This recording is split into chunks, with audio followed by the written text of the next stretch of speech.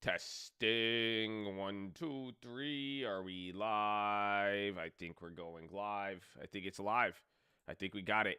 There it is. Good morning, ladies and gentlemen. I hope you're having a wonderful day. If you're watching this and it does not say live at the bottom of the screen, unfortunately, you're watching the recap. The good news is we are live Monday through Friday, 30 minutes before open. Drop your thumbs up on the video. Make sure you're subscribed. You're on mobile. Press hide chat, X out the chat, hit the thumbs up button. But we have an interesting day ahead of us. First, you got a couple earnings, Coca-Cola, GM. We are coming off of even Uber. That was beautiful to watch. We still have that. We have Uber's after hours and what was there? Inflation data. I think there was one more piece of news that I'm missing.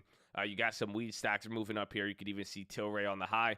So I think our work is going to get cut out for. I mean, is cut out for. I was going to ask you, how's the audio? Is it cutting out? Good morning, chat. I forgot to say good morning. I'm sorry, but if you're watching this, you don't see the live video. Hopefully, we see you on the second link in the description, Nightly Watch List and main channel. I'm going to show you how we get there. Second link. Well, I'm already. There it is. Second link, baby. Go do it for you. Change your life, man. I love you. God bless you. Are you ready? Audio's a little low. All right, it's morning, Josh, too, though. That's it. I had some organic hummus yesterday. If you were on my Instagram, I kept eating a lot of hummus. And the mic is up. You can't the mic is raised. Y'all, man, you just can't please them sometimes. I know. It's crazy. It's crazy. Nah, the only thing I turn up with is my love for the Holy Spirit. Okay. Is the mic getting even lower? Yeah, I think. That was a mukbang. Yo, that was hummus, man. I love some of y'all. You know that? Because I didn't. You know how many people at the end of that they were disappointed that wasn't really hummus? I was like, man, that's crazy. That's crazy. Hello. I think, dude, it is up, man. The mic is up. Y'all crazy. Okay, now it's a little higher. At this point, y'all getting old. You know what I'm saying? You got the big ears. You know what I'm saying? You getting old, okay? I turned it up, but you getting old. That's all. Okay? That's all I'm saying. It's okay, though. I love you. God bless you. I hope you're ready. So, let us get into it. Second link, Nightly Watch List and main channel, ladies and gentlemen. That will take you to the Nightly Watch List. Hopefully, we see here. It is in the second link in your description. Let's see what the chat is looking like. What do you guys got for me today? What Twitter accounts are you watching currently? We have a trading account. It's called Real Colt News on Twitter. We've had that, so you can follow that and go from there and follow anything on there. I love my internet Colt family. We love you, baby. Is it better to buy back your covered call or buy another call? Sometimes it's just better to slow down. I mean, if anything, again, if you're talking about the ghetto spread, it's up to you. If you're going to be doing a rollover on a covered call, you buy one back and then you sell back the other one to make sure you get more credit.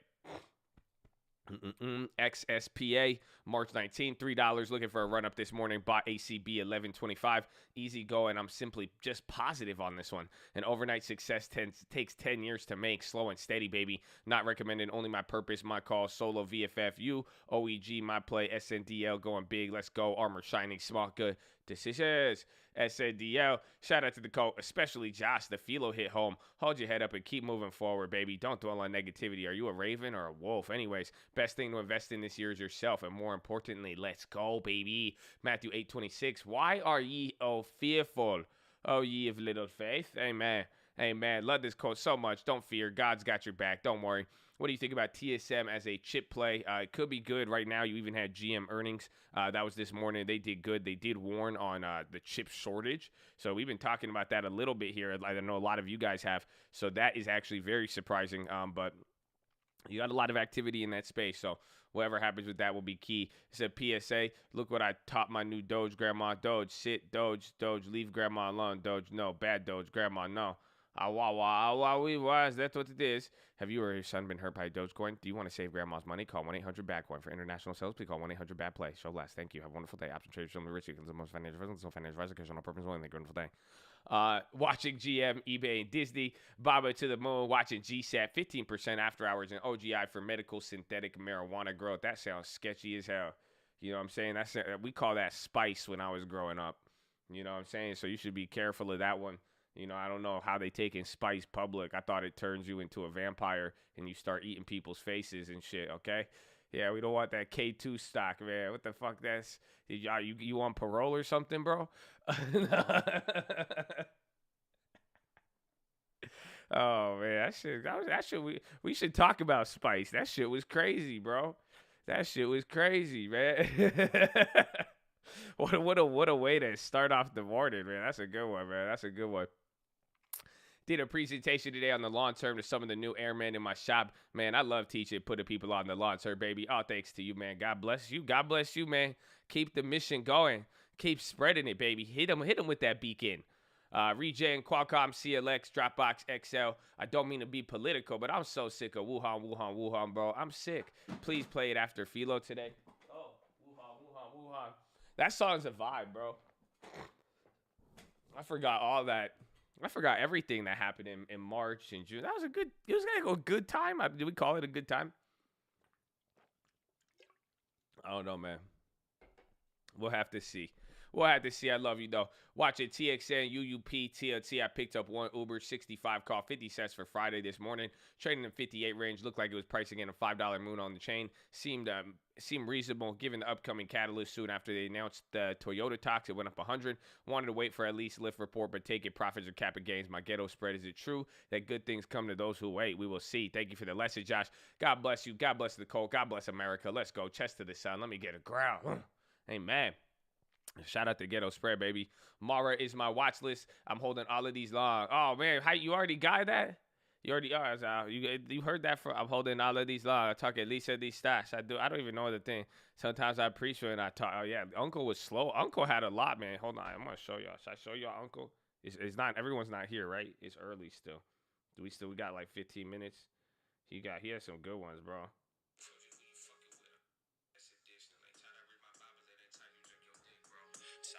That was yours, let him off, pray to God, he don't charge, flip a coin, cup of car, flip a coin, clap him all, you a boy, I'm a god, you a boy, I'm a shard, you employed, I'm the boss, somebody should've told you who you fucking with, I feel I'm J-Pound one day.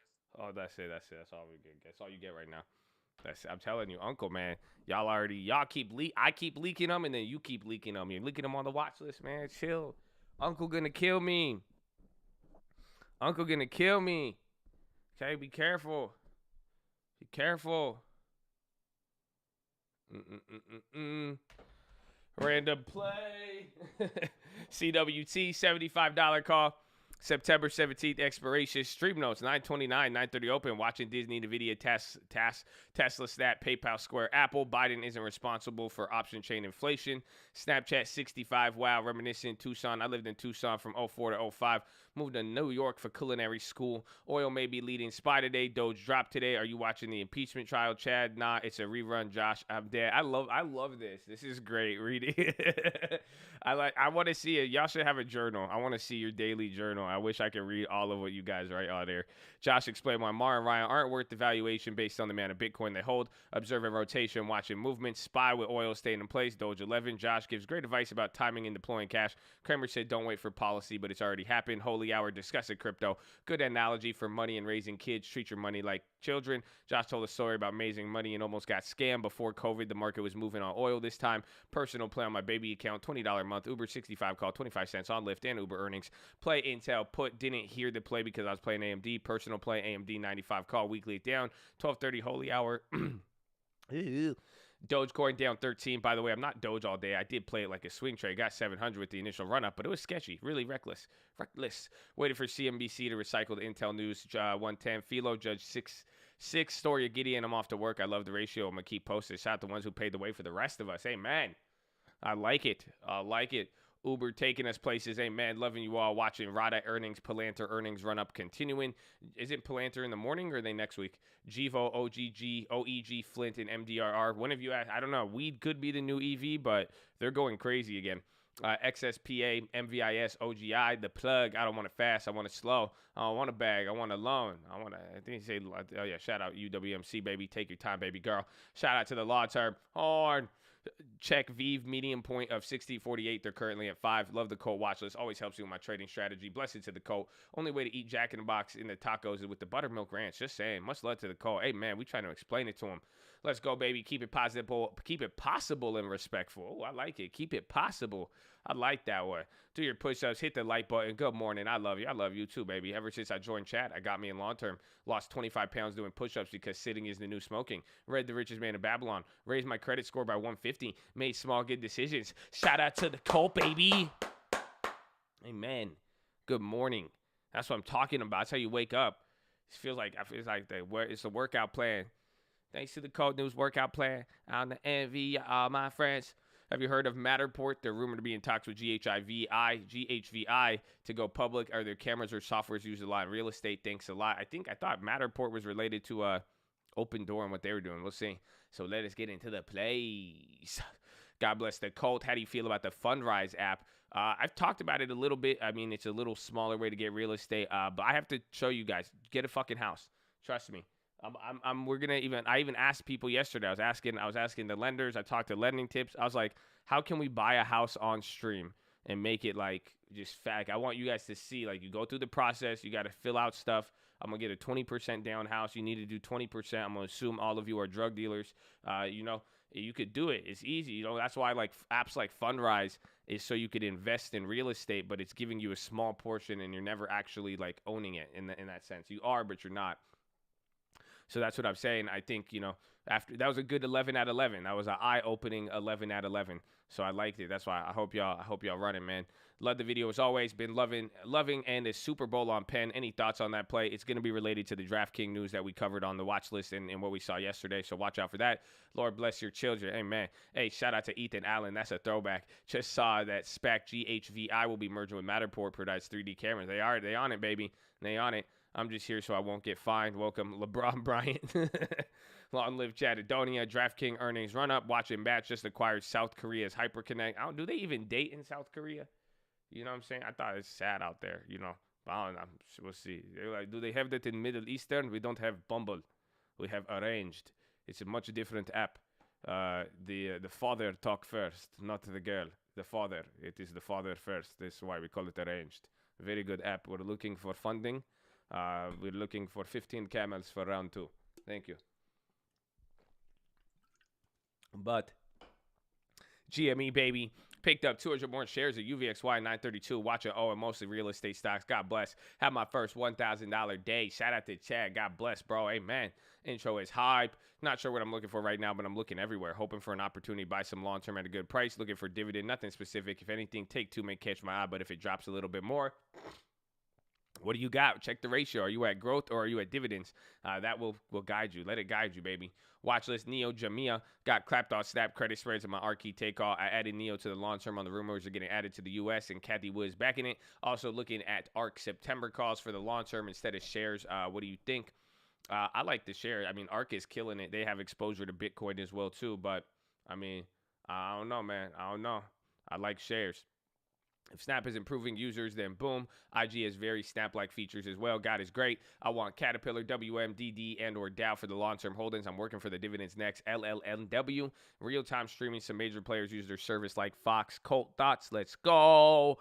Hey, man. Check out SPY, QQQ daily chart. We're reaching top of the trend line. I know it's impossible to call out the top, but I think I'm going to pick up some UVXY calls a few months out. There's going to be a pullback any day now. Stay safe, Chaz. That's Nicholas telling you, man. What he said. He broke it down. Oh, excuse me.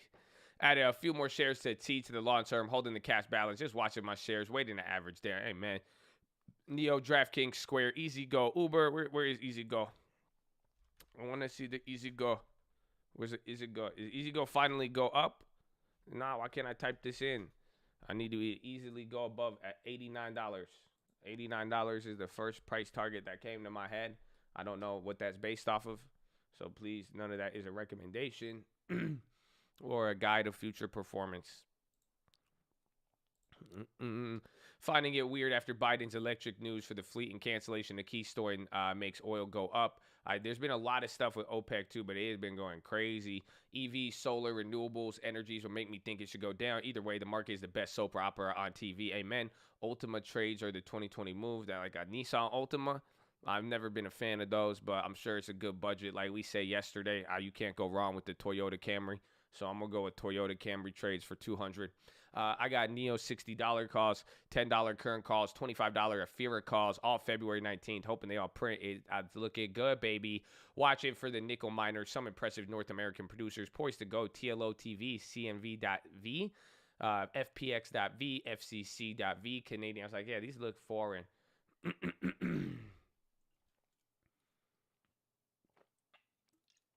That's what it was. we have Jerome. I forgot. Jerome Powell today. Finally. I totally forgot about it. Uber, Lyft, what time is it? 6:24. When is Beast Mode coming out? What's Beast Mode? What song? We have a song called Beast Mode? I don't know. I need to check Uncle's list. CFII, SPAC due to merge. Sleeper right now, but I have a feel it's going to awaken. Merging as they make smart glass windows, window auto tint. The fuck? That's crazy. That might be good. Investor presentation was Beast Mode owed to the long term. Ethan and Allen grabbed some Verizon 60 call, put in my entire life savings into June 18, 20. You didn't even say the company. That's a sign right there. That means don't put your money into anything like that. You see, they don't feel me. I'm not super tech savvy. Me trying to figure out what flavors of chips Intel sells. That's good. I like that, bro. I like that. You said, I never thought about that. He said, what flavor of chips Intel sell? Have $70 call for Uber. Watching value rotation at the CVS and Walgreens. Uber 219.75 strike for 11 cents. Where did the Chads use to buy crypto? I like Coinbase, man. It's easy. It's easy, man. Amazing. Colt, what do you do? Grabbed Intel was the first day. Nigel is going to have a field day with Uber and Lyft. Stoked to see what's up in store for the Chad. People on Intel keep messing things up. Uber has opening. Goated for that Uber play. Your GOAT, baby. Nightco, my eyes forward. Intel, Palantir, Snap, Corsair, Uber is Spy. Small correct. A lot of people talking a little bit of a hiccup here. Looking at Uber, Sundial, Growth, Alcoa. Keep it up. We appreciate you. Heard with the Jamaican accent. We love you, man. Wagwan, brother. What's up, brother? I love it. Big, yeah, Bumba Clat. You call me a Bumba Clat, huh? Okay. It's fine. We'll see. A month and I'm down, but I still make progression. I just want protection. I bought DraftKings, Snapchat, calls on Army. The hungrier one becomes, the clearer one's mind work. Also, the more sensitive one becomes to the odor of food. Ooh. BXRX, let's go. February going to be X Games. Oh, man, that's crazy. Watch list to the moon. You ain't, come on, man. Why the moon? Why everybody want to go to the moon, man? We should stay grounded. UWMC, I've been bag holding this stock until it holds zero. It's not even bag holding. They make billions of dollars of profit. I don't know, man. Y'all killing me. All right, that's it. We got through most of it. We got through most of it. Are you ready, Chad? Ladies and gentlemen, I love you all. Thank you for being here. I hope you liked the video so we could give you all of these plays. I would hate for the like ratio to not be met today. We have important stuff that we need to show you. So make sure you guys press hide chat, X out the chat, hit the thumbs up button. But, ladies and gentlemen, I hope you know that we live in the greatest country in the world. And I don't really care how some people view that statement. Some people would like to, they don't like these events, but I do. And it's not, I don't know what the history means. I don't know what a lot of it means, but all I know is I've met a lot of amazing veterans in my life, and I've met a lot of people who held it down, who served this country, and they wear uniform. So every single day here, ladies and gentlemen, before we kick it off, before we try to make a dollar, before we try to enrich ourselves, we just want to give a special shout out to all of the veterans, baby, all the active servicemen, past servicemen, anybody who served this country. Thank you, thank you, thank you. We love you. God bless you. Appreciate your service. We would not be here without you. And shout out to the police officers, the firefighters, the doctors, the nurses, the teachers, all the other public service out there. Thank you for doing what you do, baby. We love you and God bless you. Ladies and gentlemen, please say it with me. Right hand over your heart.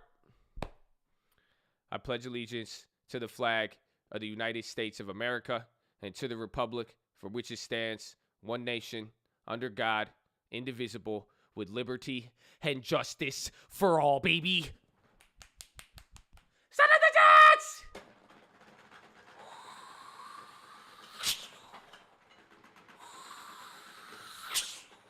it's game time. Did you hear those Jets? Hard.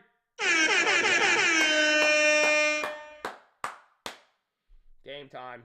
It's game time. Ladies and gentlemen, it's game time. I hope you're locked in. I hope you liked the video. I hope you got your watch list ready.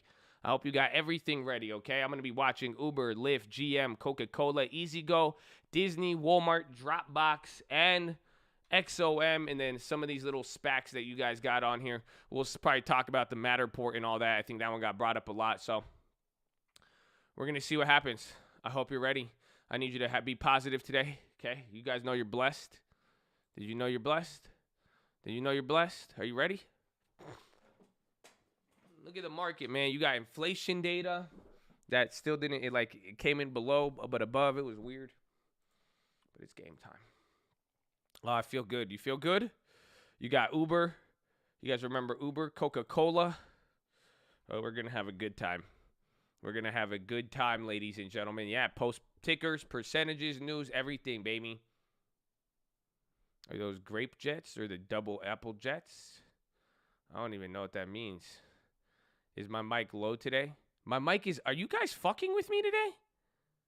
Did I lower the mic even? Are you guys... I feel like y'all are just messing with me at this point. I don't even feel like this is real. Y'all... Woo! Round one. Fight. I've literally raised the mic. Like, the mic is raised. Like, it's actually louder than everybody yesterday. Y'all really want to hear it intimately, huh? Dropbox, right off the bat. Getting some Dropbox spam right off the bat. Oh, yeah, 2%. Didn't it drop, though, 2%? We need to come up a little bit. Call out anything. Again, 1,000 likes. You need to like the video. I love you. That's it. I'm at work. I got to hear the Chad. Time to invest in a new microphone. No, it's time to invest in a stock. Shout out to Long Term. Let's see. Oh, wow. Yo. Oh, we ran it up. It needs to adjust. Those Uber calls. Bro, the Uber calls have a $3 spread. So those Uber calls are up a lot more than you think. And then watch Lyft. Again, you had GM earnings as well as Coca-Cola. And you're getting a couple here. You also had Cisco and Twitter yesterday. Zoom on the low. I brought up Zoom on the watch list yesterday if that could kind of change trends. Cisco's down 4. Twitter's up 11. That's surprising. Bradley Braby. Is that their Peach? Oh. Bradley Frizzle in the Peach. Horn.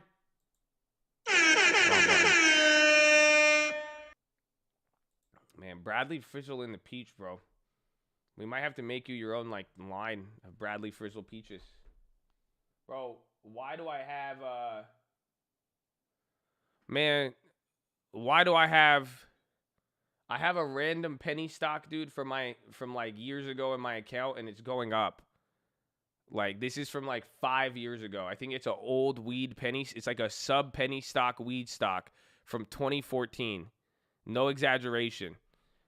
I have a million shit, bro. If this shit go to $1, you know what I'm saying?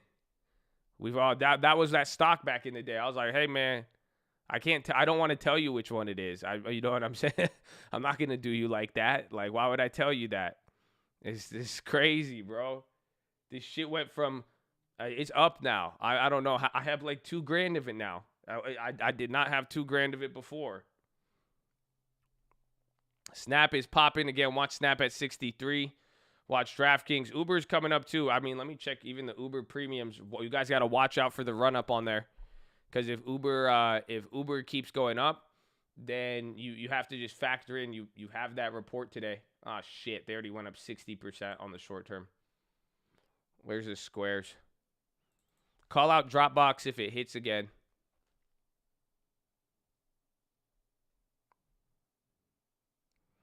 I got my shirt last week. Yeah, if you didn't get your care package, moderator, you didn't get...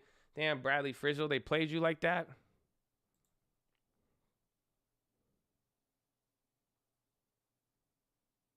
Peaches and cream. Got a long term and you live in the dream. When you're messing with the Joes, it's a Ponzi scheme. Bad doors, yeah, you know what I mean. Square drop it.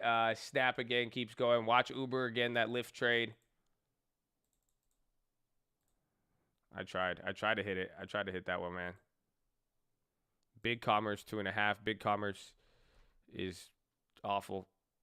I hate it. It hurts my feelings. Weed stock selling off again. They were leading in the morning. Overstock. That's another one of the Bitcoin plays, I call it. Where's MSTR? That thing's, whoo! Oh, damn, that thing finally dropped. That's only 1%? No, that's like 10%, right? Dude, MSTR just dropped 12%. Jeez. Yo, is that just me? That's ugly as hell. That's crazy.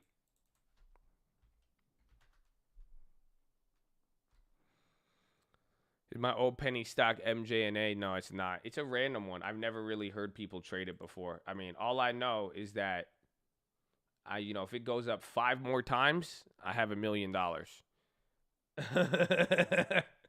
That's all, that's the way I'm looking at things right now from this perspective. I think I'm in early. I don't know why people like this thing. It's been in my graveyard for over 5 years, but it could be the time. This could be the time.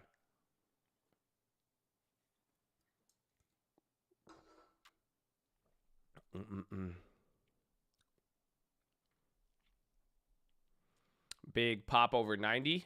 Yeah. Oh, that is good. Big Commerce is popping up above there. SPY coming down. NASDAQ is leading. SPY is up a lot, though, 0.4. Dow is the lagger today, but it's still up 0.3. Is it not weird that there's no April contracts? That's what I was saying. I just don't think they're willing to sell it yet, because anytime they sell people contracts, everyone's buying them, and there's a lot of obligations to that. That's what I was saying yesterday. I don't like the premium. They're giving you 10 days out, or they're giving you 4 or 5 months out, and then you have to pay a ton of money for it. Snap coming down. I like Big Commerce above 90. I think that's important, but just watch how that trades. GM selling off.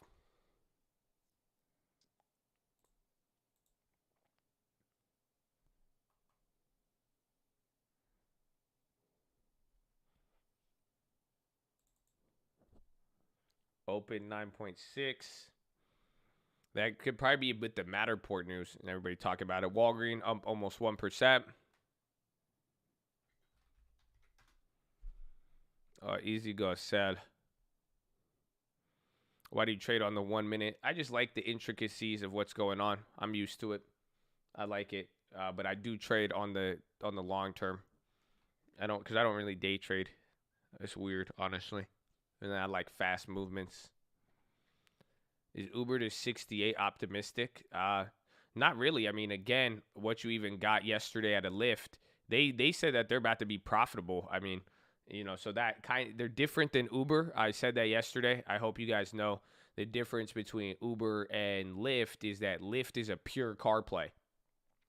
Lyft is all about transportation. They don't have delivery services, food, or anything like that. So different costs and all of that. But for the most part, I mean, if they're about to hit, if Lyft could even go positive on some aspects within the year, I think it's great for Uber. UWMC has no divvy info on Robinhood. Is there a dividend? Yeah, they announced it. I mean, their last earnings, they declared the dividend.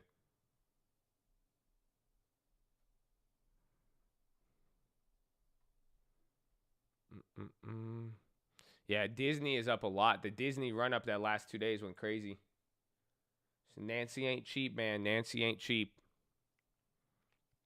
Why can't I sell covered puts? There's no such thing as covered puts.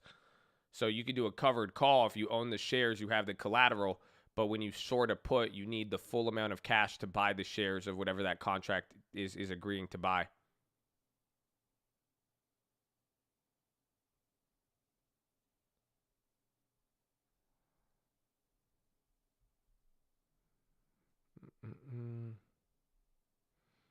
I appreciate you always telling us to invest in our long term. Yalla, Habibi. Hey, man. The long term is good for you. Easy Go popped a little bit there. GM just sold off. GM just sold off like 5% right off the open. So, again, they had earnings. Ford is down. Who else was there? You had Cisco earnings. They bounced up a little bit. Twitter's still up 13%.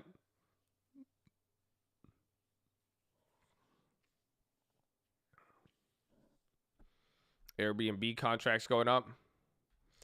Just went in on my first long term. God bless you, baby. It's good for the soul. You know that? It's good for the soul.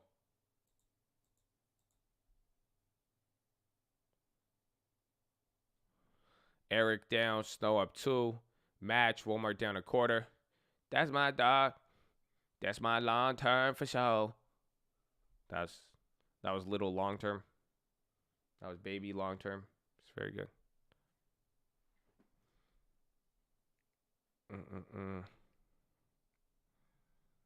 How do you evaluate business before buying them? I kind of just look at the business model. It's really hard to get a real valuation on anything, especially if you're not really involved with it. But, you know, a good gauge is how much money have you given them. Still loving the plays. Any thoughts on international e-commerce like Jumia and Ozone? A lot of people brought them up. I mean, I think Jumia would be good, but it's went up a lot. So I like them. I just don't know about right now or if there's other stuff, but it depends. Like, I mean, I have a full portfolio built out. If you don't have anything and you really like them, you could start scaling in on some of those. But I think they have potential, but also I think time will make them better or worse plays. Appreciate it. We appreciate you. Easy go, baby. Coming back up. Walgreens is up 1.5%. That's my dog for sure. We're still up only 10% on that play. It's crazy. You remember that Walgreens? We got that last week. Last week. It's only up 10%. I'm surprised. But again, they're going up a little bit. Easy go. That's all we need. IRM looking nice. I like IRM. I mean, I hope it's cheap, but I don't know. I feel the fact that I'm positive on IRM pisses me off because we were down on that for like a year and a half. I really wanted to load up more. I think IRM's a little too expensive here. I think you're buying it at the topper end, but still, but that's good. You know, that means the yield is getting safer. Got a lot of things going for it. Long term, did you put it all in the beginning or did you space it out? I did. We started with $500. I spread that $500. I put $100 in 5 companies, and then every $200 a month, I would just stick it into random companies depending on what we were up or down on. How do we have 5,000 people watching and only 1.1 likes? Oh, it's because they don't want the plays. Like, what if if I made a play right now and I don't want to talk about it. It gives me anxiety. You know what I'm saying? But we love everybody. So I hope you guys are blessed regardless. Are you smiling? Go and smile. Go like this, smile. You can hear it. I'm smiling. Can you hear it? I'm like, hi. Hi. How are ya? Yeah. Welcome. Welcome to YouTube. Yes, YouTube. Yeah, hi. Good. Good. It's good to see you smile there. Yeah, you look good. You know, that's a nice smile. You need to brush your teeth a little bit, but it's a nice smile. I like it. We won't focus on that. Go get an Altoid or some shit. Yeah. I need to brush my teeth. It's smelly in here. Now maybe that's me. I'm just smelling my mic. You know what I'm saying? How was the hummus? Bro, that was the funniest shit ever. I was having so much fun on that Instagram live. You have no idea. And then I had 10 times more fun when half of the white people in there were like, wait, that's not hummus? I was like, oh, my God. I was dying, bro. You know how many people got so mad? They had no idea. They really thought it was hummus. You know that? I was like, you guys are crazy. I was like, you guys are crazy. They really, really thought it was hummus, bro. Yeah, we don't know halfway. I can't do halfway anything.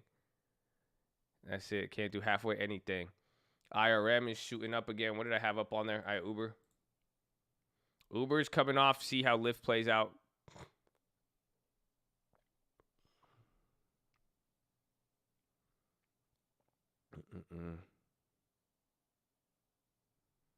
No, I was not going to lie. I had my long term. I started last year on Robinhood. I didn't make it, sadly, past the year.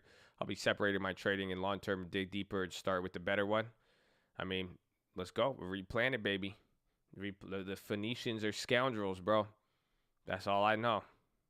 That's all I know. Did you add to the 2 long terms? I did. I added AT&T on the big account with 2,400 because we had a little bit leftover cash, and then I didn't grab stuff on the small account last month, but this month I grabbed 2 months worth of Arquite.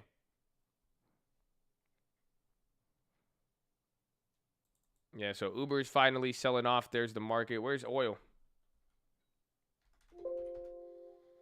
Market is inversing oil today. It's still up, but very, very interesting. We're holding our Uber leaps. I wanted to see if we could play Uber. I'm watching the premiums because if those premiums adjust, we could see if there's an earnings run up or maybe we sell some prem. Even then, Uber might not even move. We might even have to do a spread play on Uber just because of what happened. I mean, it's already ran up. It ran up 6% today off of yesterday. Our Airbnb plays they came back finally. They're like at 90 cents on the ask. Yalla, Airbnb. Yalla. Come on. Long-term buy UWMC is in there. So do you think I should add Arquite? It's the same industry. Yeah, if you just started your long-term, you may want to grab some different stuff because UWMC and Arquite are very similar industries. So I'd pick one you like more, but, try to balance it out. Hopefully you've watched the video. NVIDIA. Look at oil.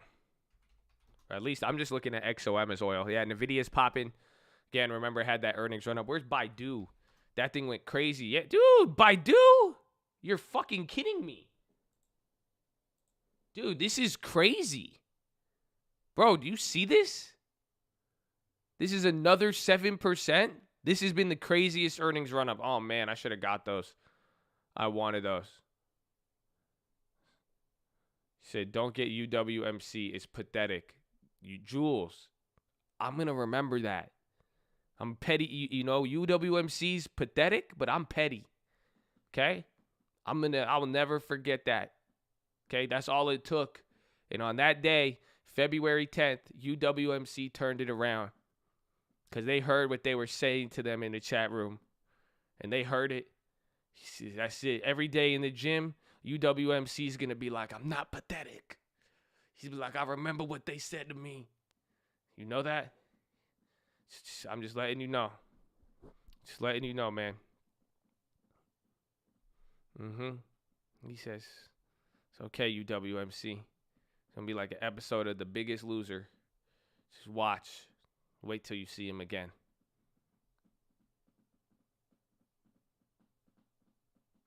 How many shares do you have of UWMC? I have 3 shares plus 2,997. It's like a weird. It was like a weird deal. Airbnb on the high. Whew.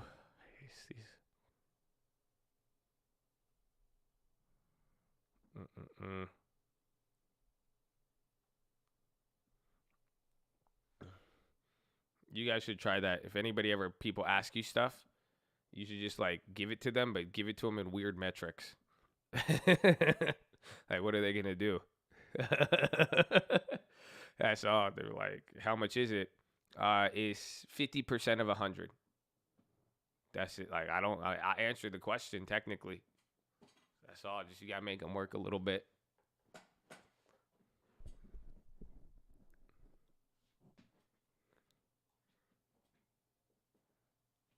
I'm 32 years old at 96 months. What? Is Eric long-term? Well, I've already made it free, so I've got to get out of it, and I kind of like where it's up there. I mean, watch Baidu, man. I can't believe that thing's up there for so long. I really do. Baidu's rip has been nuts. Right now, we're trading on E-Trade Pro. Come on, Airbnb. Those options are wild.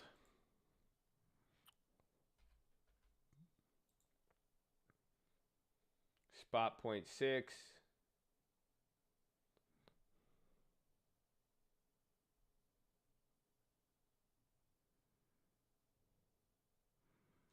Diamond Hands. Airbnb earnings February 25th. Check out EMPH, constantly shoots up 10, especially past year. I own 5 shares at 37. I'm confused why not a lot of people talk about it. Enphase? I feel like I've heard of Enphase. I feel like it's very common. I'm just not an energy guy, but damn, you say you got 5 of these at $30 or at 37 cents? 37 shares, that's beautiful. I feel like a lot of the energy stocks have made a move. I would just hold them. I think it's probably just because of the price it's at right now. So if you got them at a better price, I mean, that's even better. I think it just makes, like, I would look into it, but I mean, I wouldn't want to buy it because it's up so much. But nah, you're good, bro. Yeah, I think they get added to the S&P. They're solid. If you have, this is just hold that. Like, that's just a solid play if you got it at a good price.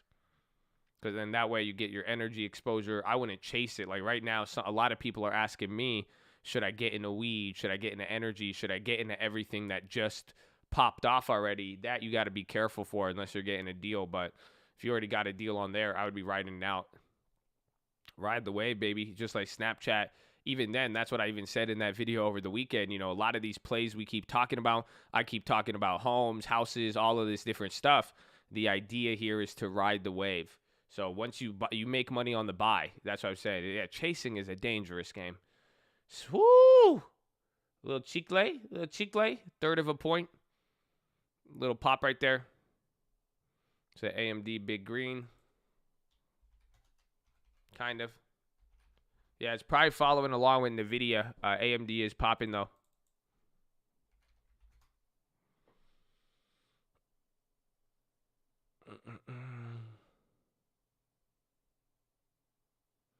Do I think the market is overvalued? No, I think the only thing overvalued is people's view of their financial skills. Everybody, I talked to more people in the last 24 hours, 48 hours. The phrase that keeps coming up that I'm getting scared of is that, you know how many people are like, damn, they're like, I'm just going to quit my job. I could just do this every day. I don't know what happened. That's why. That's people getting me gifts and shit. Like, you know what I'm saying? Like, I hooked a lot of people up, but like, I've been so many people lately. Every time I talk to them, they're like, yo, like, they're like, I could just do this every day. They're like, why wouldn't I just do this? I've heard that a lot. I've been talking to more people like I didn't know were like into this. Like, they are into it and they're real deep into it. And that's why I was like, wow, that's crazy. I said it to someone and I could tell they were newer and they didn't know how to react because it was kind of, I don't think I was aggressive about it. I was just being honest. Because they're like, well, what I'm doing is working. And I was like, that's happening for everybody right now. I said, everybody's getting rich right now. I hope you know that. And they kind of, there was like an awkward pause of like staring back at me for a little bit. Like they were trying to digest it. And then they just started talking about something else. So I was like, So I'm just saying, man, that's the thing I think is overvalued is the willingness to invest right now. People want to invest and people want to do it in a very aggressive manner.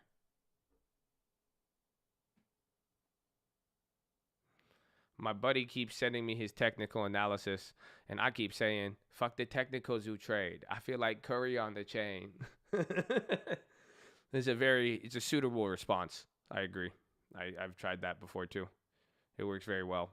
Some of them get it, some of them don't, but it really does explain the gist of what we need to get to in that conversation. You know what I'm saying? Literally, like, screw the technicals you trade. I feel like Curry on the chain.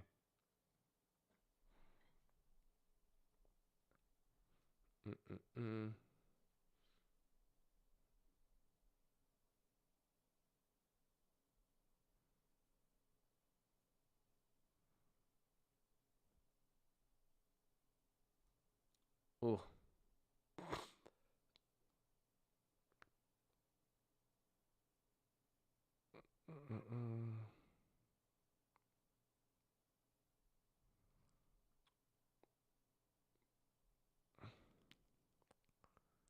What kind of sandals does Sandel sell? That's how I read that. What kind of sandal did SNDL sell? Huh?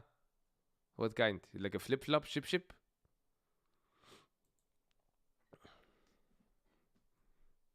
Archetype big red. It was up. Snow's red now too. SPY's selling off more. You could kind of see it reacting to oil a little bit, but oil's been up.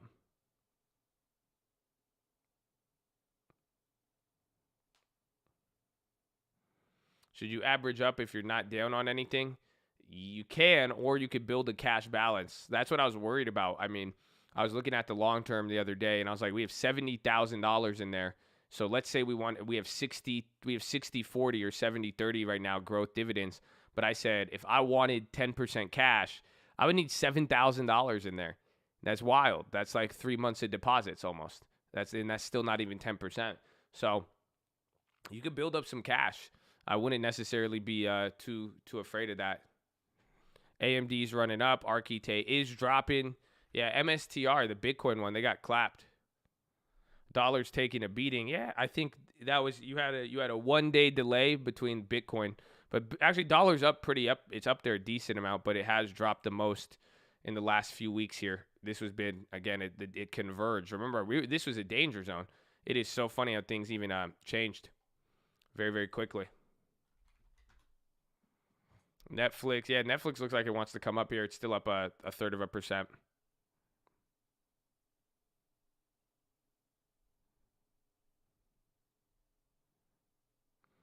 Any input when you start to feel the power of dividends, say 3 to 5 years?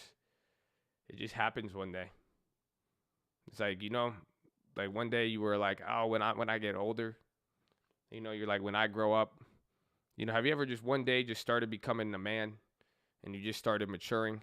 You know what I'm saying? Like one day you just woke up and you just stopped doing stuff that you used to do. I don't know. I could get real deep with this question. All I'm saying is that it's just gonna happen. Like you don't know. Some people it's gonna be 3 to 5. It could be it could get wild.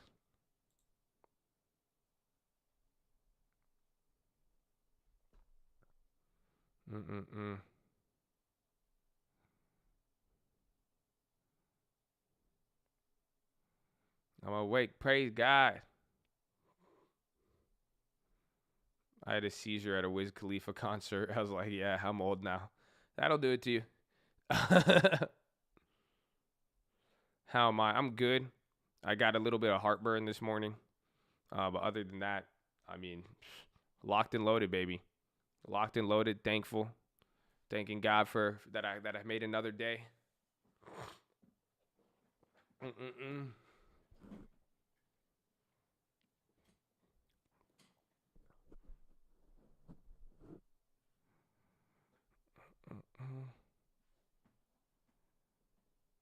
I did not get the Jack tacos, no. I had Cane's with it was a chicken with homemade hummus from Texas.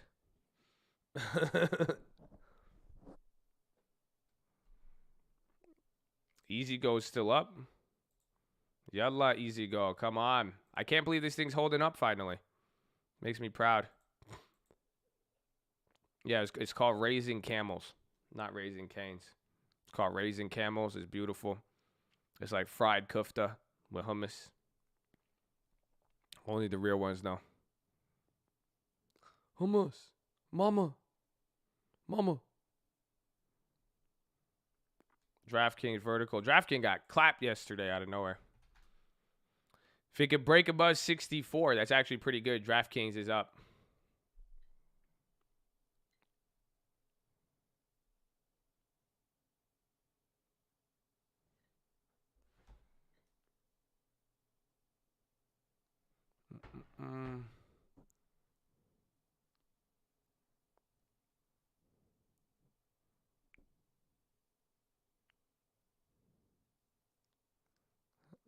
Happy birthday. 4 people asked me about stocks. Now you got 3 new chads.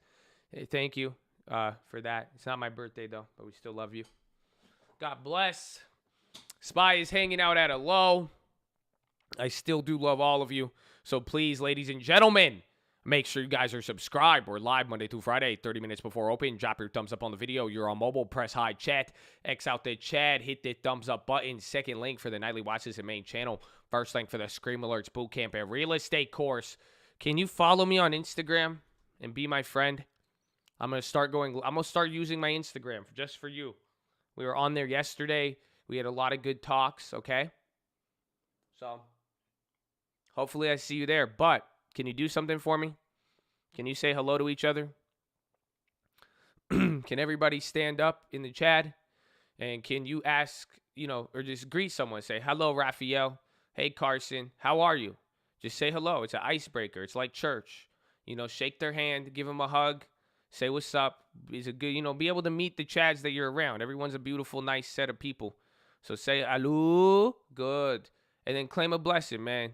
What blessing do you claim for February? And y'all realize February's almost done?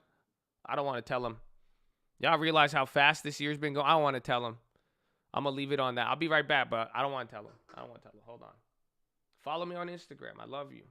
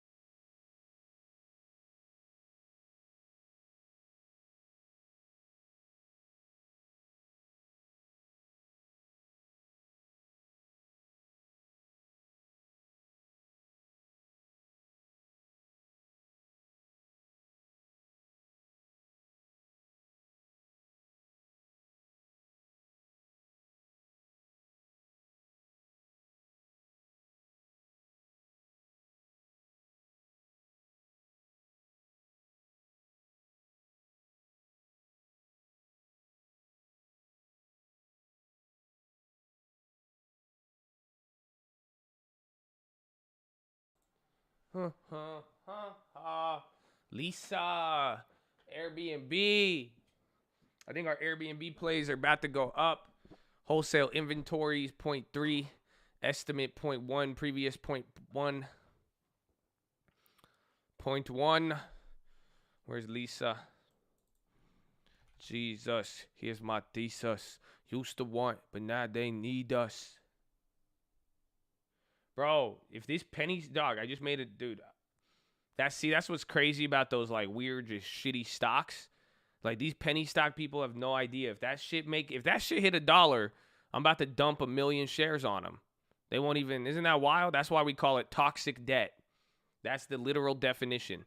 So what happens is when some of these contracts or these companies have been around for a while doing these little scams and these things, no, seriously, that's what happens. So old people start holding these shares and then the price starts driving up 5-10 years later. Literally 5-10 years later, what happened? Like think about it. Some of you guys still got you guys got millions of shares from back then too, probably on random. If you got caught up in any of them, that's just called toxic debt. And then the price starts shooting up, and then all the new money is pretty much taking care of the old toxic money. Oh, they don't feel me. They don't feel me. What company? I don't want to talk about it. I just don't want it to. I mean, I had an old penny stock in this portfolio from like 5-6 years ago, and I literally have 1 million shares, and all of a sudden this shit just shot up from sub penny to almost a penny. You say the Bitcoin for every 2 years. Yeah, the difference is Bitcoin doesn't have a sketchy guy in the middle of fucking nowhere who issues all of the shares on paper and gives it to his friends. Did I ever tell you about this story? My one friend, he owned property and he would rent out his houses, and this one guy ran a penny stock. This guy literally, This guy would pay my buddy with shares of a penny stock. He would give him like 1 million penny stock shares. The guy never paid rent. He would just literally issue shares and pay my buddy as the landlord. And my buddy would just have millions of shares. This stock would shoot up and he would just dump them. Like, it was crazy. So that's the difference, because Bitcoin is actually, it's a, what do you say, fixed supply? This guy would pay for everything though with shares. He would go to people like, you want stock? I'll pay you 5,000 in shares. They're crazy, man. They're crazy.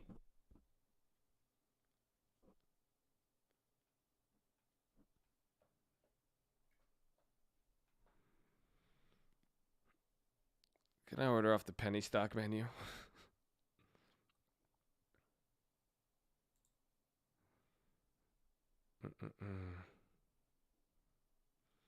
Yeah, weed stocks are going crazy today.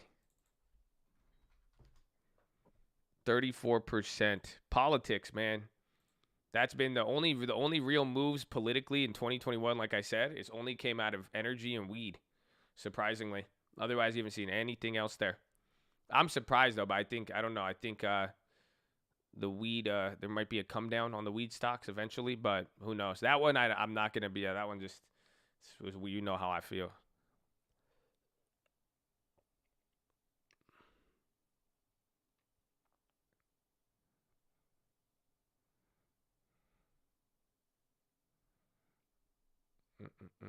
I did like Planet 13. Well, that's just the only like real company I know. What's that ticker? What's the ticker for Planet 13 again? Like MMDF or PLNHF. See, but I don't like it when a ticker has that many letters. I start getting sketched out. I'm like, I don't know how I feel about this, man. Yeah, nah. See, I kept waiting for. I don't know how I feel about that one. It's a good. At least the company's real. I mean, that's the only one I know about.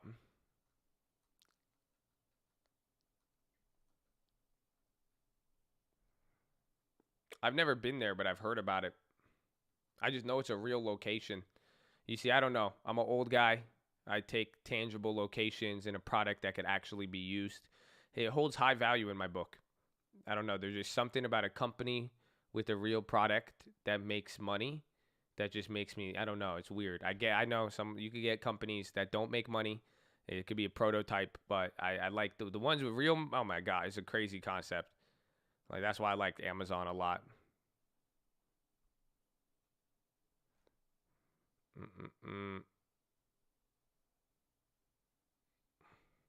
It's a very novel idea. Spot down, red on the day.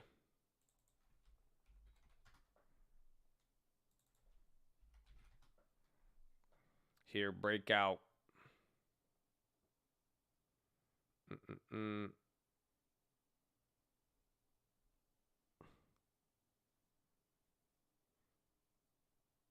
So you didn't like Amazon? No, I had an Amazon Prime account since 2010, and I bought Amazon in 2015.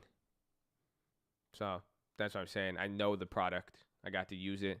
I said, man, y'all could get me this package in 2 days. That's amazing. I love it.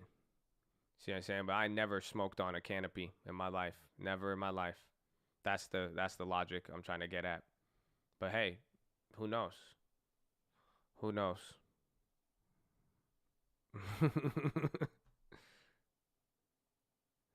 Now you get package. I think Amazon great.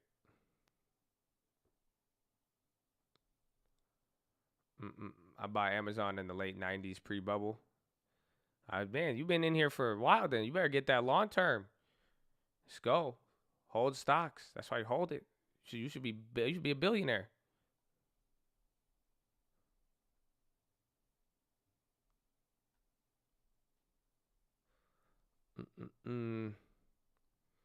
Damn, son. Where'd you find this one? If I had the money, would I buy a 195 leap on Disney? Not right. Everything went up. I feel like the leaps would be a little bit better, but just because, or at the money would be less premium, but that big run up on Disney this last few days, all the premiums just went crazy.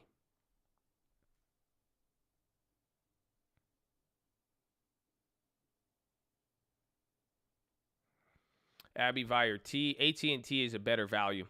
You're getting higher yield. It's at a lower price. I mean, if AT&T drops more, that would suck. But you know, Abivai, we're up anywhere from 20% to 38% since we bought it, and the yield is now lower.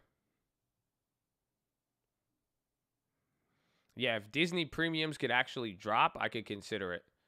But otherwise, you're buying into momentum right now. The premiums are expensive.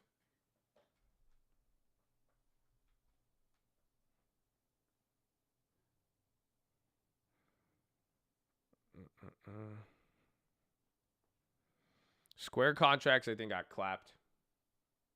Oh, wait, no, they doubled. What? How'd they doubled? I thought Square got clapped. Square was down in the first 4 minutes. I was like, what? Yeah, we bought them at 27. They're at 41. I thought they got clapped this morning. I was like, all right, they're dead. Elon Doge tweet.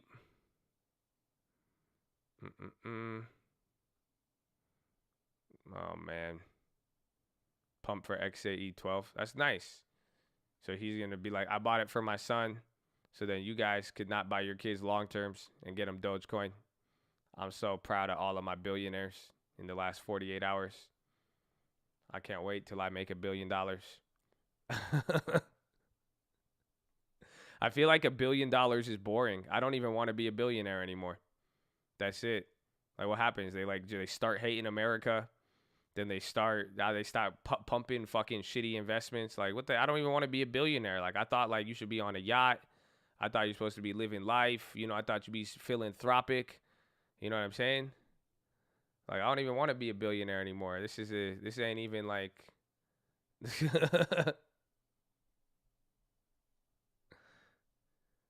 Spotify just got clapped right there. New low on Spotify just dropped 0.5% in that 3 minutes.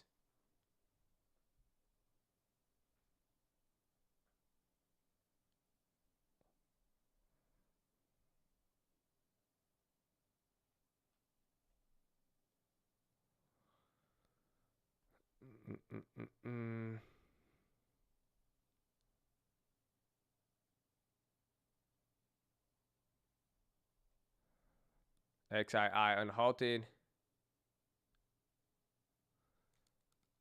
That's Square, baby. Watch if DraftKings doesn't break 64.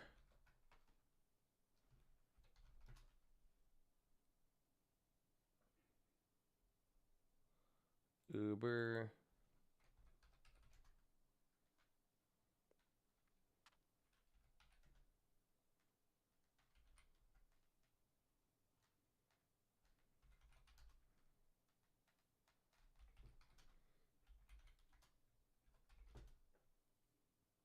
Tesla clapped.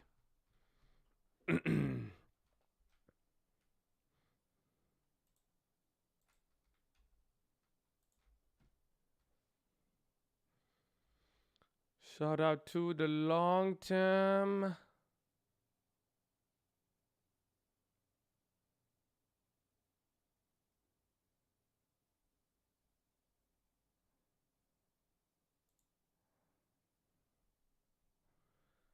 BA taking off. Teslanian life rough the last couple weeks. It's been crazy. No, I think all the Bitcoin. I'm surprised. Monster, or I call them Monster, MSTR, MicroStrategy. I'm surprised they got clapped. Someone wants to play an X dividend date. They want the contract after the date and at the money or more time. Well, it doesn't matter just when you're going to sell it. You just usually the stock runs up until X dividend. Yeah, Boeing just popped right there. $3 in $1.20 in 1 minute, $3 in 3 minutes. If it holds up. SPY hitting another low right now too. NASDAQ is leading. Dow and the S&P are kind of matched up. We're still up 1/3%. So you're still, I mean, we still have positive activity on the day. We just kind of sold off from the highs we opened at.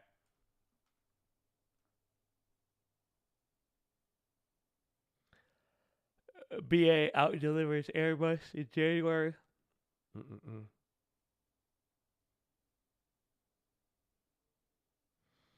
What's my reason to not make Square free? I can. I mean, it's a smaller play. I got it for $100.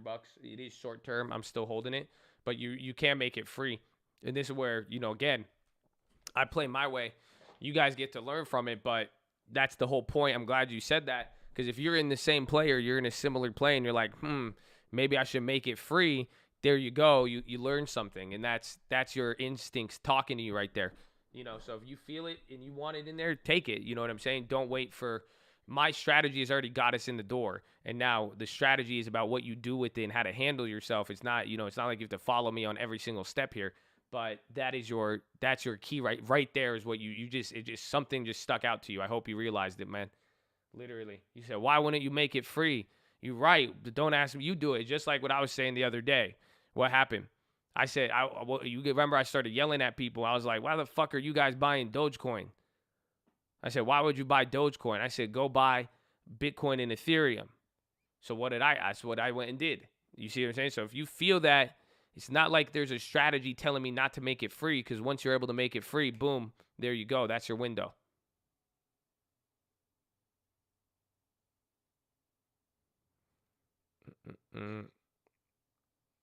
Elon trying to with Doge.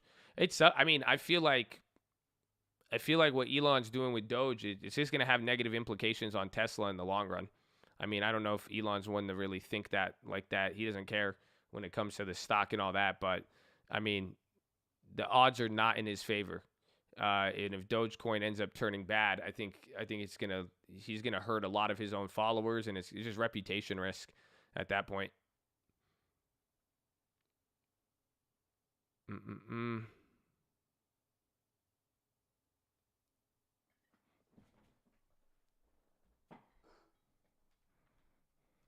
The odds, Bitcoin, the odds are in your favor. If he pumps that, it's already doing good. It's limited supply.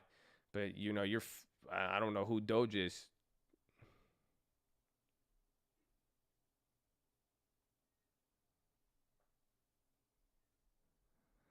It's not even making. I'm not even saying someone's gonna come after him. I'm just saying what happens when it just doesn't work as an investment. What happens when it finally, again, that's all. People are gonna get hurt about it.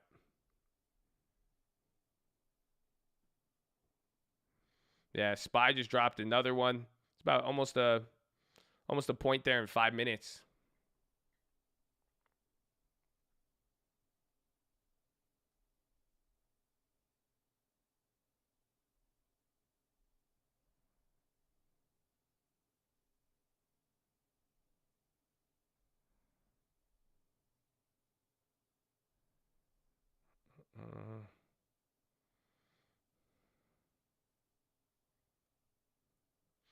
Do I have accounts where I don't deposit and protect the cash while growing it via options? No.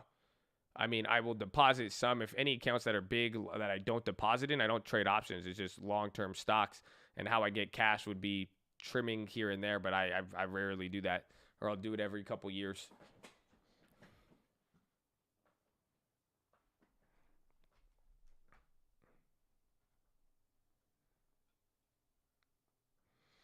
Market crazy. Penny stocks high. You are getting a bubble or a rush. I hate to call it a bubble. But you're getting, the activity in penny stocks and small caps is crazy. It was crazy.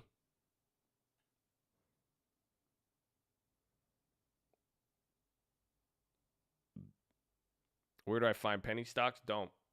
I find penny options. Yeah, bubble is a buzzword for sure. And people have been saying it.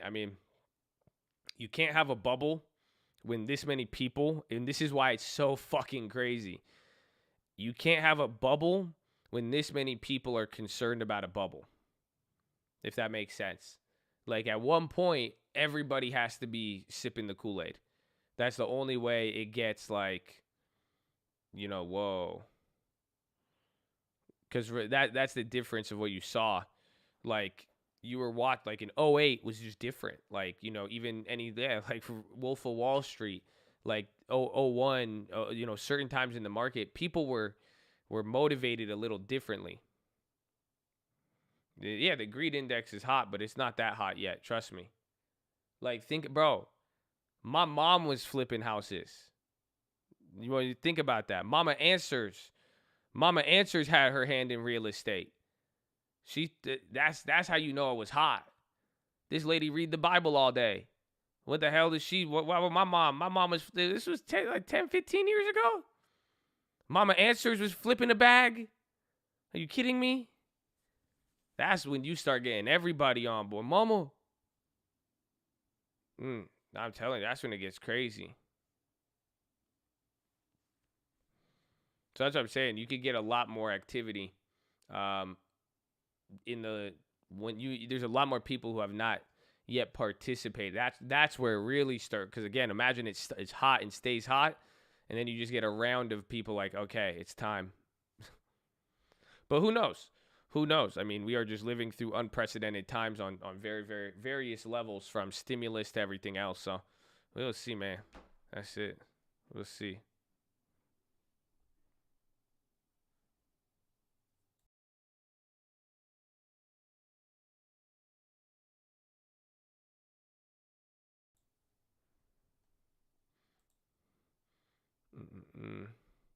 Give Mama a shout out, best lady. Thank you, Mama Answers, for your love. Shout out, Mama. I don't know. She don't wake up this early. She ain't gonna be on here, so y'all could get your positivity in there and your negativity too. Mom won't read it. She'll pray for you though. That was a pretty decent sell off. That's almost 2 points. Or excuse me, 1 point in about 5-6 minutes. Not too big, but SPY is about to go red, and Tech actually. Holy shit, Tech just sold off.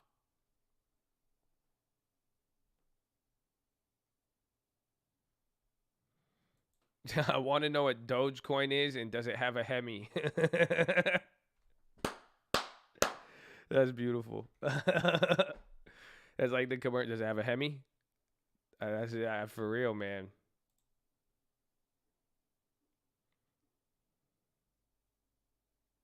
I think I would rather buy a Doge. I would rather buy a Dodge than a Doge. I've never been a Dodge guy either, but I would rather have a Dodge than a Doge. Any day, actually. I would rather have a Hemi. Yeah, you're selling off big. SPY just broke a red. I mean, we just sold off pretty big there in the last 10 minutes. Out of nowhere. DraftKings is selling off. A lot of things just took a hit. Damn, look at that. You were like, yo, why didn't you make those square free? I wish I did now. Shit. That happened fast. I'm not seeing any news. I mean, let's see. I think there was some foreign stuff. We had the wholesale inventories and the inflation in the morning, but that's it. We've at least, most of this sell-off was coming back here, but now you're breaking below, and now we're gaining momentum. Dude, Tech just dropped 0.25%. Yo, look at the NASDAQ. Something's selling off heavy in the NASDAQ. It could be Tesla and everything else. Could be rotation into other stuff, too.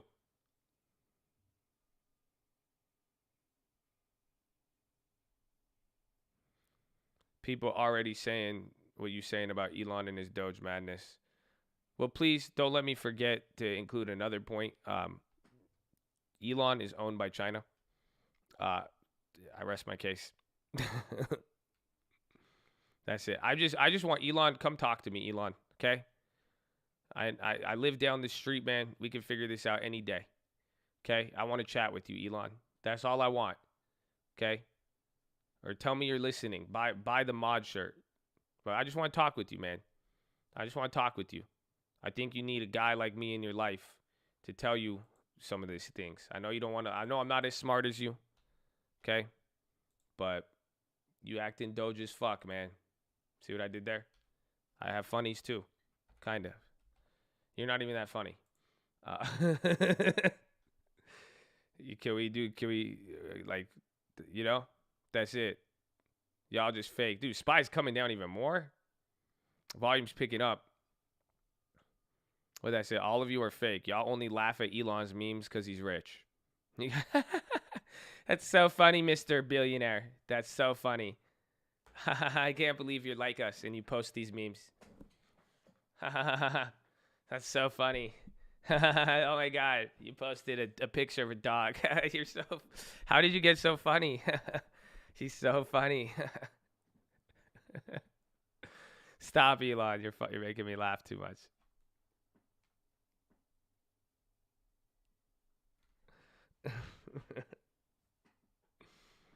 Mm-mm-mm.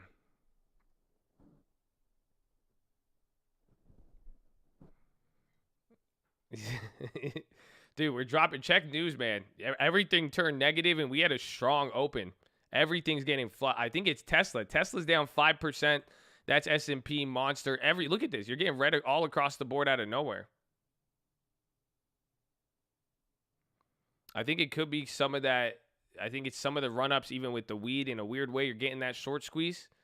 And I think you're getting a quiet short squeeze, low key. I think all the weed stocks went up. A lot of stocks were hitting highs all of a sudden, and then you just flipped.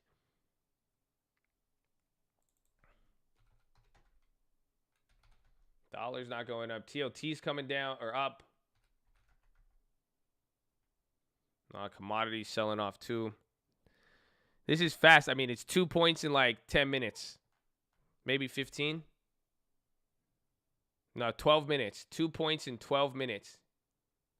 Or 3 points almost. No, 272. 89, 91, 92.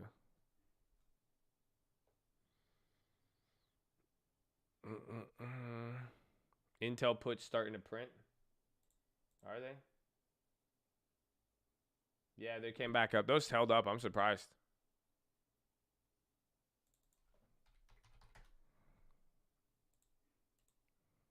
A lot of stuff is holding though. It's like you got a mix of bigger names holding, some bigger names selling, and everything else. We're not getting any news though. Look at the high ticker versus the low ticker. Everything is just selling off right now.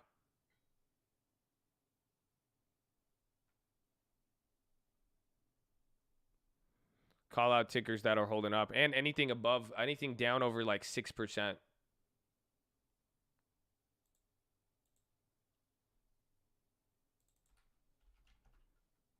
Verizon going up.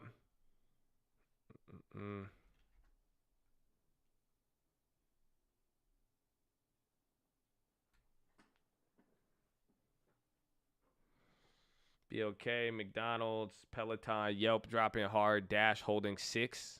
GM's down 6. Yeah, that too. GM could be it. But tech was the leader today, and tech flipped. NASDAQ was up 0.5%. Now it's down 0.5%. Dow was already slow. That would be GM. And then S&P was kind of, I'll probably rate bigger effect on Tesla because Apple and other ones are holding up. That was weird. Uber's still holding up. Boeing, too. Boeing ended up dropping. Yeah, Uber's still nice. Yeah, we have Powell coming on, too. Powell comes on in 11, 12, 1, like 3.5 hours. I think. It was a big move. That was a surprisingly bigger move. You could kind of see it. We haven't had a sell-off like that in a minute. Or at least it was, but like it wasn't. It's easily recoverable, but we'll see.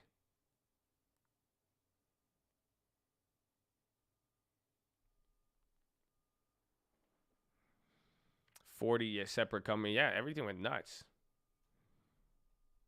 It went nuts.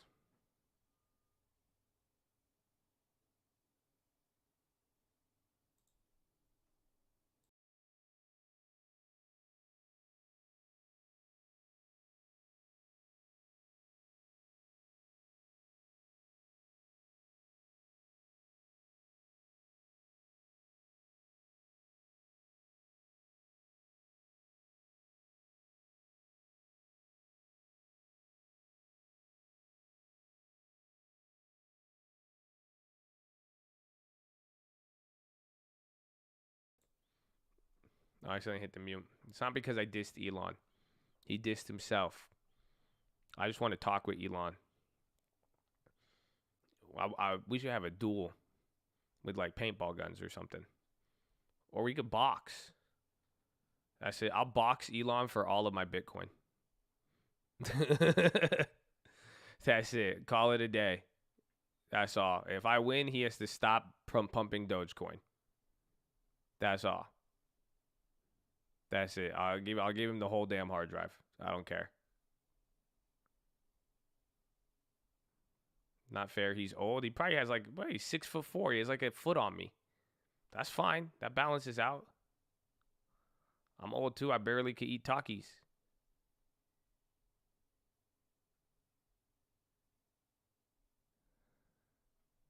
He could buy whatever he wants. So tell him to come buy these hands. Okay? Tell him to come buy these hands. Let's go. That's it. You can't order these. You want? I'll give them to him next day.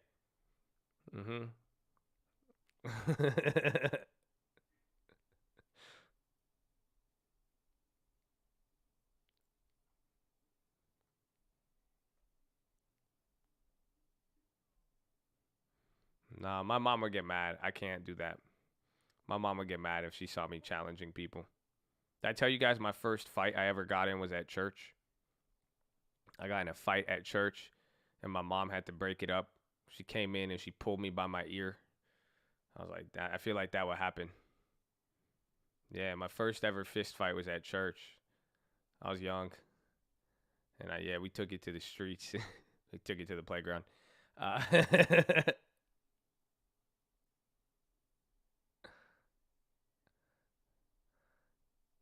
told you, man, Yosh is real.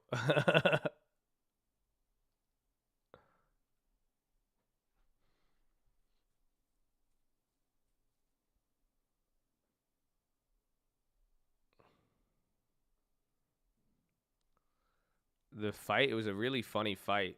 I think we were talking about wrestling, like WWF. I was young.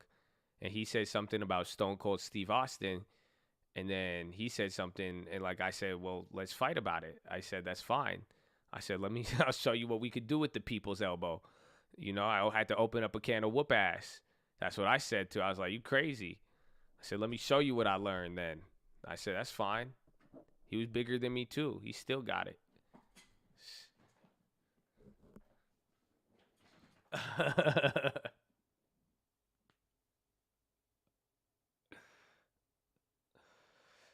So I started the fight. I didn't intend to start the fight, but let's just say we finished it. Okay, we got to the end of that. That's fine. That's fine. Then mom came in. She was so mad. I got my mom whooped my ass more than he did.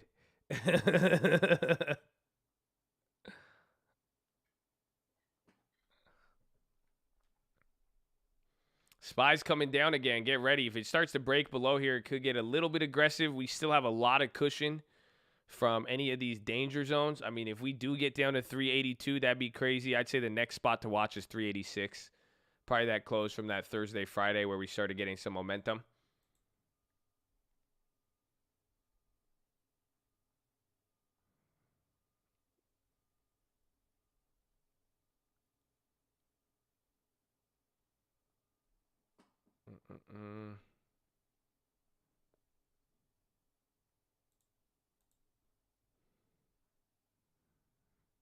Bitcoin's hitting a new low too.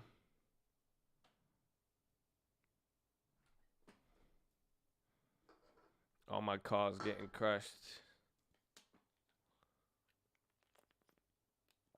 Market going red. All my calls are dead. Market going red. All my calls are dead. I don't really care what you buy, 'cause I bought all my stocks on the high.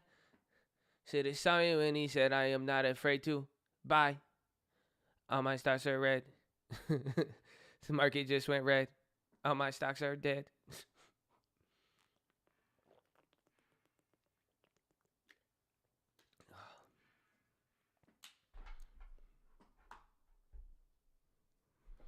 Mama.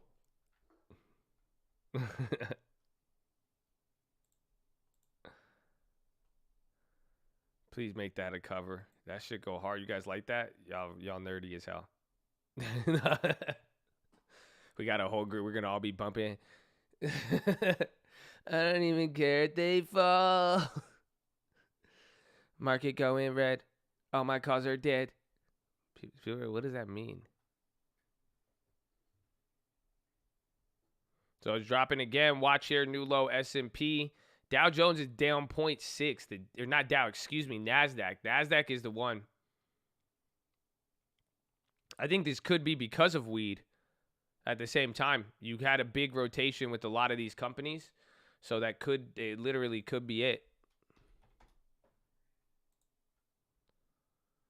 Oil's down too. No, oil's up.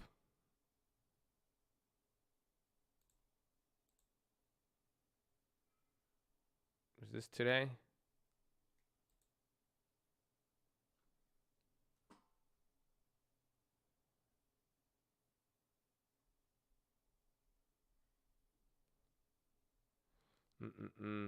But we'll see. It's a big move, but like I said, I think they're like, what, 386, 385?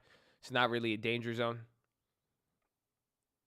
Everything will be, you do have Jerome today. Jerome might make it worse, though, but he's talking at the New York. It's like a lunch thing where they pay him a lot of money. I don't think he's going to be, like, saying anything crazy. But last time we saw him, he said some good things.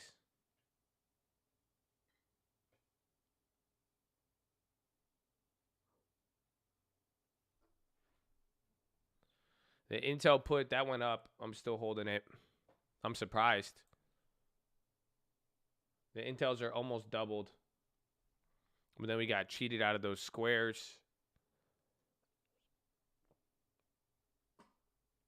I mean, drop on Tesla was Bitcoin. Well, Tesla was already down, and then MSTR was really, really down. That's what made it even weirder.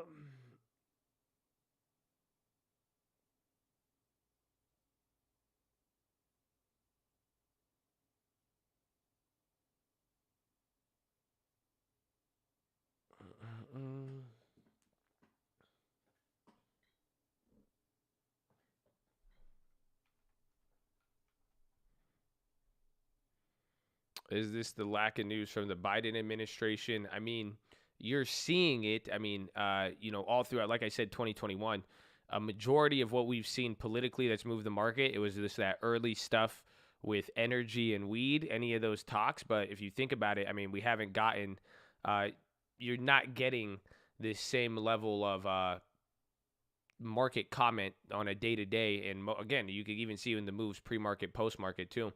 So I wouldn't say it's that, but I would definitely think, we're seeing definite adjustments even from the beginning of the year as to what the market's moving to, how market information is coming out, and even what could be moving the market, because the market has kind of been doing its own thing, but we know the other factors at place.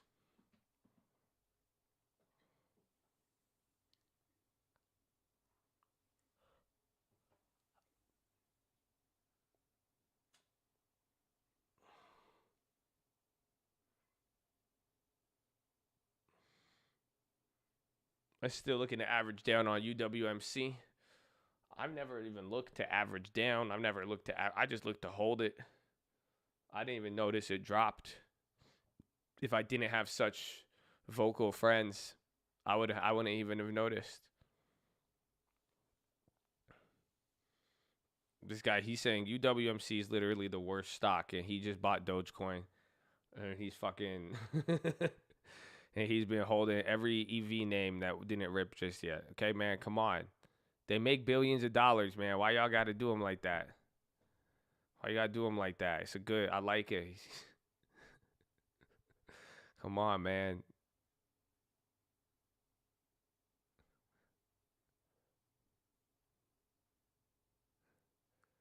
Will you be my friend? Honestly, friends are overrated. But, yeah, like, watch out, man.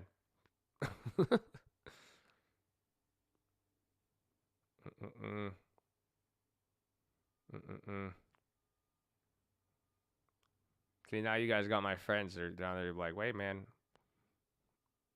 That's what's up. Anytime I say anything, it's all going to be used against me now, too. That's it. I'm going to start getting text messages. All the poem girls are going to hit me up. And like, that's it. I'm just going to get in trouble, man. That's it. I've spoke too much. I'm just kidding, man. It's early in the morning. I'm just feeling really nihilistic. Okay? That's all. It's okay. I love you. Am I gonna get the Rivian? I want what's it called?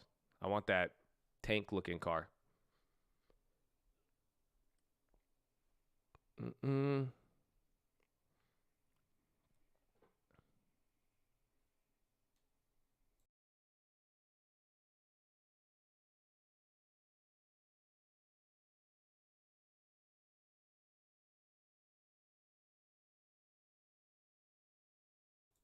The cold brew. I didn't have. I had a yerba mate today. I haven't had the coffee is it's aggressive. I might have to go get one though.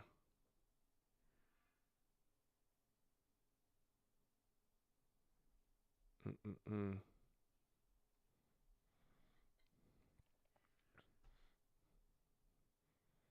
A yerba mate. A yerba mate. Y'all know what I'm talking about. Okay? Y'all know what I'm talking about.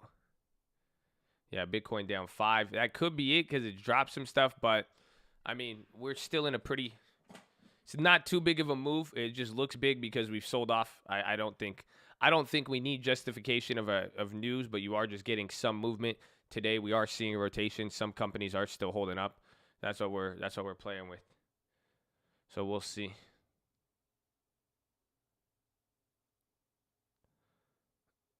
The ghetto spread before I know it's good. Bitcoin going to 5K. Damn, bro. Why? Don't say that.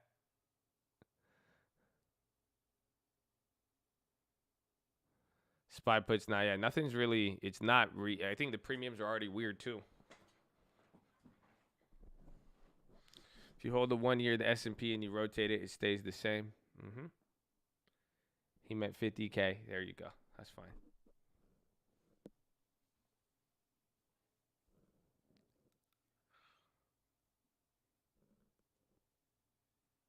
As a shakeout, nothing broken yet. That's what I'm saying. We have a big range.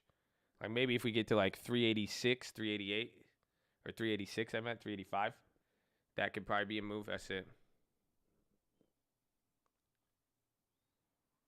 How is Lyft? Lyft makes a decent. Lyft is straight cars, so they're users, and that's why I'm really excited, man.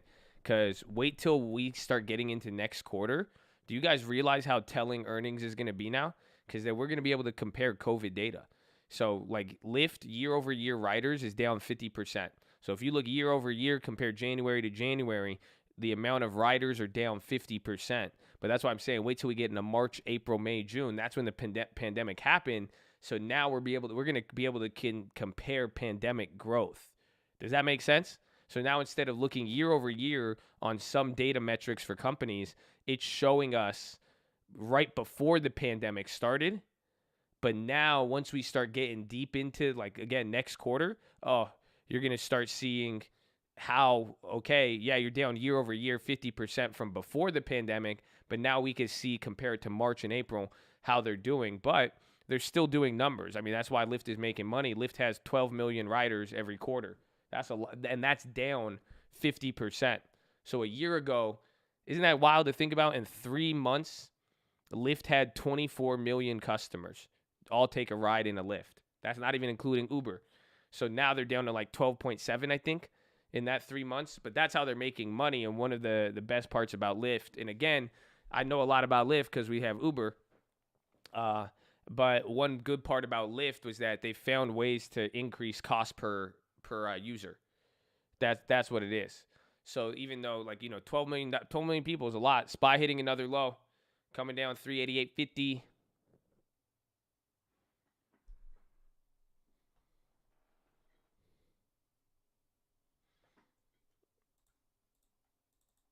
What a day. Yeah, there's still some Dow components not down too much.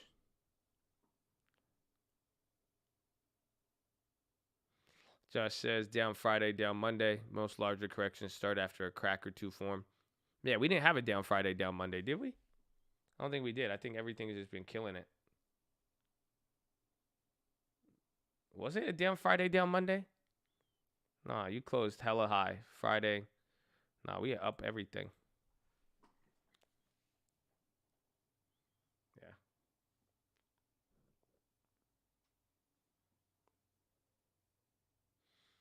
you feel about Mark Cuban said he instructed his team not to play the national anthem before home games? How do you think I feel about it? I say the damn Pledge of Allegiance every morning. That's I mean, I don't care. I mean, do what you want to do. That's it. I just know where I stand. I like, you know what I'm saying? Like, nah, I got my that's you know, that's your prerogative. I think whatever's in that Dogecoin y'all been sniffing, y'all be careful. You know what I'm saying? Dogecoin making people act real crazy all of a sudden. You know, Dogecoin, I think it's like cocaine. I think it makes people really bold out of nowhere.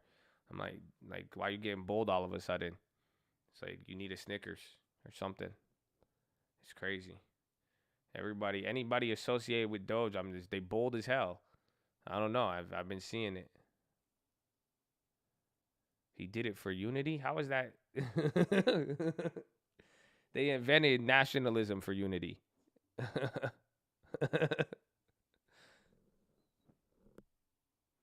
Spies dropping again. That just cracked there. That was almost 1 point off that. Yo, that was almost 1 point off of that break. 388.97 to 387.60. Oh, wow. That was a bigger drop right there. Now a lot of the ones that are holding up are selling off now. The VIX, VIX is still clapped. Yeah, you're not going to feel this one for a while. You would need a really, today would have to do 1,000 points for the VIX to start reacting.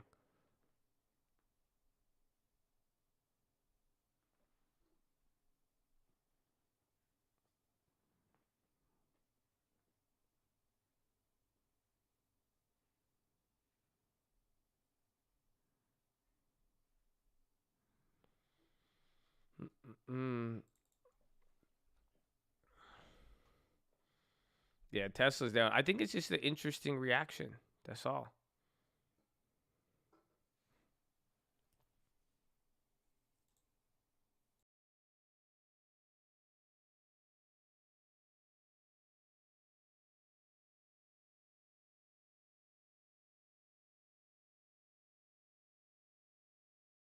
So this seems big. It doesn't seem big. A lot of people are asking why or what's happening. I mean, I think I'm gonna stick to what I said earlier.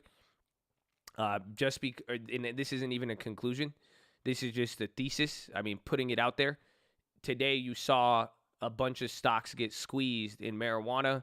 You're seeing a lot of big run-ups. The other day, we saw Bitcoin. I really just think anytime some of these squeezes get real big, you're getting a little bit of you're doing a little bit more of a rotation, essentially. So I think, or that kind of that short. This is reminding me of the GameStop, but more milder in this sense. So that's just what I'm noticing. Anytime you're seeing it, it's like, okay, anytime we're seeing really, really aggressive moves on some of these stocks, you're seeing a little bit more hiccups in the broader market. So I don't think it's like too crazy, but it's just an observation is really what I'm getting at there. Because there's no news on this. There's no news on it, and it's not big, but it's not small. It is small numbers-wise. I mean, now we're at 0.5%, 1%. It's still early. It's been an hour. But then you sold off an additional 0.5% at the morning. That's the only issue right there.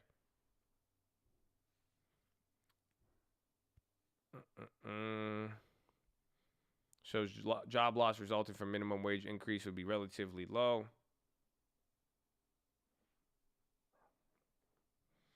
Squeezes cause liquidation. I think not usually, but given the stress the market was under a few weeks ago, and I think any sort of big stuff, I still think there's some of those issues underlying, but it's more milder.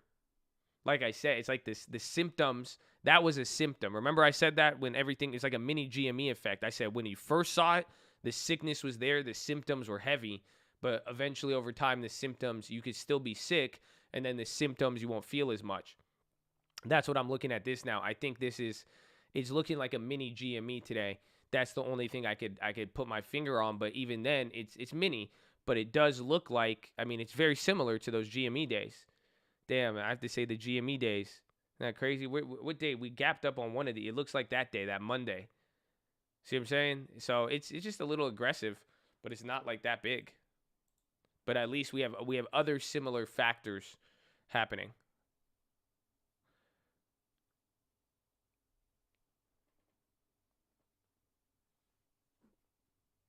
It's going up for 2 straight days. Well, you could expect a longer. I mean, the question is if it like sells off. But you're right. It has gone up for a while. It could go up a lot more. I don't think the last couple days were too aggressive, just because again we were bouncing off of a drop.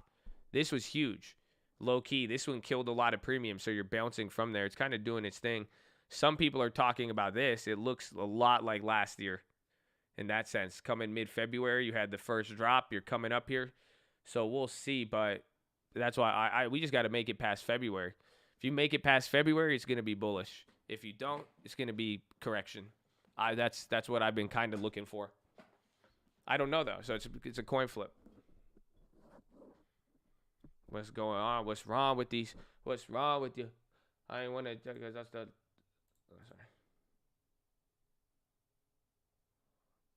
Chad VIX is going up. Somebody pointed that out. Good morning. I'm glad you guys are here. Sure, you guys were looking into the stock market as the market was dropping. So I encourage you to just have long-term stocks so you never have to worry about what happens in the market. That's good. Shout out to Stream Alerts too. Yeah, shameless plug. I'm just kidding. Go read your Bible. Easy go. Damn, easy go. Yo, you really did easy go. Oh, yeah, make sure you like the video, too.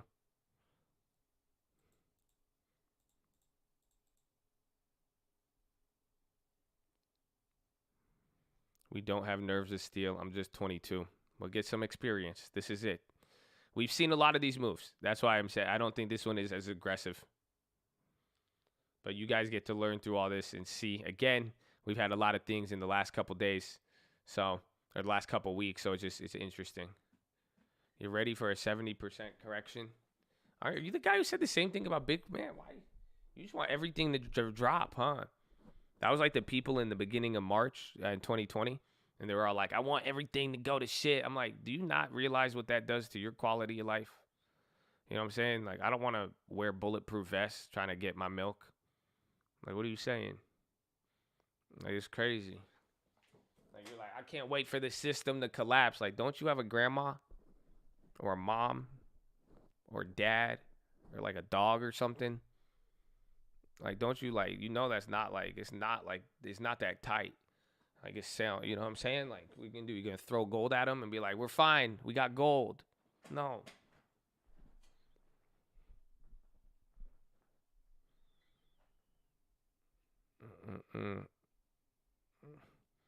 Why is volume so low? Is it? No, volume's high. That's even just looking at the 30-minute volume here. No, your volume's pretty active comparatively. Probably the most volume we've had all week in an hour. And a big candle, too.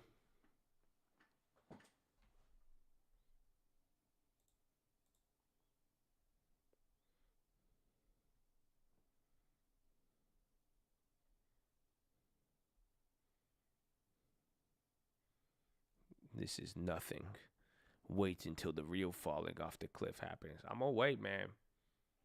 But that still sounds really aggressive. It's okay.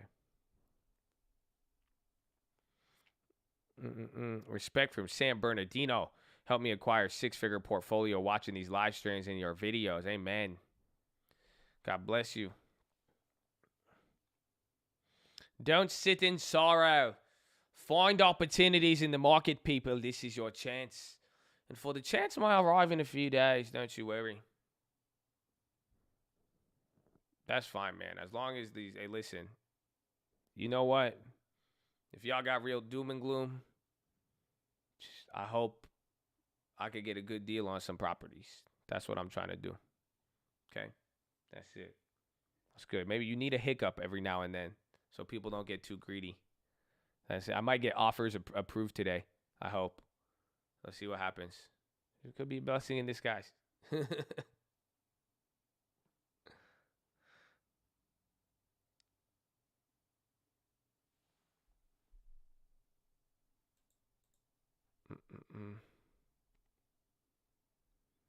Panic sell your house to Josh.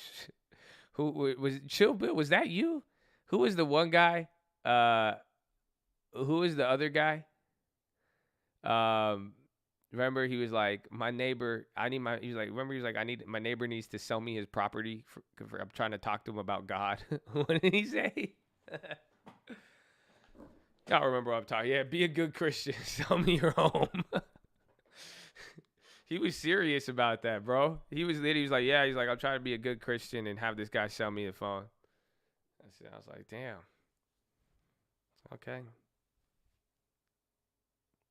Looks like this sale is ending. It looks like today's early. I mean, and it's good, and depending on how we play, it's going to give us some. The UVXY selling off. Like I said, the UVXY would have needed a little bit more. Again, this was a big drop. This was a big run up on the UVXY, and then it came down. So it should, for fear to really develop at these levels, we need something big. So again, if Bitcoin did sell off more, and I think we saw more of a squeeze, that's what I'm going to look for. Do I still have my AMC? Yes, I had AMC before a lot of people, and I'm still holding it because I bought it externally for a different reason. It did its thing. We're still holding it, but yeah, I have my shares from August. I've been holding. A property under contract, clean and clear title with 150 equity. I'm going to seller finance. Can the Colt Bank hard money down payment? So you don't have, I mean, what do you mean? You don't have any down payment or anything? Email me. I mean, I'll give you a loan on it, but I'll give you a loan on it. Yeah, I mean, be careful. That's it. Go get that down payment. Either, I don't know, if you have a long-term, sell it and then cash out on that equity. I might be able to give you a loan, but otherwise I'm going to just be like, wholesale me that. I'll give you $10,000 and then I'm just going to buy it. You have to, so you need that down payment on that one. But if you have the equity and you have a good deal, don't lose that one. I have a down payment, but I can't get a loan. I have no yob. You have 20% down?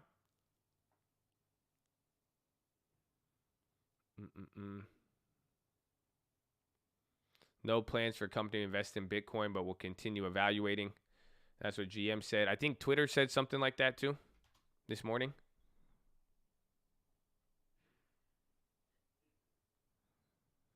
I'm buying an apartment building in a major city. As far as real estate, it's always a great investment.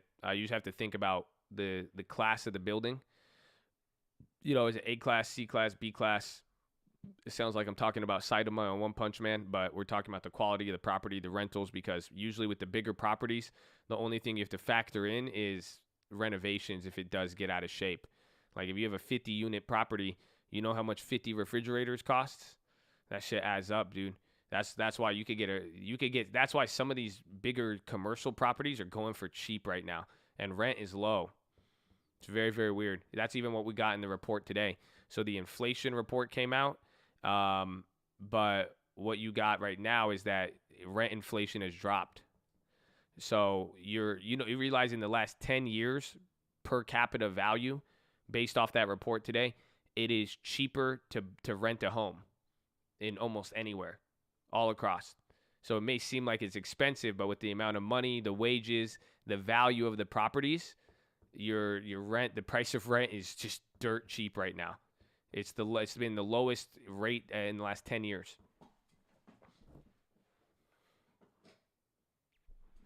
Not in Miami. No, it is though, because if you look at the prices of Miami, a lot of those should be expensive.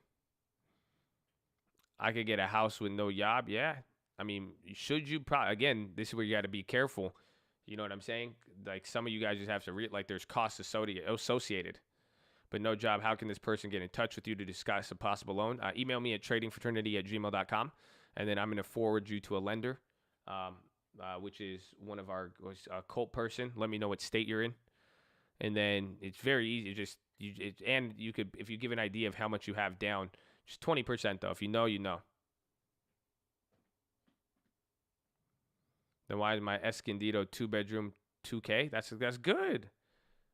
It depends when you rented it though too. If you got into that contract a few years ago, but you could go find a nice. That's even cheap though. A 2-bedroom in Escondido, a 2-bedroom in San Diego County. Think about it. That used to be, bro. They were renting out 1-bedrooms for $2,000. Studios.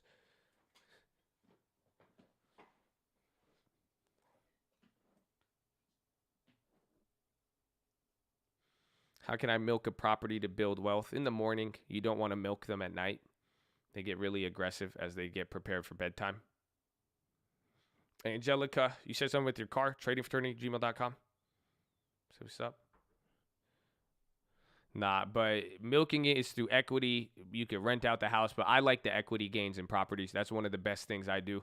Like any nice houses I've ever lived in, even shitty houses, I've gotten paid to live. That's the best part. Like I've explained this. I was explaining this to one of my friends. They were trying to get a property.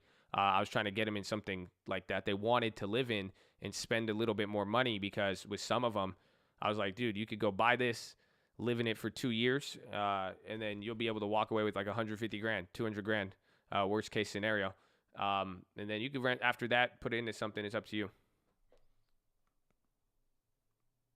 BBBY popping. They're at least up. Good call out.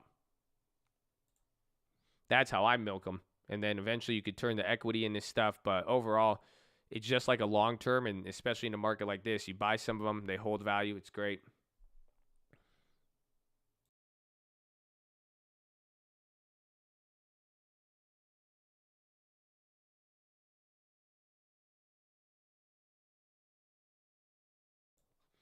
Do I have any connections in Orlando for demo and new build? Kind of.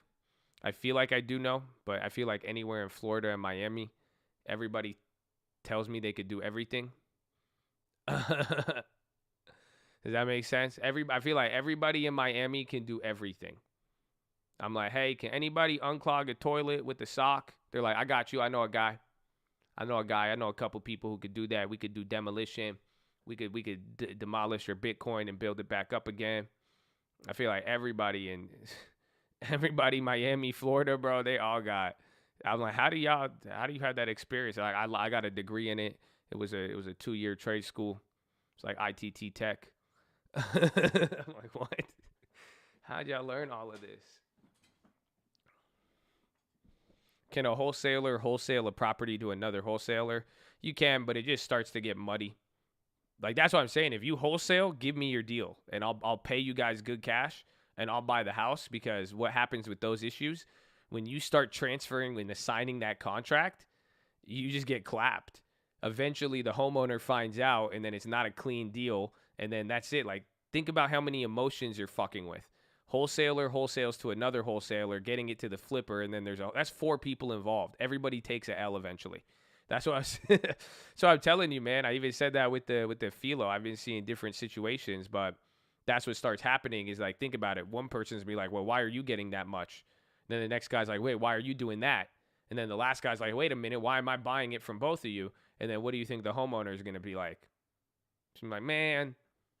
So you can do it with any deals. That's why relationships go a long way. Having like a real buyer like that you could work with is one of the best things you could have. So that way you're not, because that's what I'm saying. We could do a wholesale deal. I'll buy it and we'll make sure everything's good, and the homeowner won't even trip, because we could come with the money. It's not like you got an agreement and then now you have to finesse this money and then finesse the guy giving you the money. It just gets wild. Could we get into everything that happened? There was nothing. We have not seen any news. The market dropped. We opened up 0.5%. We had a decent inflation report number, even decent, I think, wholesale inventory numbers. But then we started dropping off pretty much out of nowhere. Oil was kind of down. If anything, the market caught up to oil. That could be another thesis I could give you guys. But overall, we've also discussed about potential with some of the bubble. I think it was oil, honestly. Remember when I was looking at it, they were flip-flopped. See, market's down, oil's up, though. I think the market just outpaced.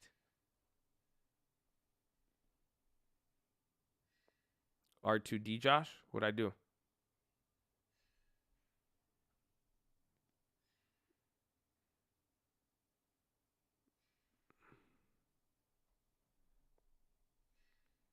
Did I die? Hello? Those Airbnbs went up in value, but then they dropped after that little thing. Would you do real estate deal with Bitcoin? Yeah, of course.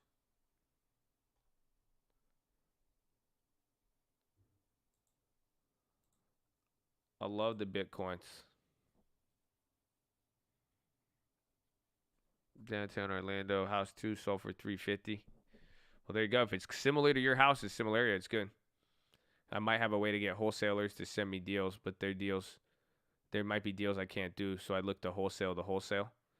That's where you gotta. I mean, like you could give me one, I'll pay like $1,000 or so. You could do it, you just can't like charge a lot. Does that make sense? And then like it all depends who you're working with, because that's all like like I remember back in the day, like Yosh was a little sensitive, and then wholesalers would act real crazy with him, and then they send him deals, and then they would say we try to forward another deal, and then Yosh just was like fuck the middleman, and then he went straight to the homeowner. So it just all depends on who it is and how you're working it out realistically.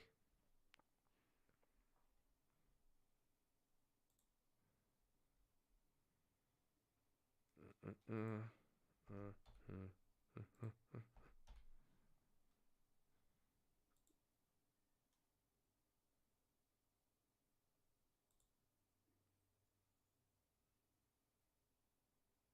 mm-mm.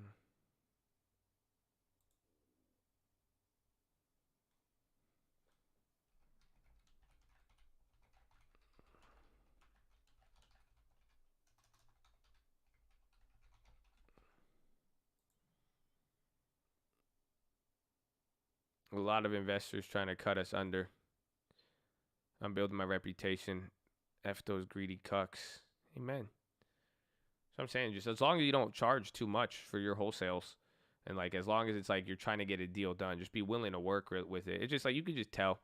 Like you could tell when like somebody just got like a deal and they're holding on to it like a dog with a bone, and they're just trying to like see how much money they could get versus somebody who's like just trying to, they're treating it like business inventory, trying to move it, and being reasonable with it, and understanding too in real estate, peace of mind goes a long way.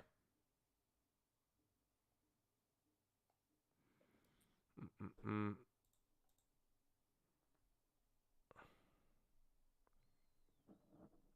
Zillow home values are accurate. Nah, it depends. That's good though. I'm glad we're talking about a lot of real estate. God bless you. That's the next bubble. But they don't. I mean, we'll talk about it later. It will come up.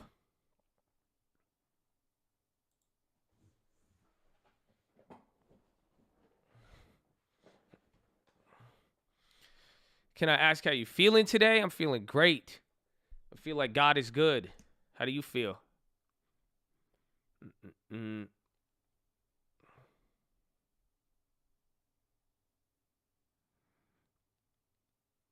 The play. Did I? I don't. Did I make a play this morning? I don't think I did.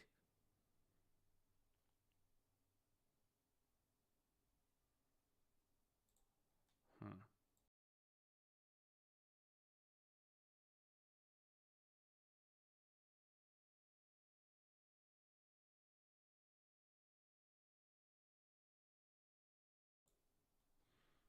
Mm-mm.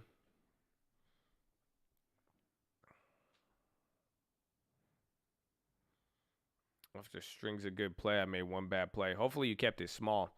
That's gonna be the key.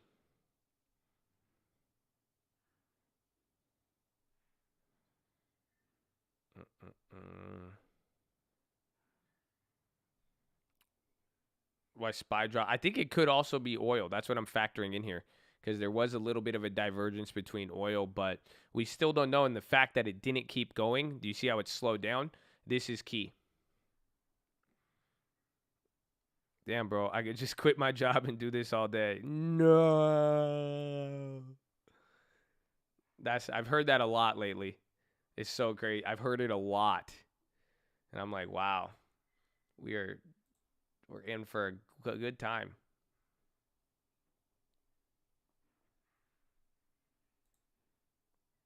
My friend, 2 million one day. Be very careful.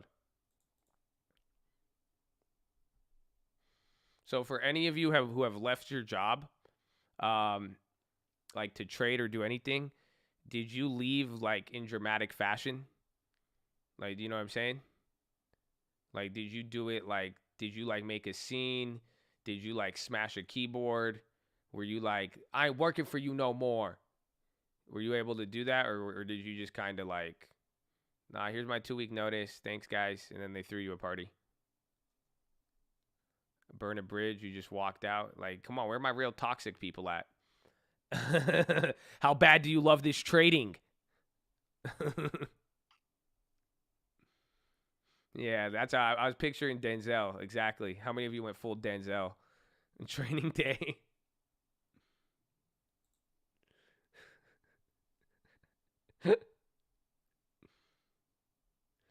I just want to know, man.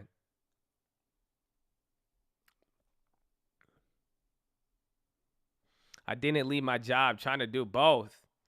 Amen. Amen.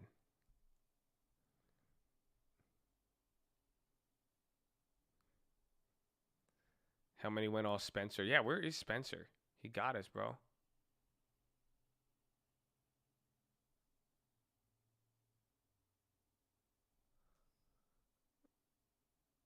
I put my 2 weeks last week going to my family business. Wow, you're selling camels? No. That's crazy, man. I'm proud of you. That's a big jump. You went from technology to camels. That's, gotta keep it in the family. I was gonna do something similar. Spencer Embry, are you the one? Did you just change accounts? We know. Where's the other Spencer? I forgot where is it? I'm gonna find his name. Who was the Spencer from video production and camel production? His Spencer. Damn, y'all, look at that. You already remembered his name. That's crazy. Maybe that's why Spencer. That's why your name looks familiar. I was like, Embry, that looks so familiar. What's his name, man? Where is he? He's still on here. Spencer Riggins. Isn't that crazy? That's it. Everybody knows him now. Where you at, Spencer? I made you a mod.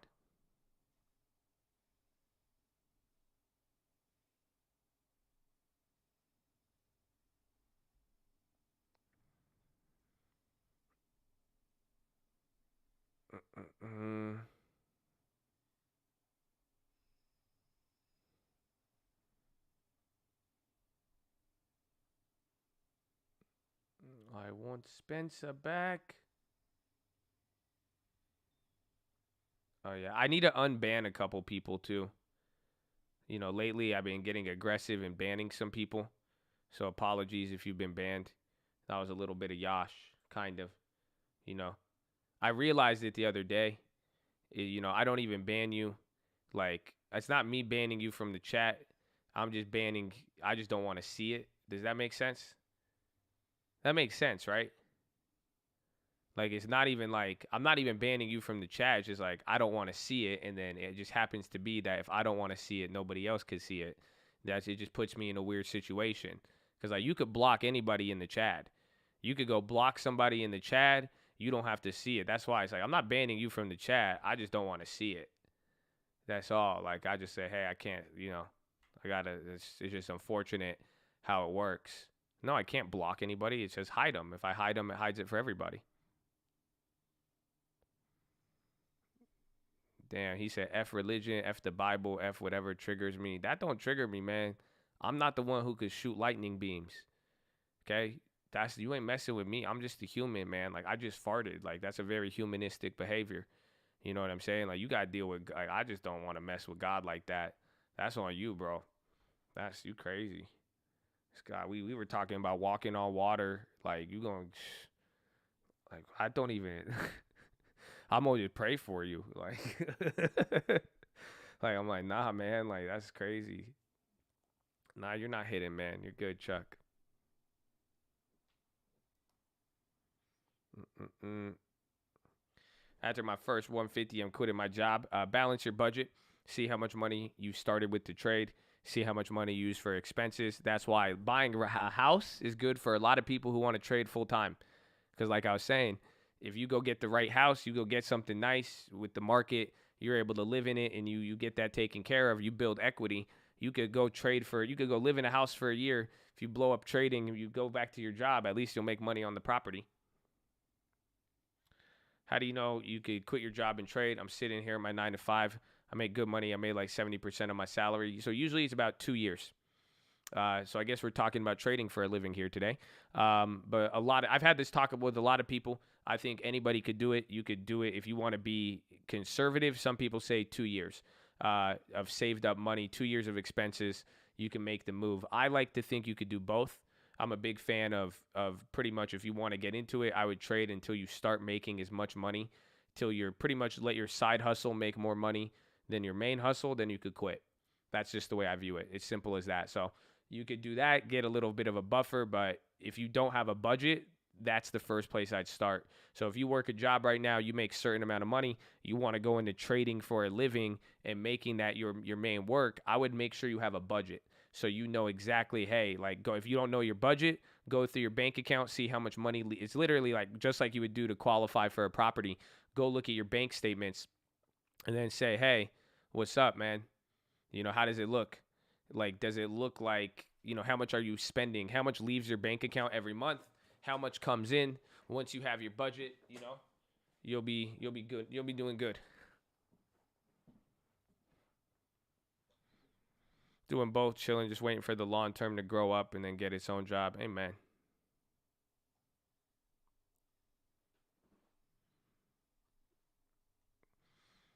Keep up the grind till you get out from property. Keep the job. That's the thing, though. That's why I say, like, you know, I wouldn't be too ready to quit the job initially because nothing beats just a check coming in. I don't know. We've had talks on this. So it's really up to you, though. But the safer, the better. I mean, everybody feels different things. I don't know. Does that make sense? You know, I'm one to take risks. I know every single one of you has a different calling in your life. It's going to be different. You're never going to find, you know, obviously I want you guys to be safe and be conservative, but each of you, you know, deep down knows what you need to do. And you know what it's going to take. It's just a matter of you being the, you know, like, I don't know, how bad do you want it? Like that's, you know, part of it is too, I mean, how much faith do you have and how much do you believe in yourself? See, don't let me get too philo with you.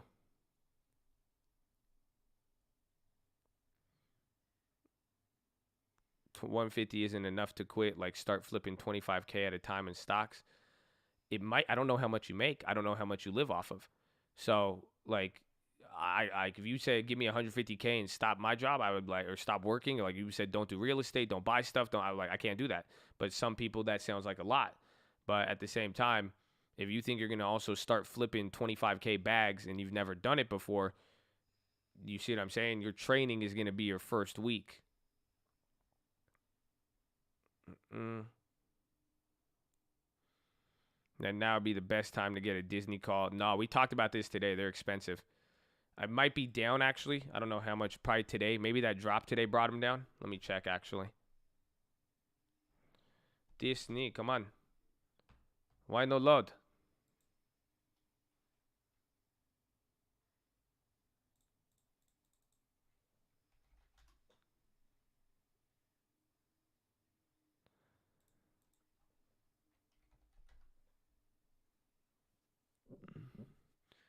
You ask yourself, you're in a losing streak for a few months while living off your portfolio. You're going to start wishing you still had your paycheck.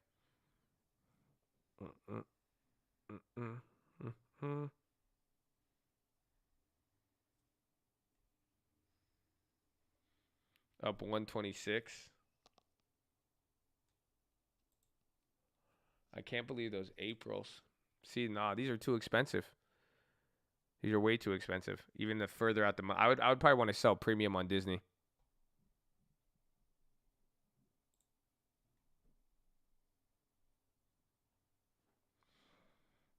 Would I rather add T or Walgreens? I have a new lawn term with UWMC, only 10 shares, save 2-month deposit. T is a cheaper. T has more value right now. I like Walgreens as well, but we bought it 38% lower. So right now you're gonna get more value out of the dividend and the pricing of AT&T, but I do like Walgreens, so it's up to you. But you see what I'm saying? My opinion, I don't have an opinion on it. I'm just telling you what I did to make my decision, and you could see the same criteria exist. Does that make sense when I say that with the long term? Because I know a lot of you have these questions with the long-term accounts, what to buy and all that. You have to go with what do you believe is going to be here in 10 years. Remember, rule number 1, don't listen to anybody. Everybody talks out of their ass, myself included. You have to go with start building up your own instinct and know what companies you want to own. So if you like something, go there. And then now once you decided what you like, you're like, okay, well, which one do I buy? Things are up, things are down. Start looking at, okay, well, I'm going to buy today. You're going to have a deposit in the future. How are you evaluating stuff? And when are you looking at, what are you going to go for in that sense? That's why I'm using the same strategy. It's not like I'm saying go buy this, go buy that. But when I look at a couple of plays and I'm saying, okay, well, look at what I got here. This one's cheap, this one's expensive, this one's up, this one's down. I gotta, I'm using that as like a guide marker to help keep me in line. You see what I'm saying? Because otherwise, I could go chase after everything. I could keep buying. I believe in this. I believe in this. I know what I believe in. I keep it. I don't try to jump to too many stocks. We see what we have, and then we build from there. Again, too, build out some of those positions in the long term. It's not going to hurt you. I think the market's pairing up with oil. So I think the next big move is going to happen once oil starts to move. Again, we don't know. A lot of weird stuff today. Uber's popping a little bit.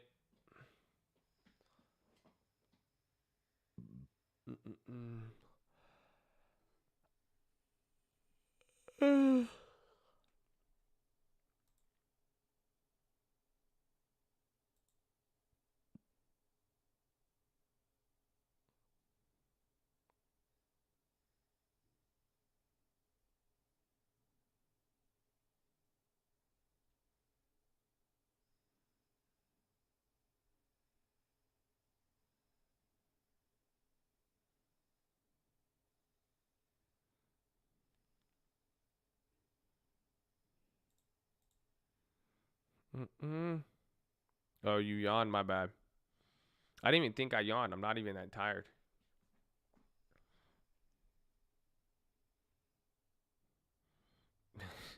He said, where my Rough Riders at? Arf, arf. What you really want? X gon' give it to ya.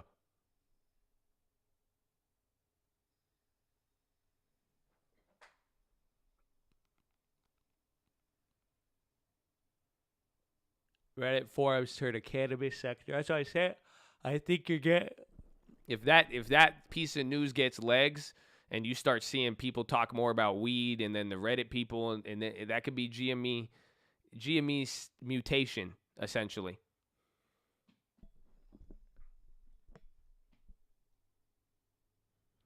Shibbity dibbity dibbity doo. That sounds very familiar.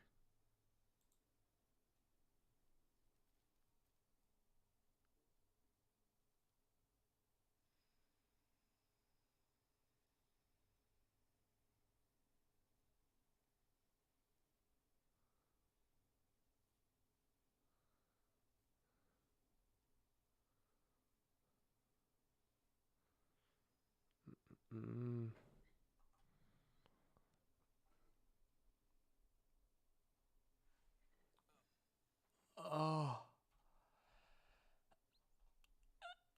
Excuse me. Send me an email about mixed use property. I'll take a look.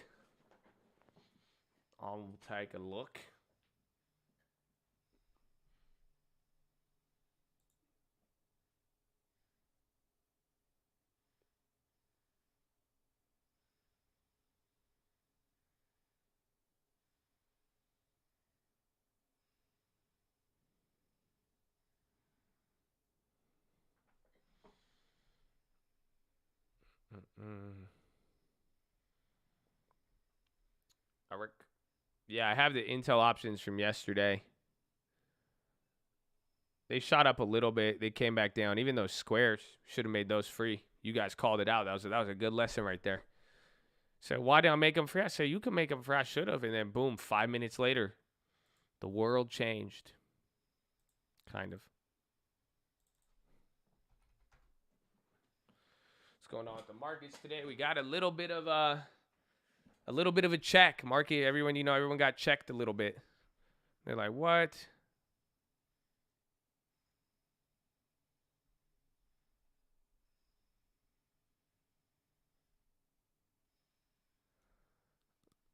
DSP IPO. What's DSP? Viant?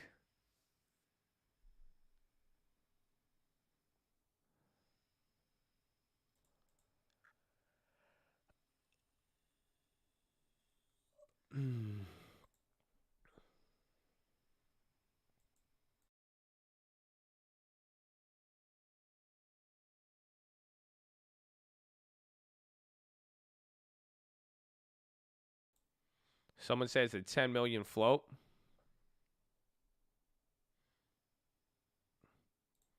It looks like it's moving slow. Now everybody in the DSP.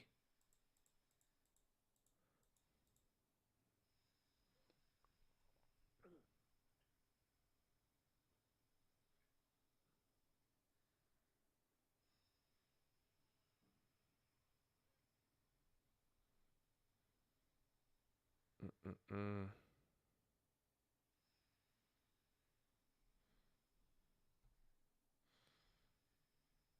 Mm-mm-mm.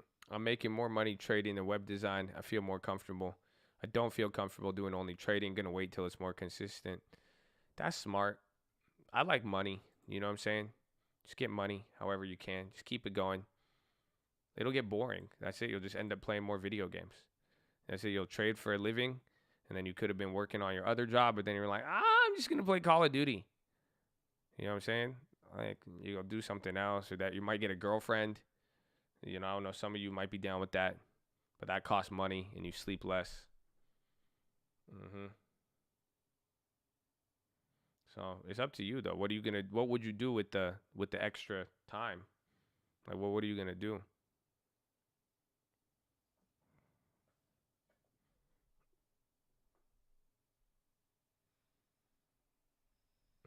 Mm-mm-mm.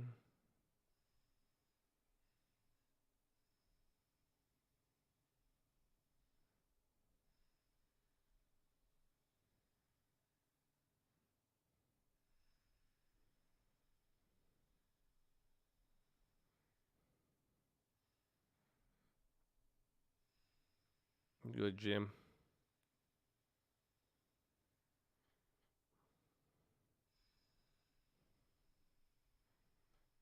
Mm-mm.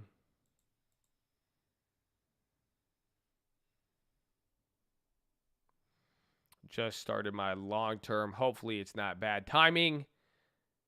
You know what they say? The best time to plant a tree was 20 years ago.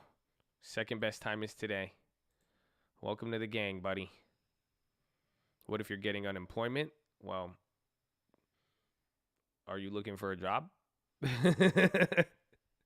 You know that's how it works. That's why they call it unemployment. It's so like it's not so that you're like, damn, I'm unemployed now. I can't do anything. Fuck. You know, it's not like a sickness where you don't catch unemployment and then you're like, I can't do anything. Nah, it's like, are you gonna get one? Do I have a girlfriend? I don't, but I've noticed I sleep less anytime I talk to females. That's why I forgot about that. And that's why it's really bothersome.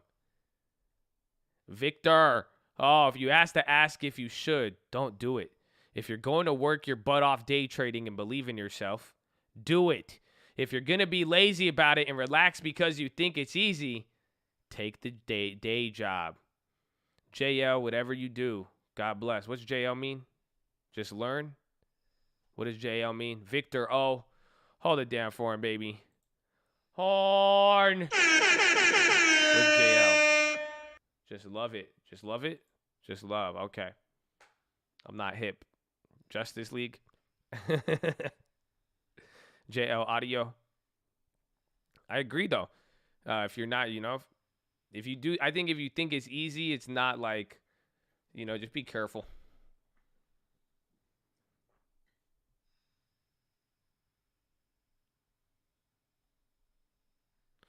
Brandon Fordiani. Welcome, my friend. Welcome, Kevin Dawson. There's another one, too. I love all you. Just listen. It's not JL. Just love it.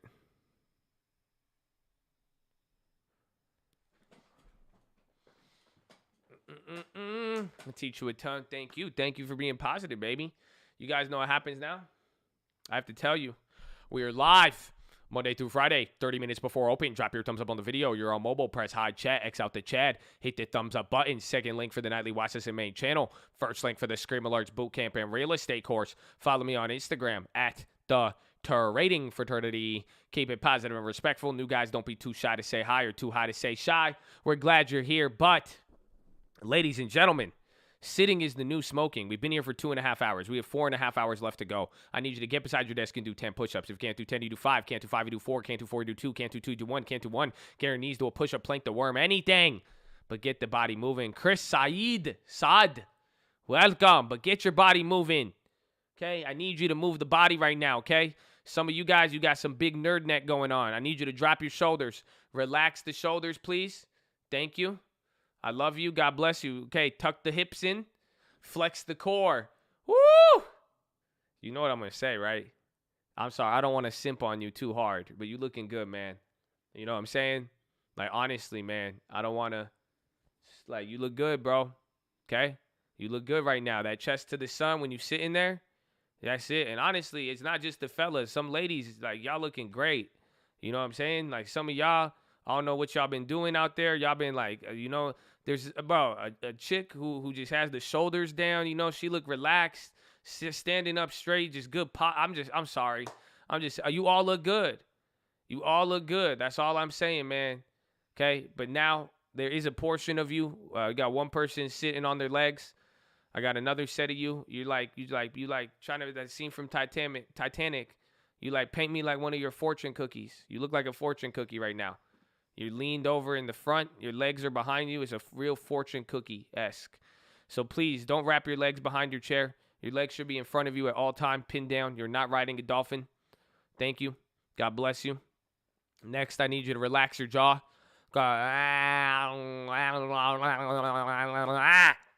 Breathe in really deep. Breathe out with your tongue out. Do the dragon breath. Go.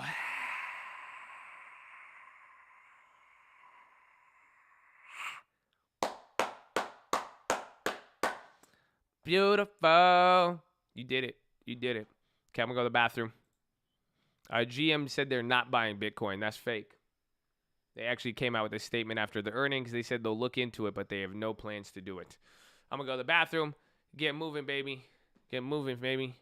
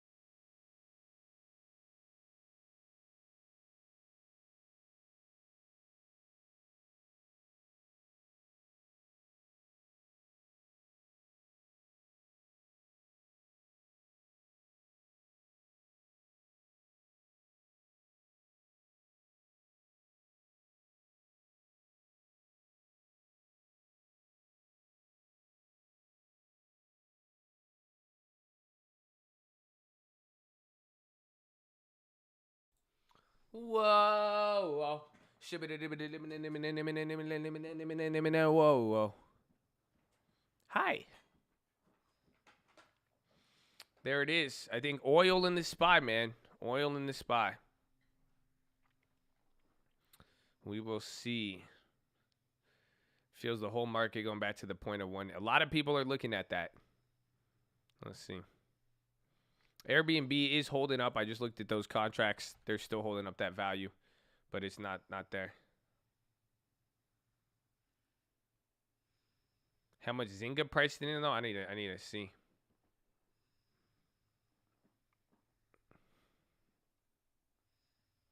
My manager walked in mid Dragon Breath, and you should tell him it's good for your health. And you'd be like, how dare you promote unhealthy activities for your workers? And then join a union and sue them. I'm just kidding. That's not what you should do. You should just say, just tell them you like Pokemon. What's my PlayStation handle? I don't know. I haven't even played it, man. I played one game of 2K, and then I just felt like, I don't know. My patience was very limited.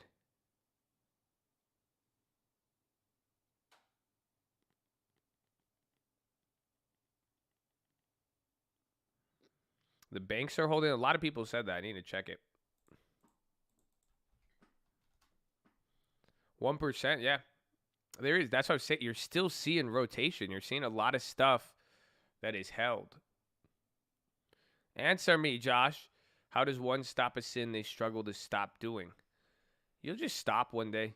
If you really, like, I mean, I'd focus on something else, but just one day you won't have a desire. Like, I don't know. Have you ever woke up and, like, you know, once you had enough, like, I would eat the same food a lot, and then one day I would wake up and I'm like, I never want to eat that again. It just happens. I don't know.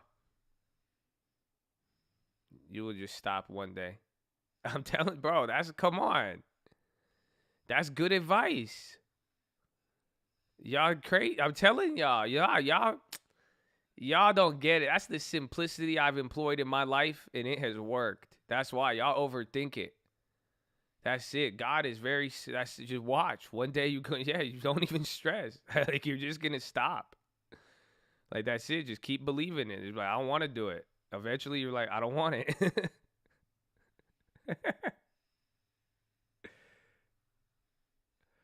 I don't know, man. Everything is simple. I like to keep it very simple. Nothing too crazy.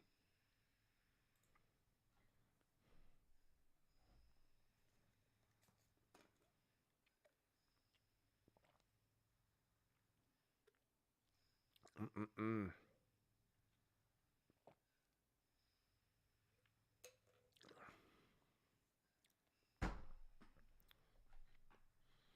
Fitness brand Beachbody to go $3 billion SPAC merger. DSP IPO.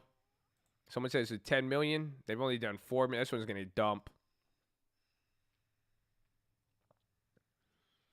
Missed out on Uber. Well, Uber still has earnings. You might be able to play it after hours here today.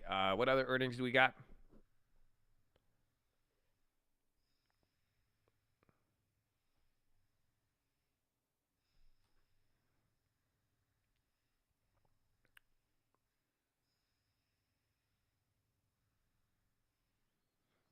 What do you use to gauge oil? I'm looking at XOM, but then we also have /CL oil futures.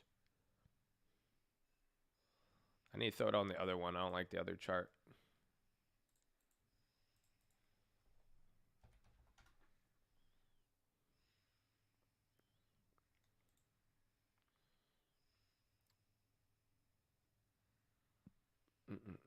What earnings is there tomorrow? Or even today? I don't even want to play them. I mean, I think next week you're going to get a lot more.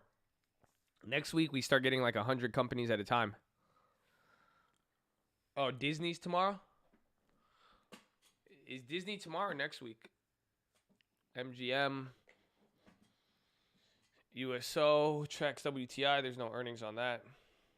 Coca-Cola already did it.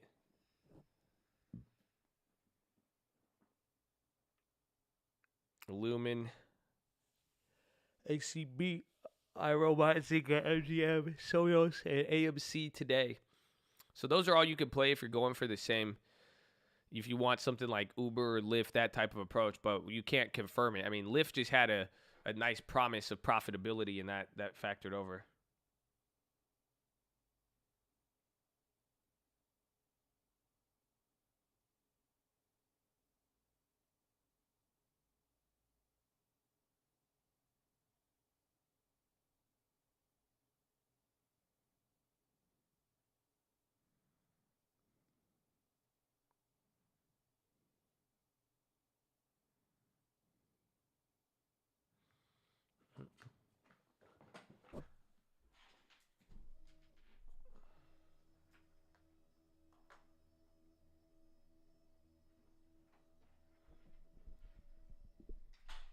I need to stand up.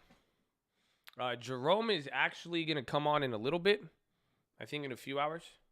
We're actually going to listen to that. It's going to be full Jerome, no politics. Our guy, Jerome Brady. Whew. That's going to be exciting.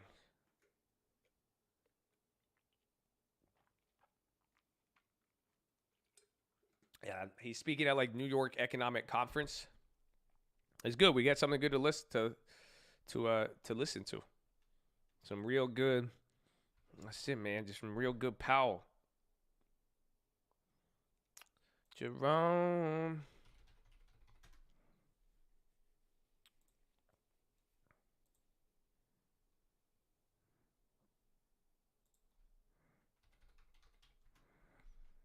Pep, TSN, KHC, AstraZeneca, SafeK, Pull Yeti. Those are all before market. Thank you, Liam.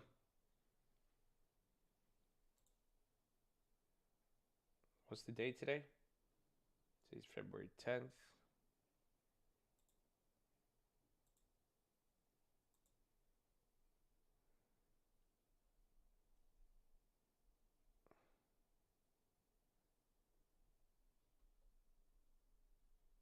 Yeah, 2 p.m. State of the U.S. labor market at the Economic Club New York webinar.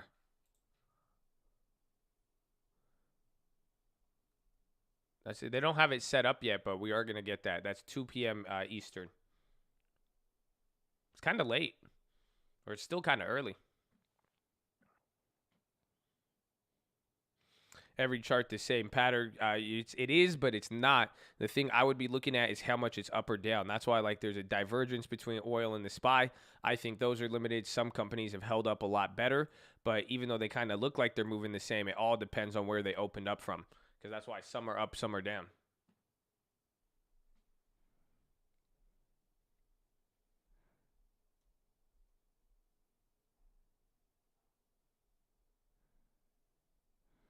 Jake Hedricks? Is it Jack Hedricks? Is it one I know?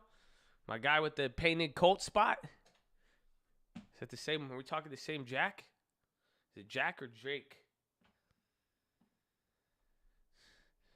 Is it from the 11 at 11? Either way, I could say it, baby. Horn. Jake, I like your name though. I like it. Happy birthday. And bless all the other birthdays. We'll baptize them. God bless you.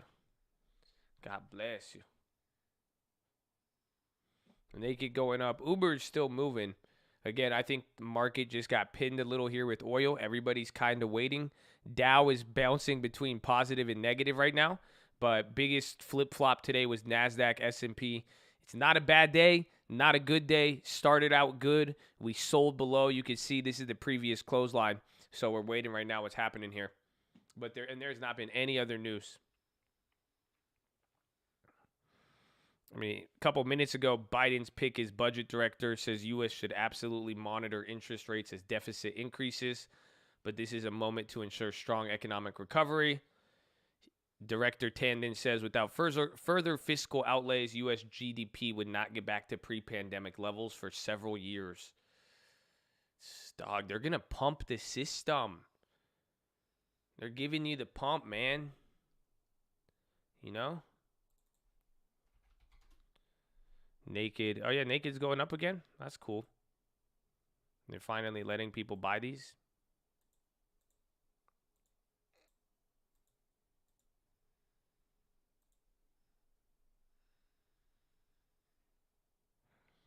I like, man, that sucks. The Disney premiums didn't even drop.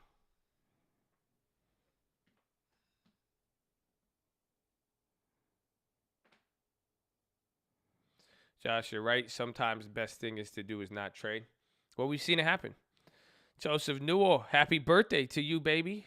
We baptized you all. Amen. But yeah, I mean, you saw it even with earnings, especially plays. That's why that guy who asked right now, he's like, I missed the Uber. What's the next play? We might be able to find some, but it just, what really matters here is everything. You know what I'm saying? It's like, is it going to really hold? Is there actually going to be a move? What's going on right now? It just doing nothing sometimes is the best move, especially when you see the UVXY, the premiums. You're not really getting the same moves.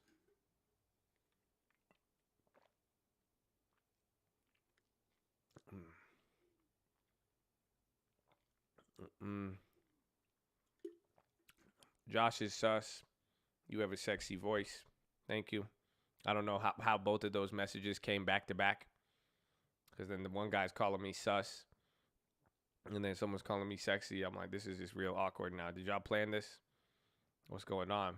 What did I say that triggered such a response? I don't know.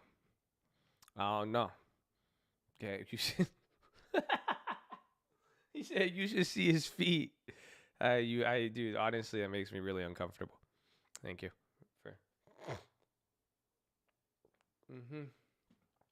Buying houses in Silicon Valley. I'm not a fan of San Francisco Valley. I don't like the Bay. Sorry if you're from the Bay. I like Vallejo.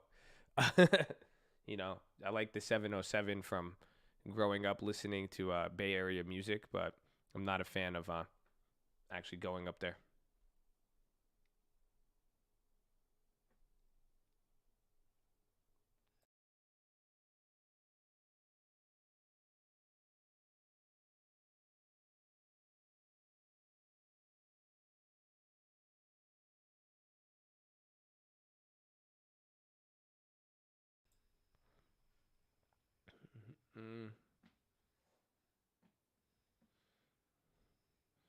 There's an app that shows where all the homeless people poop. Man, it's wild. I beat the game of Bop It.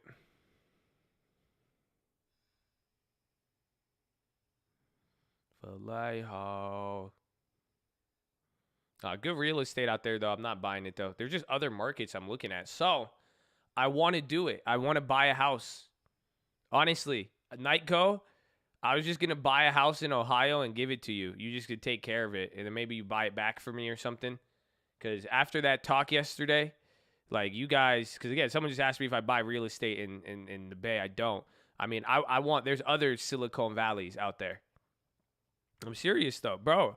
I'm gonna look. I already talked to. I was asking lending tips. I called another lender. I was like, what would it? I just can't show you guys the what's it called?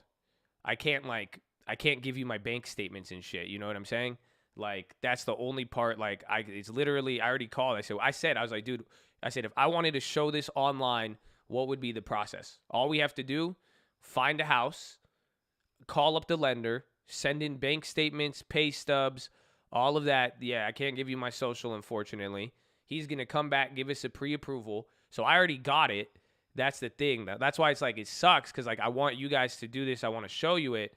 But then it's hard because it's like once you do that first step, it's easy. That's it. Because once you knock out the lending and go get your pre-approval, you could go get pre-approved once. It's going to set you up because I'm showing you guys it's not that hard. I'm going to do 20% down. I've already found some houses. They're like 150 grand. So 150 grand, even 75,000. It's going to be like $10,000-$20,000 down. Then you get the pre-approval, and then we go into escrow, and then that's it. Then the house is there. So it's like I want you guys to see it because I'm like, dude, I was talking about. I was shocked. I even called up lending tips. I called up other lenders. I was like, do you guys experience this a lot? Like, and I said, what is the steps? You know what I'm saying? Like, what are the actual steps to do it? Like, I've done it before many times. That's why I'm like, why? Like, what is it for like a new guy? Like, I said, talk to me like I don't know anything about real estate. And he said, okay, well, send me your pay stubs, pre-approval, all of that. That's it. That's where it starts.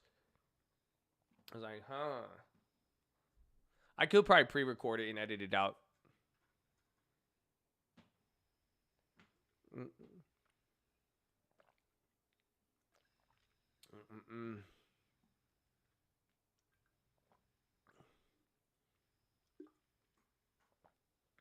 Mm-mm. Mm-mm. Well, you just turn it into like a Colt Call of Duty house or something. I mean, you might be able to live there. I mean, I'll either if you're not gonna buy it, you'll see though. It's gonna suck. I'll buy the house. So in Ohio, you could just. I've never been out there. I looked yesterday. I need a Ferrari by 20. So this is kind of like the process. Like, everybody says I need a house. And then the first step is you got to get pre-approved. So you're like, I need a Ferrari by 20. What you really need is a good insurance provider. Okay? Because that is probably going to cost you a decent amount relative to the Ferrari. So if you could go get the insurance provider first, we get one step closer to the Ferrari by 20. Telling you.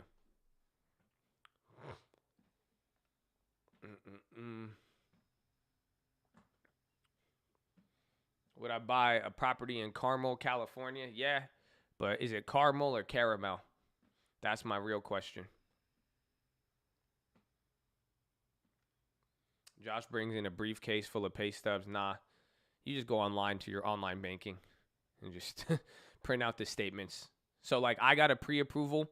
I did a pre-approval. I mean, we're going to see. I have one house. I have one final offer for a house in Texas. If they don't take it, that's it. I'm gone. That's it. We'll see. They said they're gonna get back to me in a week. We have one final offer, but I already got approved for it and everything. I'm doing 10% down, I think. I'm getting 10% down, and that's because I gave them 12 months of bank statements. They wanted pay stubs. Well, since we're doing it under a business, they just want to see the bank statements. And that's it. I already got pre-approved. They let me know how much money required is down. They wanted holdings. They want to see all my assets. They want to see all of my mortgage statements that I've owned. Any other mortgages I hold, even like car payments, all of that shit. And then they pre-approved. So I already have that's it. They've given me a blank check or a check for X amount of dollars. And they said I could use this as long as I pay down that, and then we're good to go. So that's that one. You just needed, what's it called? You just needed the one thingy.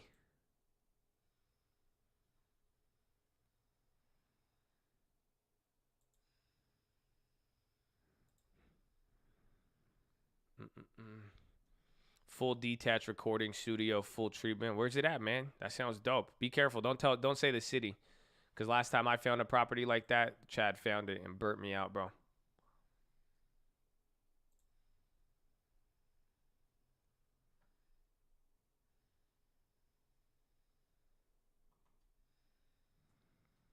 Contingent means there's some underlying issues, or just means it's contingent. It means it's based on something. And usually if a property says it's contingent right now, that means it's pretty much pending. So they're about to accept the deal.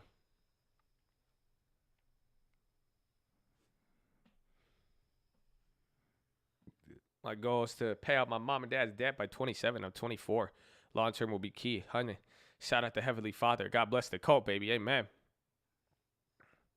Were you looking at the areas? I did last night. I looked there for a little bit. I called Mustafa because that's why I got the idea. I was like, I said, what's the difference between Cleveland and Columbus? That's it, man. You just showed me bro, I saw $70,000 houses. Ooh, I got excited. That's why I said, I'll grab one. It's like a little long term. Call it a day, $20K. It'll have a couple $100 mortgage payment. It's like buying an Escalade. That's it. I just don't get an F-350 anymore. I'm going to get a house in Ohio. That's why I was like, we'll give it to the Colt. I was going to get you guys a nice Colt house, but I'll get you a cheap-ass one in Ohio. Call it a day. You know what I'm saying? That way you could know. Because I was like, we'll either get one in Cleveland or we'll get one in Columbus. Like, that's it. It's a long term. I mean, it's the same. I know I don't want to hear it. Like, again, I know some of you, money must be nice. Some of y'all let that haterade slip in there. Don't. What I'm really trying to say by all of this is that it is very affordable, and what is the downside risk, okay? I'm not, some of you might be like, I don't have that money. I get it. I want you to save up and get to that point. Eventually you will, so you could have $10,000 saved up. We're not speaking on a large amount of money. Some of you think that's large. God bless you. One day it will become small to you. I claim that for you. Okay? But at the end of the day now, it's the same conversation that I had with Nightco. What did I tell him? I said, dude, like, what am I going to lose? I said, he said analysis paralysis. He's scared a little bit. So that's why some of you think I got money to blow like that. But I'm like, what am I going to lose? I put down $20,000. I pay $400 a month. It's literally like leasing a Camry. And then we have policy in our favor. Like, what's going to happen worst case scenario? That property goes, like, my biggest risk is if I gave it to Nightco and he just started playing Call of Duty all day, pissing in water bottles, and then fucks up the house. I don't know what Nightco would do. You know what I'm saying? Or if I gave it to Mustafa, and then Mustafa, like, he has an interesting selection of women, and, like, I don't know, I just don't want that in my house. You know what I'm saying? I'll be like, just bad juju, bad vibes. So, and that's the only risk, realistically, is if more like, literally the biggest risk would be if Nightco stole my stove and my fucking oven and my fridge. That would be the biggest L on that property, because now I'm like, damn, that's another like $6,000, $3,000. I don't know, it depends. That's the biggest risk, is if that happened. So, but that's why I'm saying it's like the downside. There's way more upside doing that than downside. Yeah, maybe he tears out the pipes. Yeah, that's exactly. But that's why, do you see why I would, if I could have somebody in that house, or if I could rent it to someone good, I don't have to worry about that. Then it'd be good.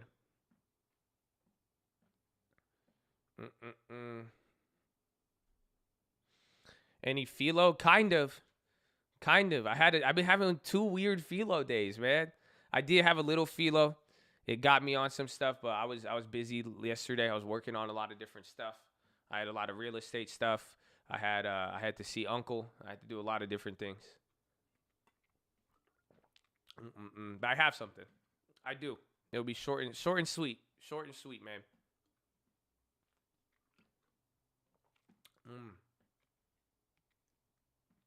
When do you increase the rent? It depends what term you had with the other people. How many years had they been on it? Usually, you could adjust every 1 to 3 years. I think 3 years is appropriate.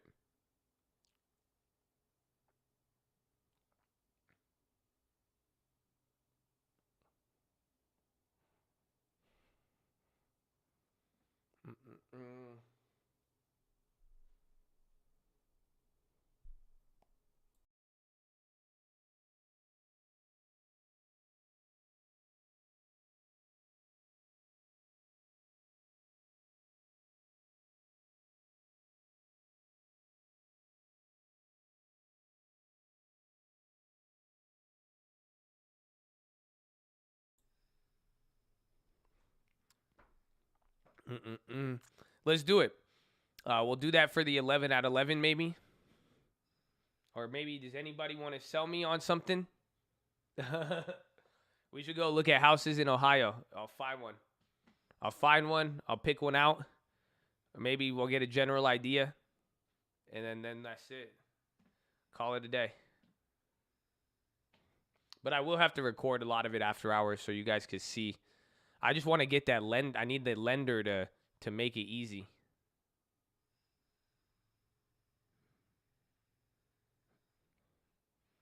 How about you buy some land?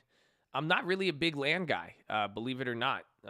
It depends where you're at. Some land is more valuable than others, but you got to do some stuff.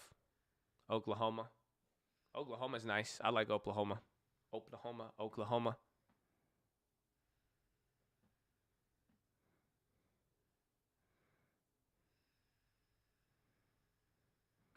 Powell is at 11, though. Damn it, you're right.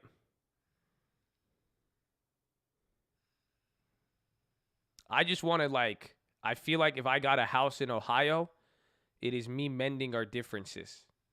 You know what I'm saying? I like the property value. It's up a lot. It's a hot market. That's why I could say, yeah.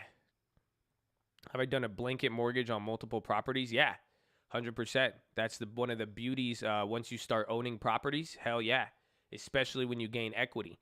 So, let's say you had 10 properties that you've been holding for a long time, right?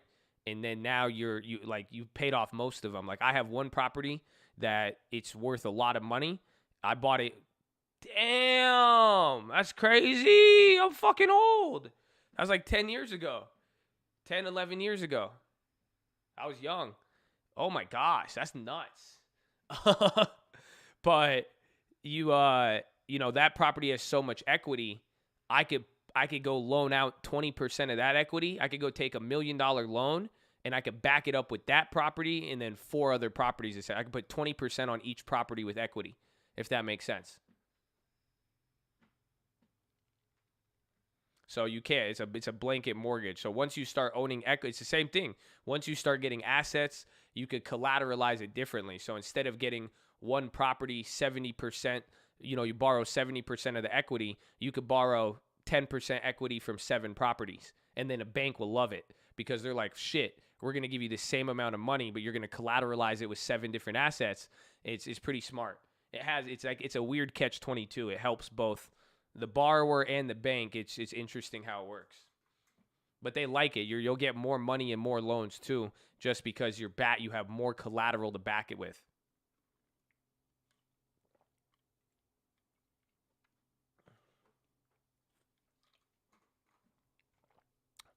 My girl, because I feel like things are very expensive. In my head, getting it worth buying. Well, that's the thing. You could get a property, but it doesn't have to be expensive. I mean, that's the thing you're going to have to find the finesse with. But I really encourage people to just understand the true cost, right? Like, where are you living now? What are you going to spend on rent anyways? How much are you going to put down payment? What's your monthly payment going to be? And, what are you making now? How long is this going to take you before you see, imagine what it'd be like in 6 months. I mean, 6 months flies by. I mean, last time I talked to Mustafa, I told him the same. You guys don't remember? I was telling him, go buy this, go buy that. He wanted to get that house. We talked about it yesterday. That was in August. September, October, November, December, January, February. That's 6 months. So before you know it, 6 months is going to fly by. That's what I'm saying. How much would you have spent in rent? How much would you have spent? Would you have been able to handle the payment on a property? What would be the equity? All of that. But that was 6 months. Even that's when we bought Bitcoin the first time. Think about that. SPY coming down a little bit. I think it's reacting. I mean, watch here if we break out the range. The SPY's delayed a little bit. So if it starts coming down here, that will be interesting. Because now if it starts coming down here, it may just continue the rundown for later throughout the day. It kind of slowed it down, but it could still be an interesting, a decently big down day. We'll see.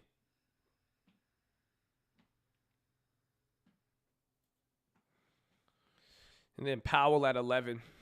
Market may even drop till Powell, or it may stay stalled until Powell. That's going to be the real question.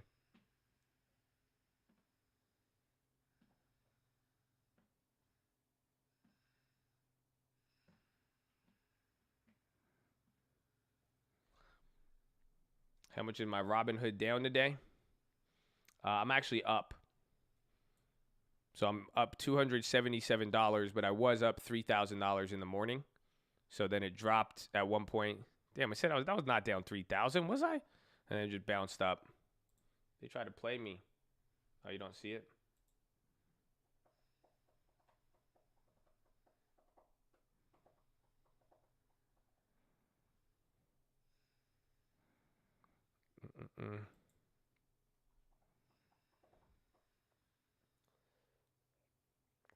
Am I going to make plays on this drop? Well, we got our long term the other day. I'm waiting on this, waiting even with some of the earnings and options. I want to see even what Powell says too. I'm excited. Powell could confirm a lot. I mean, even with my broader theory with Bitcoin, real estate, the market, everything, whatever Powell says today, that could be important. It could tell us a lot of things.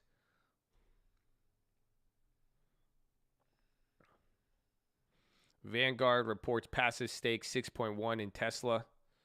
Is it popping off that? Tesla got rocked today.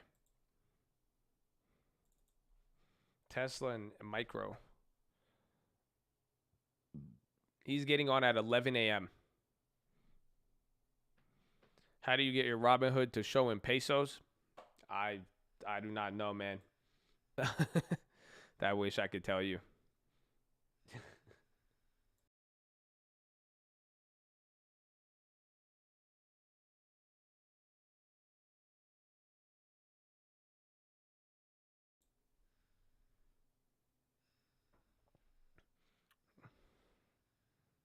I do not own anything in Mexico. So I heard you being excited about your dividend company's price going up. Aren't dividends paid out on a fixed price per share? Yes.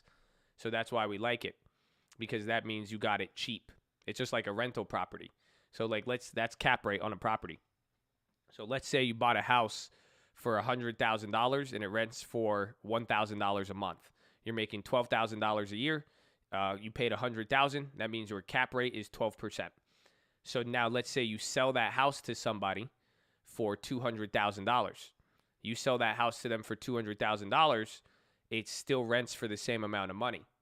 That's the dividend. So just like a dividend, the dividend amount stays the same per share. The rent of that property could stay the same, but if the value goes up and you sell it to someone, they will yield less. So that's why we like buying some of these dividend companies, because we buy them when they're higher yielding. We're getting them cheaper. The same amount of money we get is acquiring us more yield. So essentially, if you wanted to buy Walgreens, like right now, like think about it, we have Walgreens on several accounts, and we bought that at the bottom. So let's get to a Wally world. Walgreens, oh Walgreens. Take a look here. 36% on Walgreens, right? So if the dividend stays the same.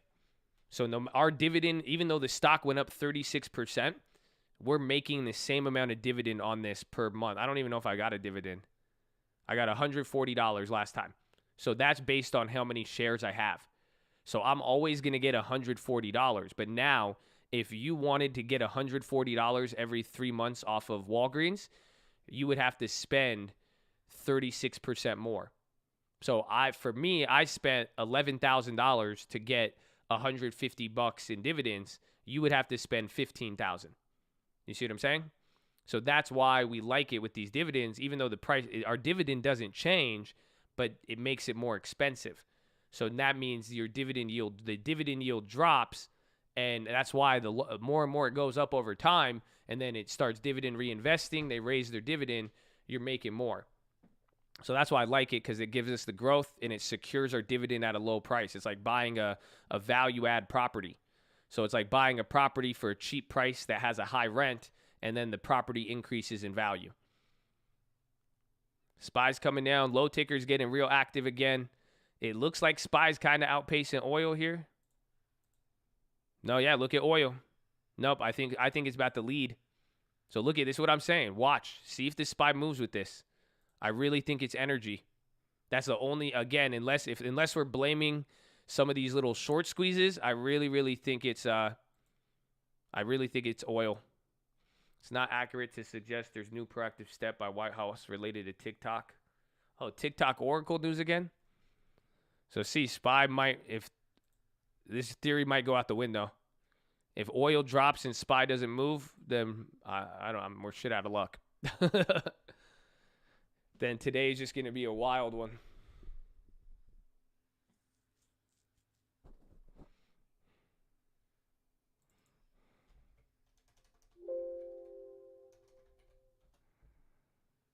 Market could be waiting for Jerome, but Jerome's speech isn't like an official event. It's an event of that he's talking about, but it's not a sanctioned government fed event. PSTV, penny stock ripping. It was unhalted, plus therapeutics. Trading fraternity, super chat, ghetto spread. TK, war. God bless you. What does that mean? You ghetto spreaded the super chat? A ghetto spreaded the super chat. Ghetto spreaded the Netflix. College, I'm on the watch list. Mama.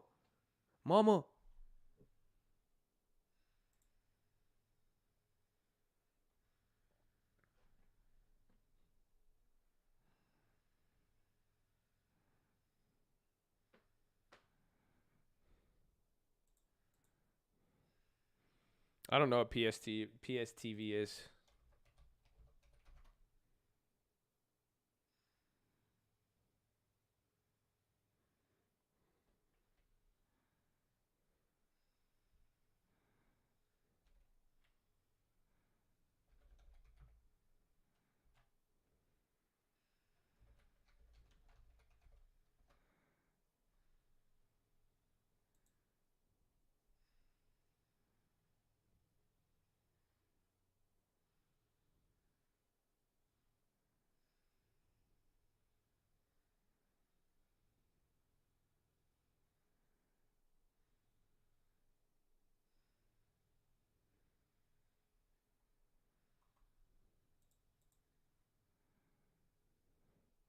Look at Forex, USD, CNH.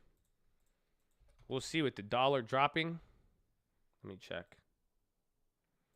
Oh, it's weekend today, but that's... it's been strengthening again. The last couple days.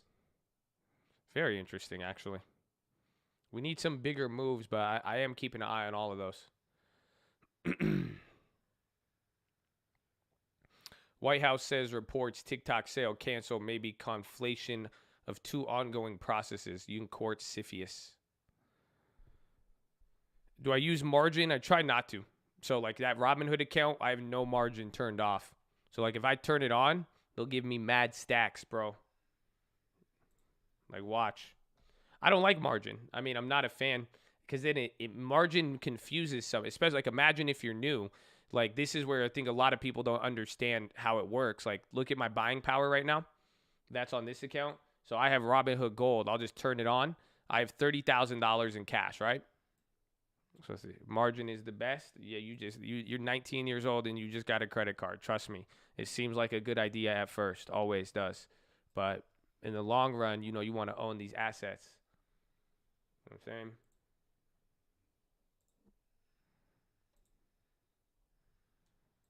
Let's see, where's margin?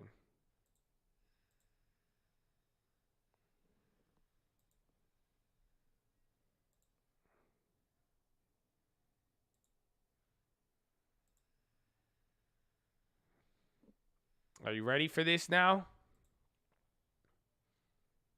Woo! Look at what they gave your boy. Are you ready? How much did I just show you guys? No. How much did I just show you guys? How much did I showed you 30,000? Look at that, man. I'm ready to go now. We got a bag, son. We got a bag. We got a bag. I got 132 now. I got 132,000 right now. Buying power, son. Ooh, man. If I was 19, I would go crazy right now. I would go crazy right now if I was 19, man.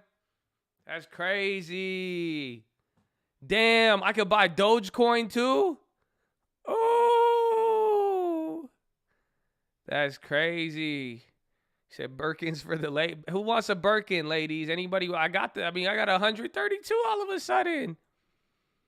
That's crazy. If you want a Birkin or Dogecoin, hit me up.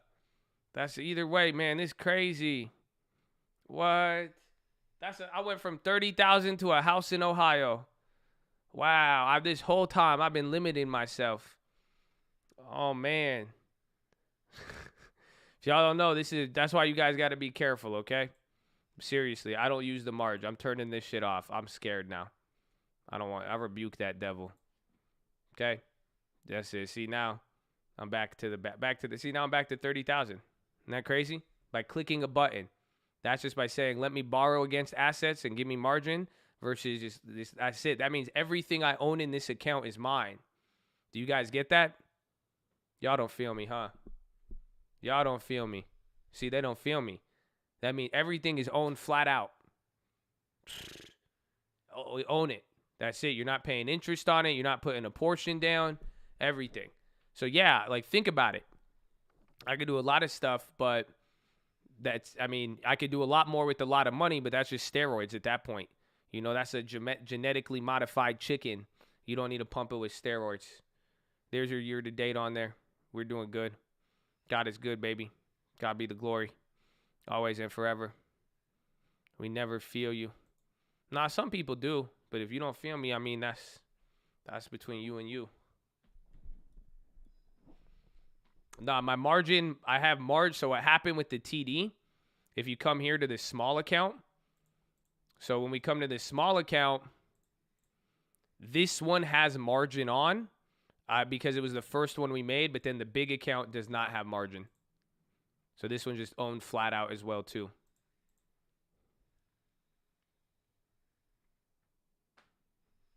That Robinhood account started with about $30,000. So that's why we have the money we have in it now. And I got 30,000 in cash, which is great. But it sucks if that margin, if that Robinhood starts getting close to 200 something, I'm gonna have to clap it.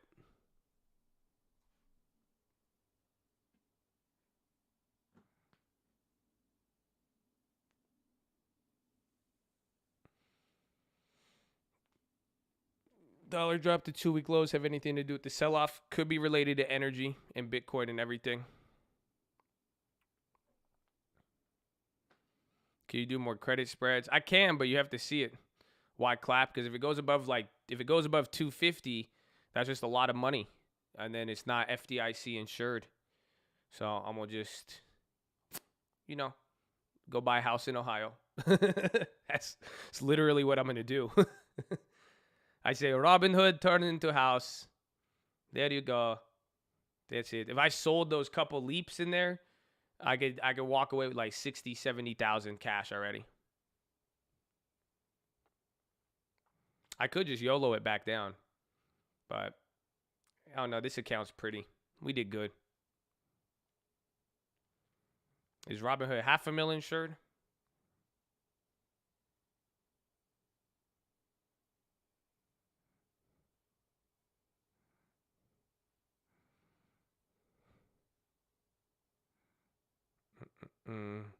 Oh, for real estate. Appreciate it. Good work.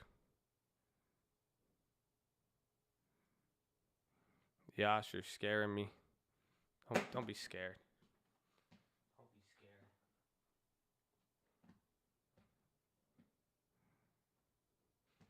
250 cash, 500 combined. Either way. Point was, be careful of margin. There it is.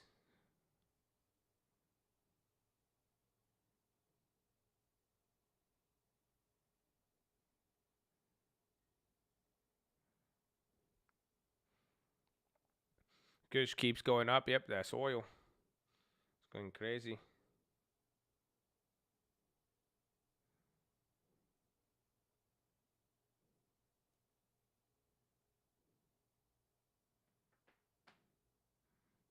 Ooh.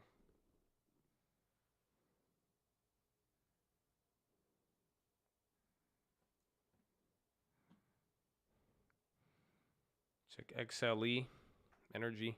Sure, it's been crazy.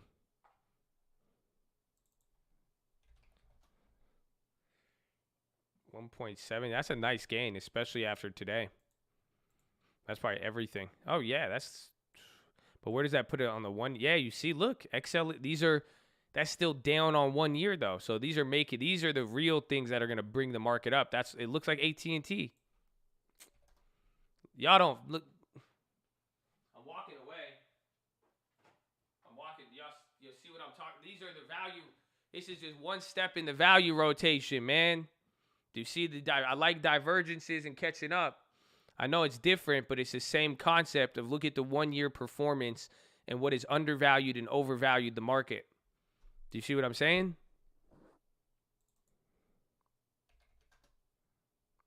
So that's good overall. Very interesting. XLE. Now everybody in the XLE, put your mother hands up and follow me. Sorry. Every day I've been doing it. I don't know why.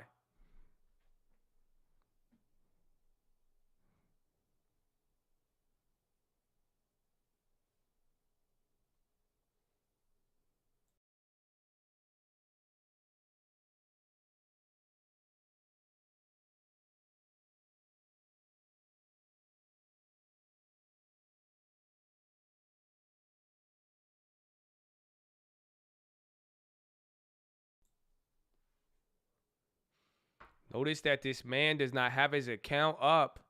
This Wall Street bet stuff got you gassed up. Now, who's afraid of the big bad short squeeze? 1, 2, 3 into the 4. 1 day, 2 day, 3 day. No, 4 days. GME, that shit broke. Ah! Sorry. I got B Rabbit on a daily. For real, bro. I'm sorry. Everybody in the TTF, my name is Jeff.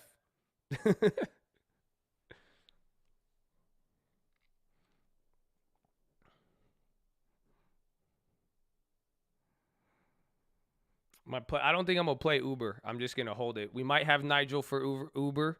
We'll see, but I don't know. I think Uber premiums are the further out the monies went up today. They were cheap yesterday, but I think we can. I think we already have the leaps and the shares. I like it. I hope it comes down, but I don't think it is because I want more shares.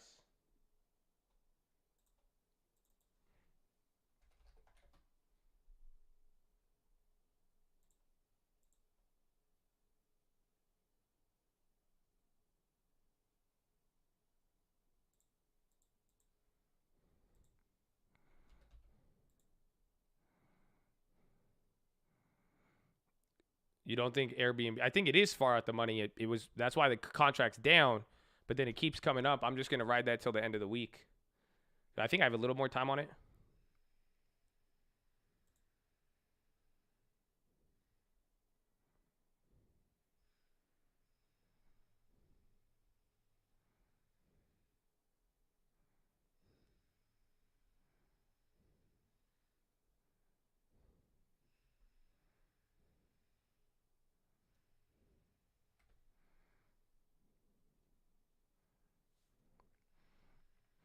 UWMC calls. Don't sleep on it. I would just get more shares, but I'm not at the point of wanting more shares yet. I don't think I'm down enough.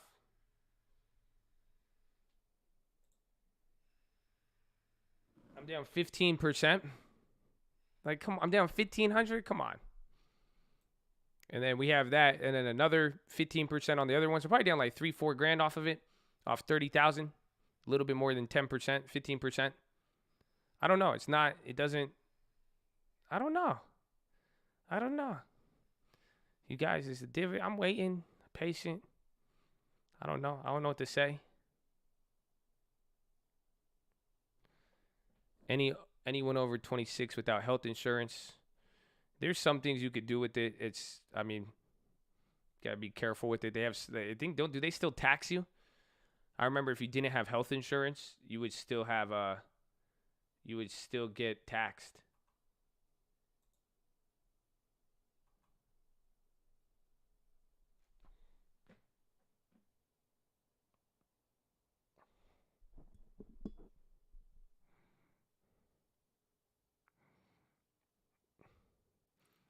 I ended that with Trump. Thanks, Trump.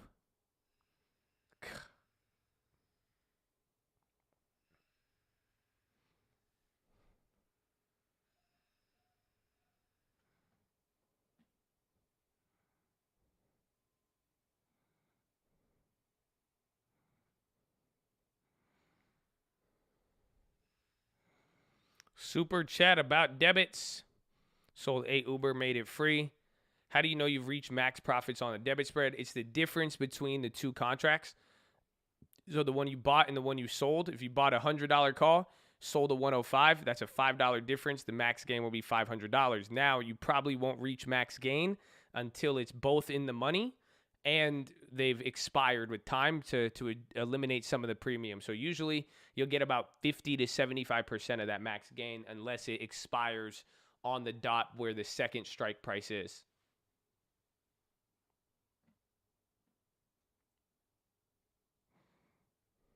Yes, and then minus the premium you paid. Thank you. I've had to say more than max. If I sold, I would actually just get the max. If it does that, yeah, sometimes it does. It's just all about, understand the bid and ask and all that.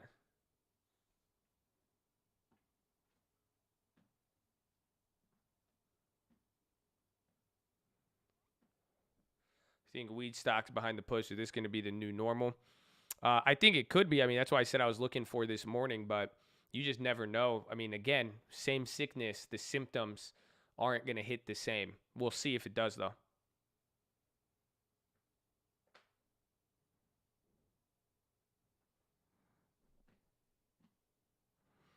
I don't have an Uber play. We'll look at it. I may want to sell premium or something, but we'll see.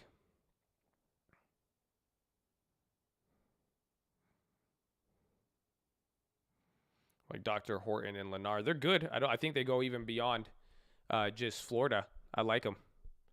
Like them a lot.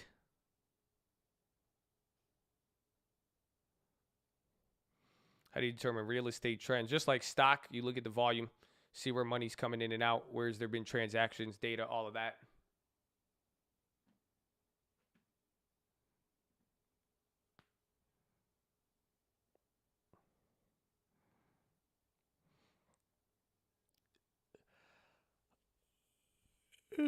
Hey, hi to me. What's up, Vivek?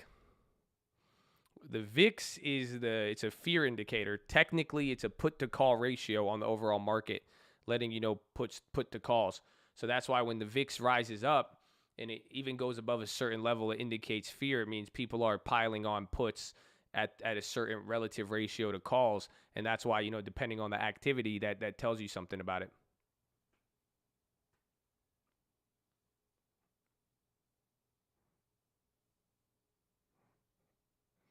Yeah, very familiar with EXPI.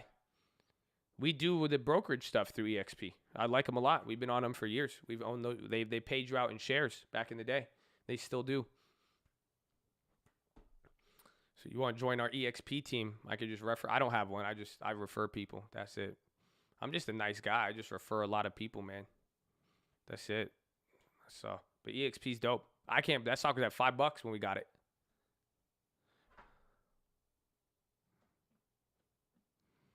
Airbnb postponed earnings. I didn't know that. Paychecks on the low.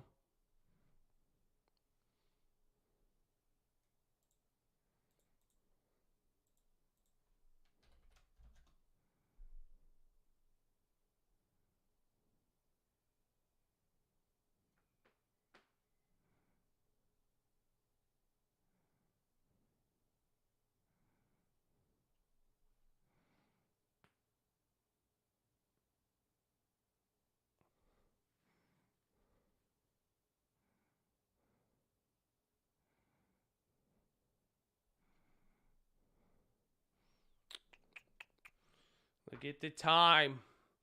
So Airbnb went green.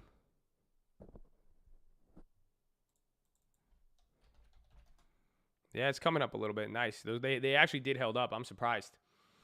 But, ladies and gentlemen, we're live Monday through Friday, 30 minutes before open. Drop your thumbs up on the video. Make sure you subscribe. You're on mobile. Press hide chat. X out the chat. Hit the thumbs up button. Second link for the nightly watches and main channel. First link for the Scream Alerts Bootcamp and Real Estate course.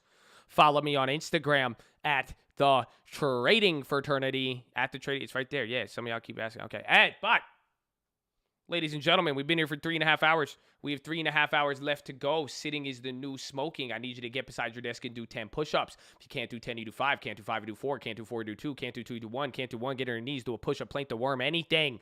But get the body moving. Then, optometrist recommendation. Stare at an object 10, 20, 30 feet away. Blink a few times. Relax those pretty little eyeballs. Go, go, go, go. Blink, blink, blink, blink, blink, blink, blink, blink. Rapid fire blink. Go. Blink, blink, blink, blink, blink. It's good for you. Do it. Woo!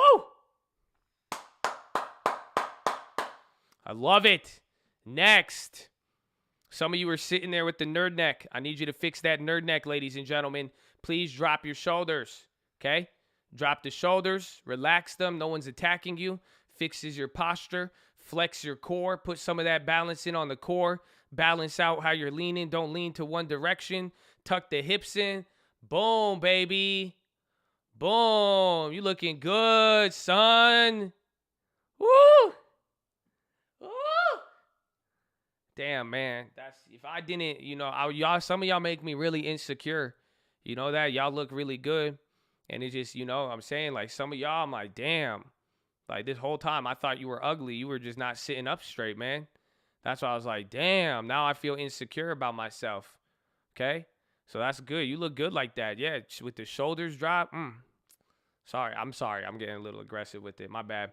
But drop the shoulders, relax. You feel good. Next, relax your jaw.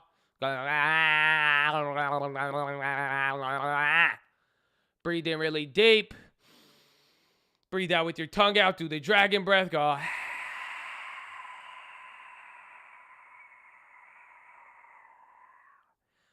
Wow. Feels great.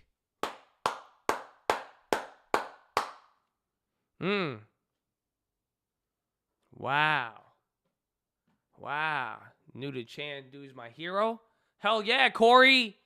Ridiculously nice guy and fun. I like it. Thank you. I need that. Because sometimes I'll say stuff where like I think I'm being motivational and helpful, and then people would be like, "You're fucking being mean," and then he's like, "You're ridiculously nice." That's such a compliment. He said I'm ridiculously nice. He said it's just ridiculous how nice you are. Like that's it. Like I say thank you, and he's like, "That's ridiculous." Nobody says thank you, so thank you. I love you. Now do your damn push-ups. Okay, get the body moving. Relax a little bit, and I tell you, you look good with those chests. Chest to the sun, shoulders down. You look good. You know that? That's it. Unbelievably. Right? I like ridiculous. He says just ridiculous. Feel that hella. Ridiculous. Ridiculous. Fergalicious stuff. Oh, that's a different one. Okay, let me go to the bathroom and let me move around a little. I kind of want to just get the weights and start curling for y'all. You know what I'm saying? But I don't want to flex too heavy.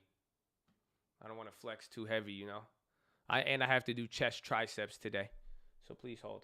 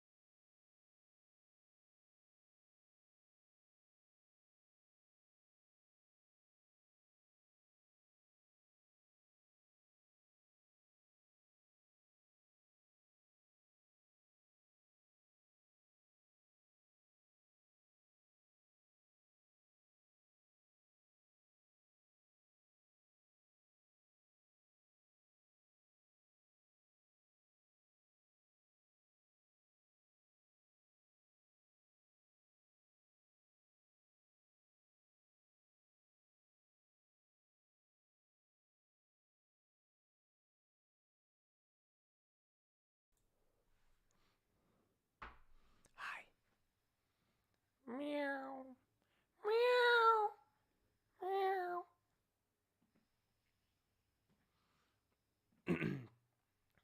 Any good optometrist recommendations? We already dropped a couple. Hopefully you stare at the object. Dude, my leg, is it normal to be sore off a leg day for 2 days in a row? That's crazy.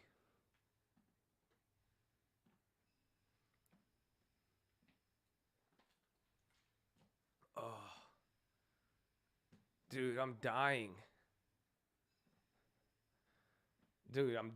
I can't even sit down. I haven't been sitting. I sat down for 20 minutes today. I've been standing up the whole day. But it hurts.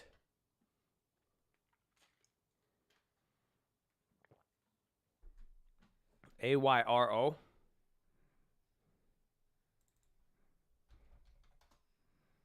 A little pop on there. I think it got halted. I don't know what it is.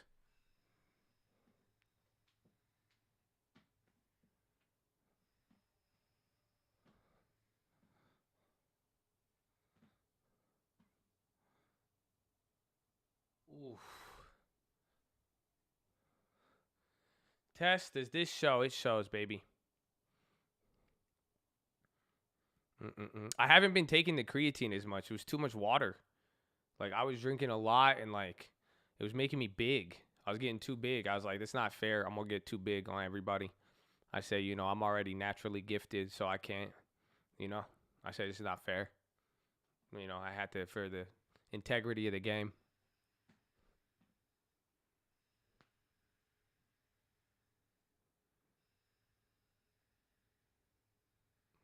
Don't I have Arrow? I do not think I do.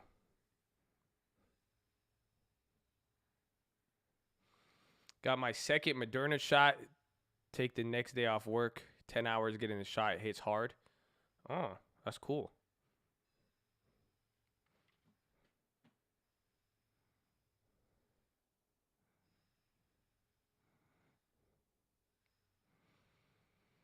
Mm-mm-mm.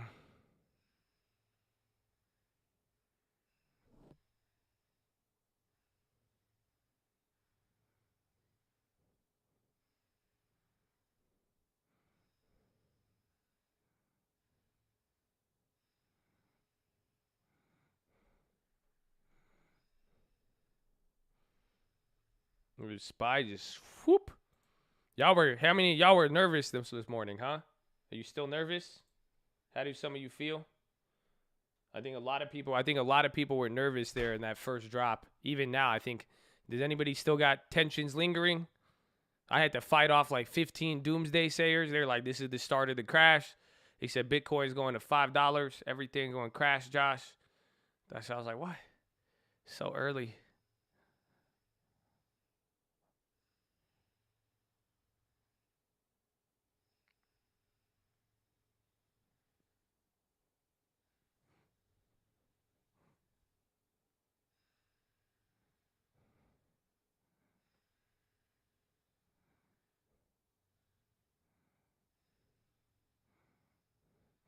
We pumping Airbnb. I'll take that. I mean, we have what? Do we have 1 week or 2 weeks on the contract? Oh, hell yeah. We have another week. Oh, the Airbnbs are up. Those Airbnbs are up 30% now. $30. Simulating till Powell. Yeah, right? Can we just simulate till Powell? Can't break 4,000. Started with 1780. Can't hold. Go over long term. Needs to be more mature. You need to don't focus on those. Like, those are just stupid numbers. Like, you know what I'm saying? Like, every single person has it, but you just can't view it like that, because then you're going to, like, mentally add a cap. Like, you're like, oh, 4,000. The stock market doesn't give a shit. You right? You know what I'm saying? None of your plays, it's not there.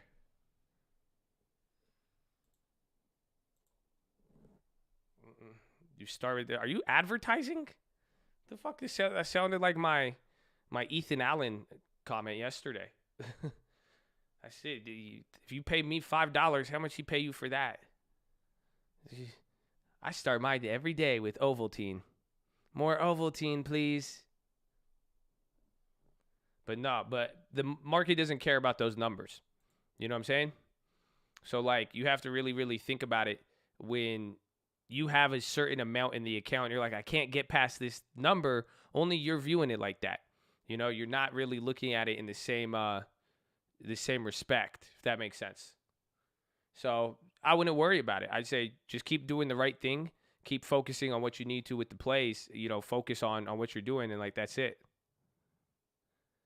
So just don't think like this is a 4,000 trade. Exactly. Just relax. You know what I'm saying? Like, don't ignore it for next month and just stick to focus on making a good trade. Watch your cash balance, build up the cash balance, and watch what happens. You know, not even with the cash balance, but in general, just look to make better plays with it.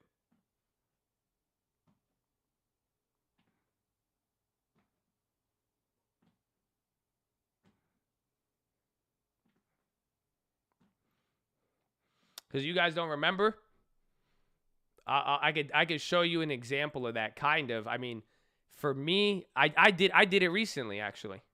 I did it recently. Does anybody know what I'm going to bring up? Does anyone see it? There's something I'm gonna bring up. Very, very important. Do you not remember? It's funny. It was after TLT. Remember 140 on this account? You remember 140 was kind of like a resistance in its own little way? And then it would come down. And then what happened? We got past 140. You remember everyone like, oh, we got past 140. And then what happened? It dropped. But, we were focusing on 140 for a little bit. But then eventually I said, fuck one. Who cares? Shoot, I said, eventually, once you get over it, it's just a different, it'll eventually build back up there if you just don't really focus on where the account's out, but focus on making and holding good stuff, everything will take care of itself. So you can see it right there. This is that 140, 140. That was our TLT top. So when we finally got past it, but no, this was DraftKings gambling, trying to get crazy. And then the recovery, baby. That was the finesse. Y'all were like, hey, Josh, I want to see you in a bad position. You fucking saw me in a bad position. I hope you know that. Y'all saw me in a really, that's it. Y'all were wishing some evil upon me. You know that? Y'all were wishing you were like, oh, I want to see Josh. Yeah, let's see what you do. I'm like, yeah, let's do it. I was down 35,000 in a week. I was like, oh, come on. Look forward, not present. When you walk, you trust your feet will move for you. Amen. So don't focus too much on the level, bro. I cannot believe what I watched. We came out, bro. I'm surprised. And don't forget, I still have a W from that whole play. Remember, we sold the DraftKings right here. I still got another $3,000 from there. Don't let it play you, man. But that play, we ended up, I don't know how we fucking did that shit, man. God is good. But that was awful. I put in way, that one, I got a little too aggressive. A little too aggressive. It's good, though. It brings out the tiger. You know, it brings out the lion. It's kind of, but you got to keep the lamb alive. That's a fila.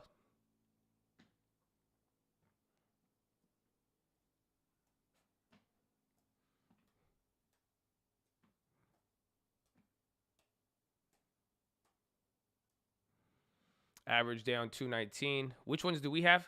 I know we have some contracts and they're only up there. It means that, I don't know. I think those are only up 10%. But I'm careful. I wanted the Walgreens. I mean, it popped that one day. But I do like it as more of a long term. Almost even on true. I thought I was. And then we got Easy Go and then that came down. So we'll have to see.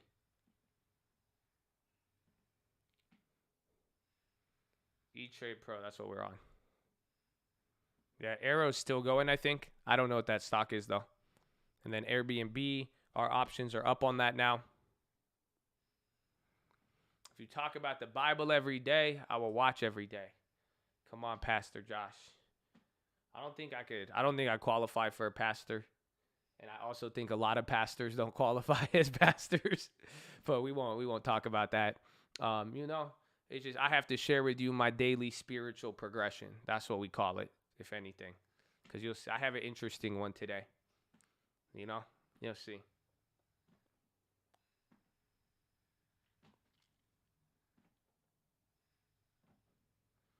Took a hit, feeling really discouraged. Well, try to smile. Get your chest to the sun. Drop the shoulders. Do you remember? Do you remember when we were watching Snapchat? You guys remember that Snapchat earnings? And we were joking around and we're having fun. And you remember what I said? I was so excited. And then it happened out of nowhere. All of a sudden, when the stock dropped, I said, man, I feel like I got COVID. I said, oh, this is crazy. Like all of a sudden, I just started getting a little I was excited. Everything was going and then it dropped. And I was like, why don't I feel the same excitement anymore? All of a sudden, I slowly started to just get sick. I didn't want food. I started feeling a certain way. I was like, man, it feels like I just caught COVID. It's kind of weird. That's the point. Nothing changed. So most of the time, even when you take a hit today, obviously something may have not gone your way, but the question is, what were you expecting? But nothing has really changed. You're still in the game. You're in the stock market. The place marker has moved a little bit. You still got to be in the game, my friend.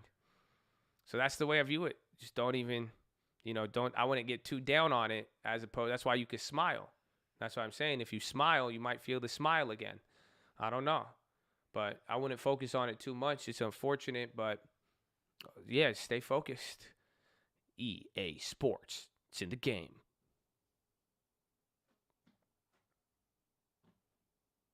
Prepare for the worst. Hope for the best. Accept the best. We don't even hope. We'll just accept it. Whew.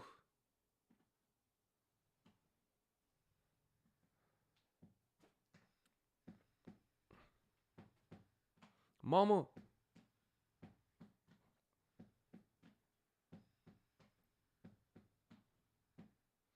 I'm beat down, lost 9K, 3 weeks, kind of depressed. It's already taken. The money's already gone. See what I'm saying? Event has already happened. You've already taken the L's. You got to hold those L's. Stop just reminding yourself about it. That's it. If you keep coming back to it, I mean, I can't do anything. You can't. You know what I'm saying? We haven't even got the philo. No. I could probably relate it to what we just talked about, though.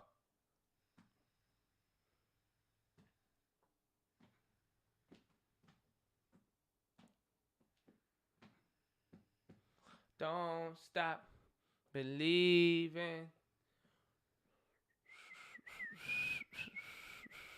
Don't stop believing.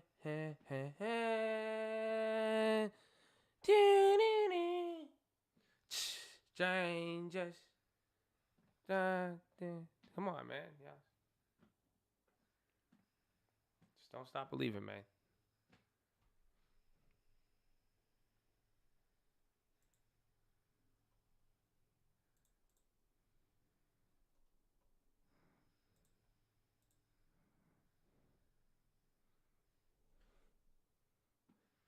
Just a small town, just a smaller account. Living in a brokerage world. He bought a daily contractor anyway.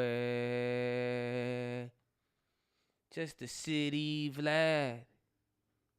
He scammed you and he's not even mad.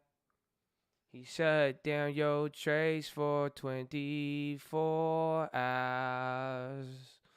Alright. I'm sorry.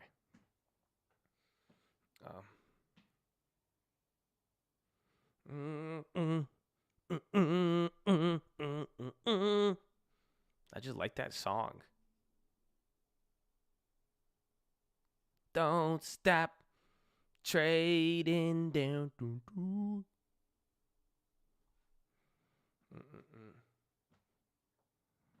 I was feeling it, right? I'm glad you feel the vibe, man. Thank you. I'm glad. Some of you have good vibes. You can feel it.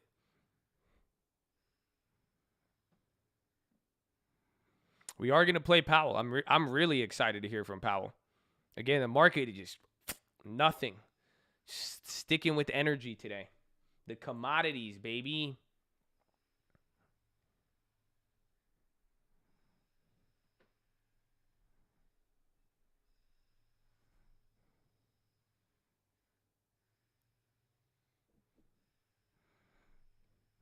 Powell's a new man with Yellen around. I don't know.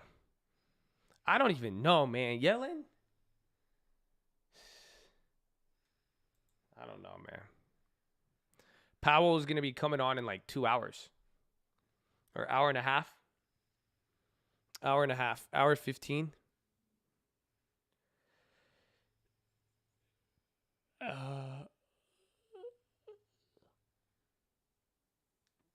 I think Powell could affect the market. I think the market will move a little bit. I think there's other factors, but this isn't going to be a Powell event unless he says something completely dramatic or different.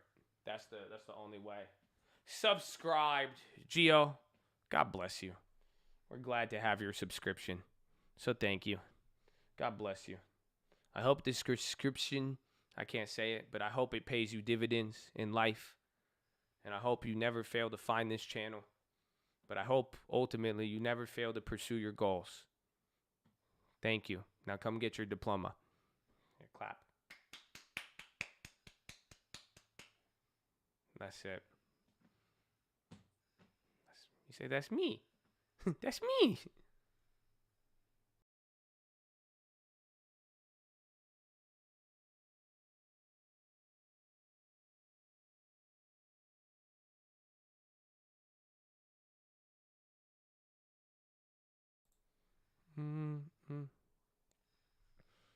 My subscription has paid so many dividends. God bless you. In the Chad, you subscribe, but you want to see my long-term portfolio. I'm here for you, man. You can see anything you want. Okay? That's what we're here for you, man. Just as long as you get a long-term. This is the full long-term, man. Let me know how we could provide any assistance to you. Okay? What do you get my girl for Valentine's Day? Get her a brokerage account. Okay? That's all you got to do. That's it. Anything else? These are all of them. Shout out the long-term alerts, man. We got all of them. Are these shares or contracts? No, there's shares and no, all these are all shares.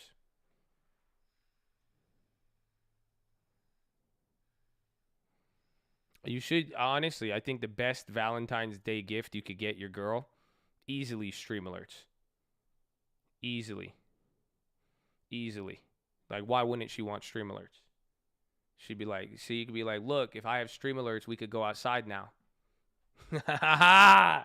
Oh, look at that. See, this is why they put me in charge of negotiations. Telling you, you'd be like, you know why we can't go outside Monday through Friday? It's because I don't have stream alerts. So I bought you stream alerts so that we could go out and I will never miss any of the active news or trades going on in the day-to-day basis. I said, it's crazy. For just about $1.50 a day. It's crazy what we could do now. You know, and she's going to be like, wow, you thought about me. Fellas, it's the same thing. And then ladies, I mean, go get your man some stream alerts. He's going to be like, wow, he's going to take you out on a date. He'd be like, now I can. I'm telling you, man.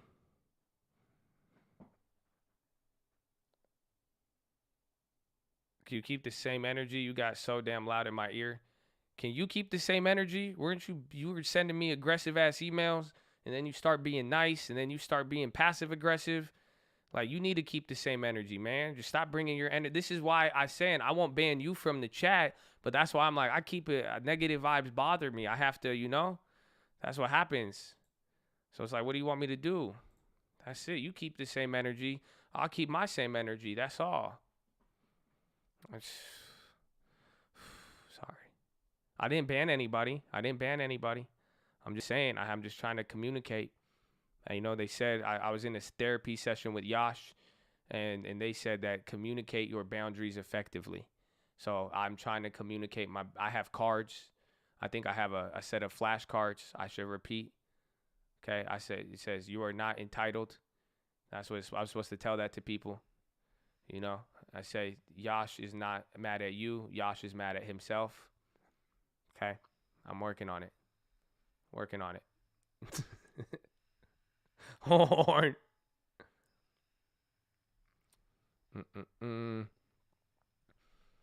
I'm your best source of entertainment. What else can we do on lockdown? I don't know, man. I just don't want to be. I just want to go outside. Going out to dinner has been my thing, man. That's it. That's the only thing. That's the only activity I value in life. You know, not like only. I'm being dramatic, but that's all. That's my entertainment. Oh, Boeing popping right there. Again, it had the earlier pop, but this volume in move looks a little bit bigger. Check news.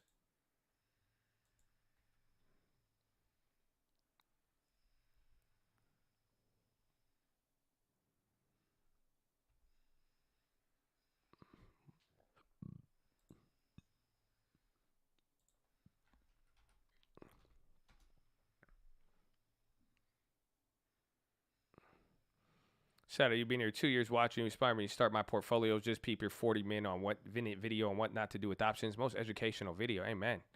Hopefully it helped, man. Good work. Boeing on CNBC. Is it one of their trades? Or negotiation, settlement, and Airbus news? Some of you were talking about it. I think CNBC is discussing it.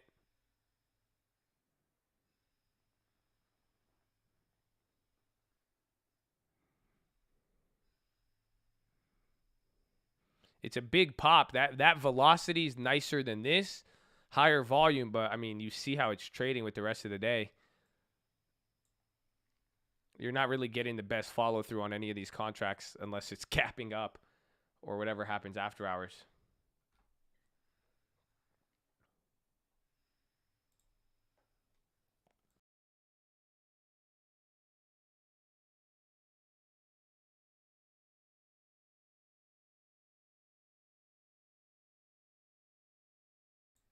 You get anxiety eating out.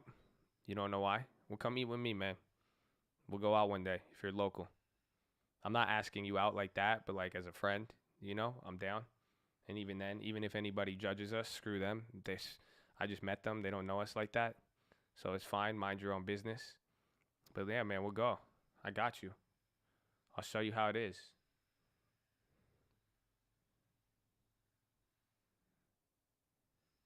East Coast. Boston.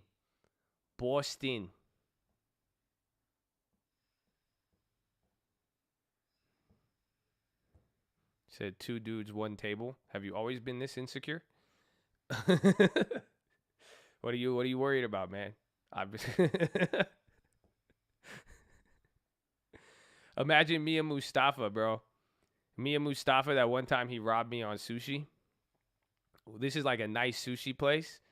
And then it's just me and Mustafa sitting there. BA's Biden and Macron settled dispute over Boeing. That could be bigger news. Hold on. I'll finish this story later. Let me double check that. I'll even check the chain. I don't know. I really don't think there's going to be follow through. Driving and watching in the Freightliner, baby. God bless you. Amen. Run it. If I saw you, I would do the motion like honk, Dur, dur. It's like the horn. It doesn't look like it's too. It could, but I don't know. We'll see here. Do you think you should swing trade your long term or just leave it be? I'm trying to think of a witty answer, but I'll just save your time and mine. Nah, it's a long term. Just hold it long. Call it a day. The ship honk arm motion. Yep, that's what it's. I did not know that. You just described that perfectly.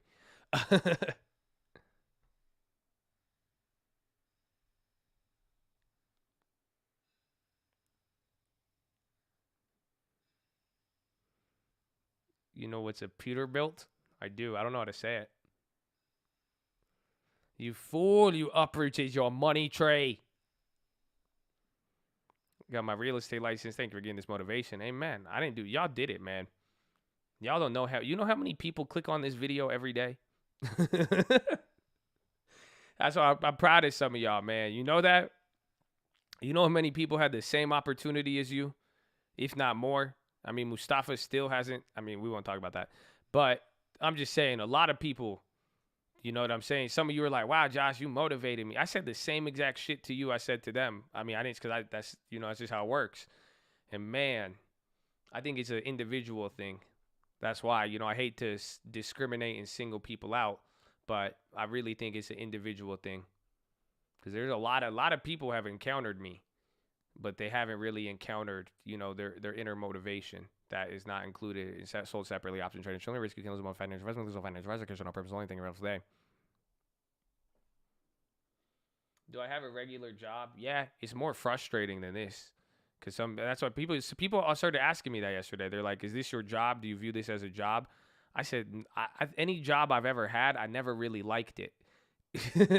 So I can't consider this a job. That's it. Like, if this was my job, I mean, I would not want to work like, I wake up at 6 a.m., like, ready. Like, otherwise I go crazy. Like, I hate the weekend naturally. But I do this a lot. I would do this as a schedule of a job.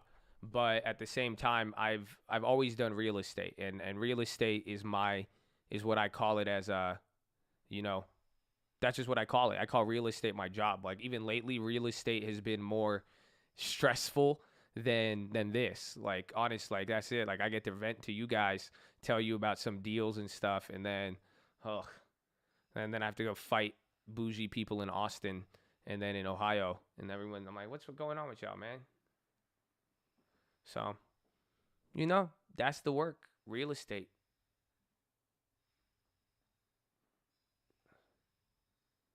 I'm just an investor. I work with a lot of, that's why, and I get a lot of deals. So then I work with a lot of agents. I refer the deals. We do a lot, but it changed. I mean, I've been getting lazy though lately. I could honestly tell you that. I've been balancing different stuff. I have different ideas. I've been pursuing stuff I haven't told you about. So there's a lot of cool stuff. I don't know, but I think my real job is quote unquote real estate. In Miami. Do I live in Texas? No, man.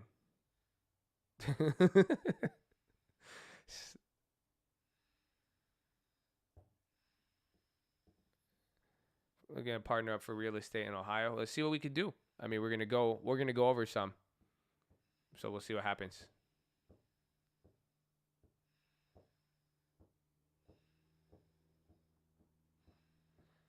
Miami.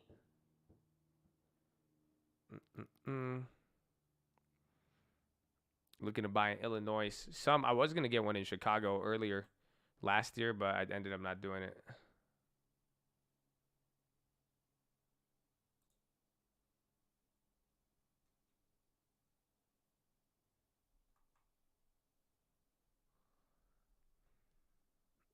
Chi-Town.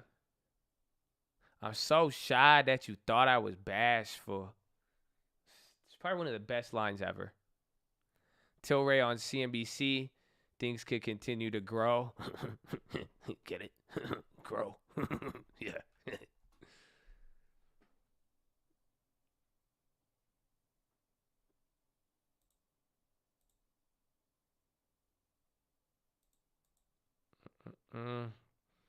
I don't know, man. The weed stocks are looking very GameStop-esque.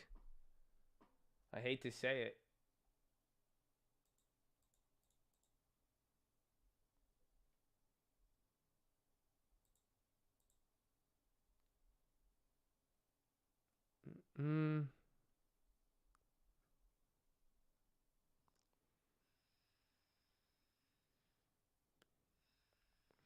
CNBC is saying it's the Reddit reason.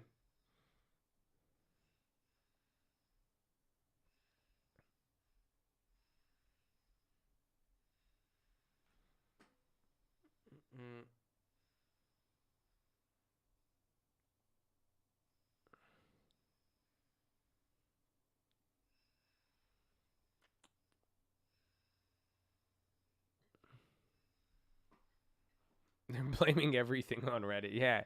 Y'all can't do that, Wall Street. That's what I don't like about the narrative. It's like I can see it, but then at the same, you see, I'm skeptical on both sides. Like, all right, Reddit, I understand but like, nah, like they're blaming everything on Reddit now. Like that, yeah, everything is just getting blamed on Reddit and Robinhood. I'm like, I don't know.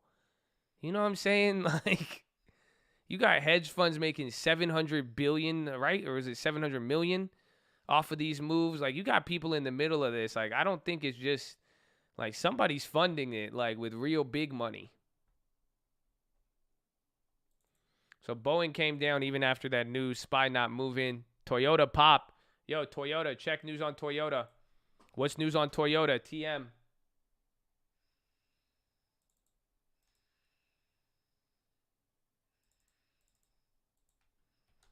Anybody?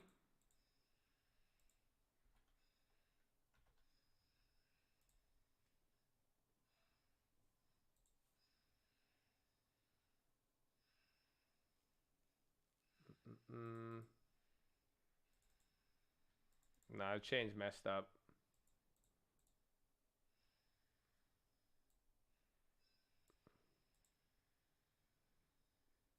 They won't let you have anything. There's a pop, though. Toyota self-driving cars.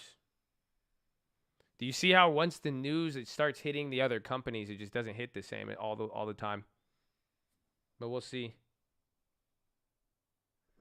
We'll have 3 new U.S. electric cars. GameStop's pumping right now.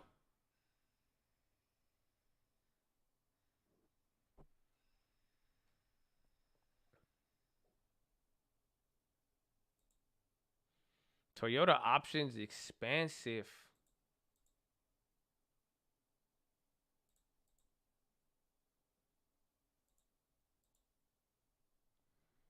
Nah, clap.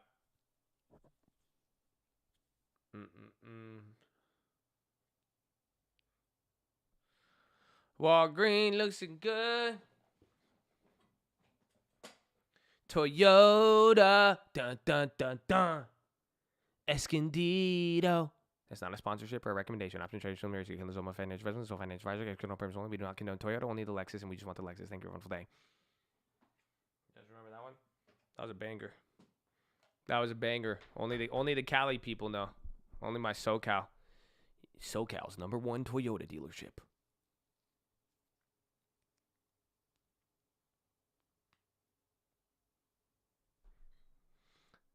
Toyota's moving a little bit. We'll see how that one plays. Master Nissan. Master Nissan. So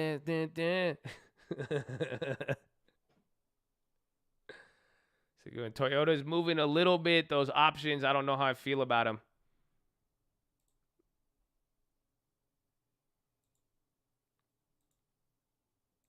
Yeah, I was trying to steal some, but you just can't anymore. Yeah, it's crazy. We'll see. It's interesting news. I mean, it's a pretty big pop for them. They don't really move that big. I mean, lately it's moved a lot up there, but they're getting a lot of steam. And they already had earnings, I believe.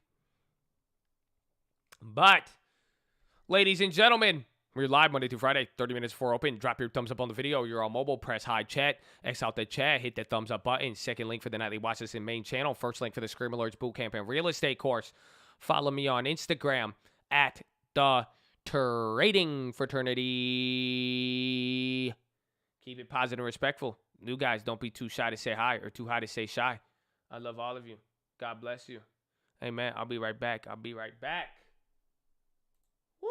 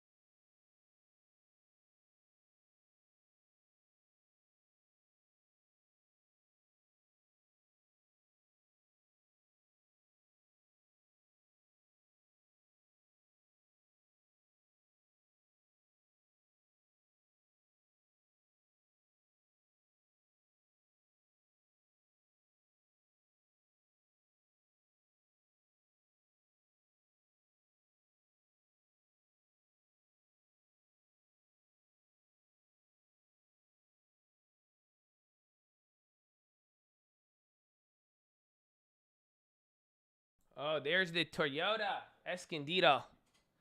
It's going. The chain, man. See if I ever teach you guys snake in the chain. No, I'm kidding. Hot money, baby. Hot money, baby. I like it. It's good, though. That's a big move. It's a big one. You say Chad needs a purge? Jesus, man. Even then, even if we did do a purge, like, you would be the first target. People get petty as hell. They're going to come after you, man. And be like, who's the guy who suggested this idea? Oh, yeah, Donnie? Word. That's it, dude. You saw the movies. People don't play around. They sus as hell. Better watch out. Don't put yourself on the target list. That's crazy.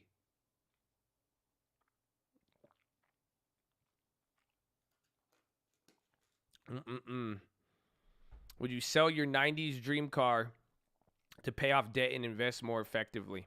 I'm about to give you the wildest answer ever. Okay? Because it may not be the wisest, but it may be. Do whatever makes you happy. I mean, honestly, if you get a certain level of utility value out of that vehicle, I mean, I don't know if it keeps you motivated, it keeps you excited, whatever, but like, sure, could you sell it and go make investments and like money? I mean, money isn't everything. Like, what happens if you go and do that and then you're just still pissed off and then you go on like a crazy drug bender and then like you start regressing and then you fall back and now you lost it all. Like, I've seen that happen. You know what I'm saying? So like, you just gotta, listen to your heart. When the Chad makes a call, listen to your heart. You know what I'm saying? Seriously, that's great car buying advice. Well, not really. I mean, again, like I said, it may not sound like the wisest, but I believe that, just do what you need. It sounds like a DirecTV commercial. You just gotta do your thing, man. I don't know. Like, if you like the car, you like the car. If you don't like the car, you don't. You know what I'm saying? But you gotta, know where know what your goal is. That's why I love goals, because once you know what you're trying to accomplish, we could say, can we get to that goal with doing this or without this? Like, what could we do? What could we do? Shout out Hits, TM News. Thank you, Josh, for staking the chain. God bless the code. Let's go, baby. There you go, Billy Mays. Billy Mays. Rest in peace, Billy Mays. Toyota news was 3 electric vehicles.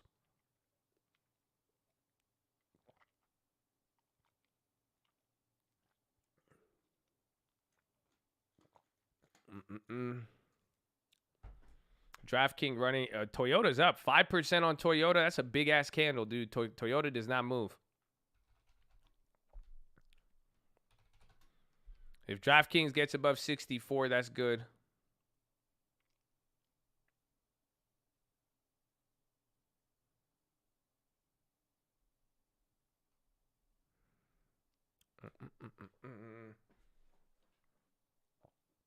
Gas. TrueCar. Is TrueCar going up with Toyota? Bro, that's it. The dreams come true, man. Thank you for making you laugh. I'm glad you find me human. It's beautiful.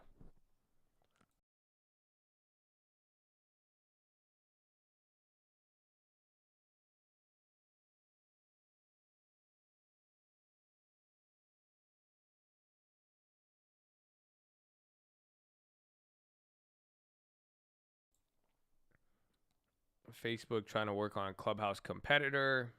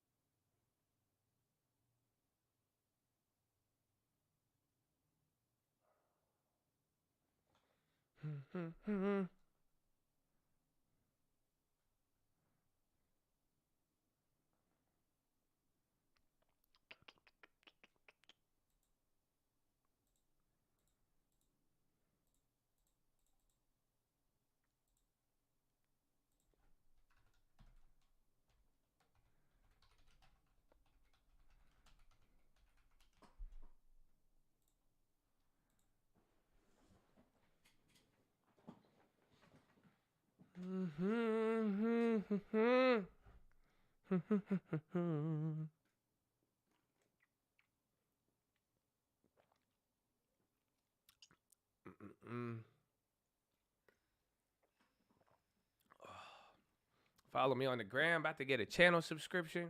I love you, man. You can support with your time as well. Okay? No purchase necessary. We still love you. God bless you.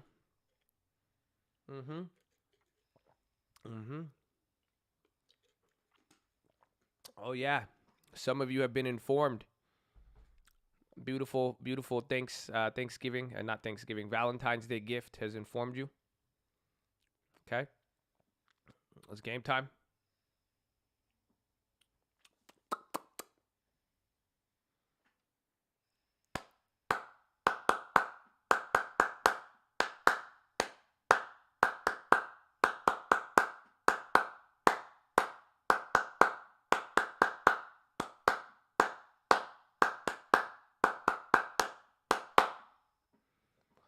Oh, yeah.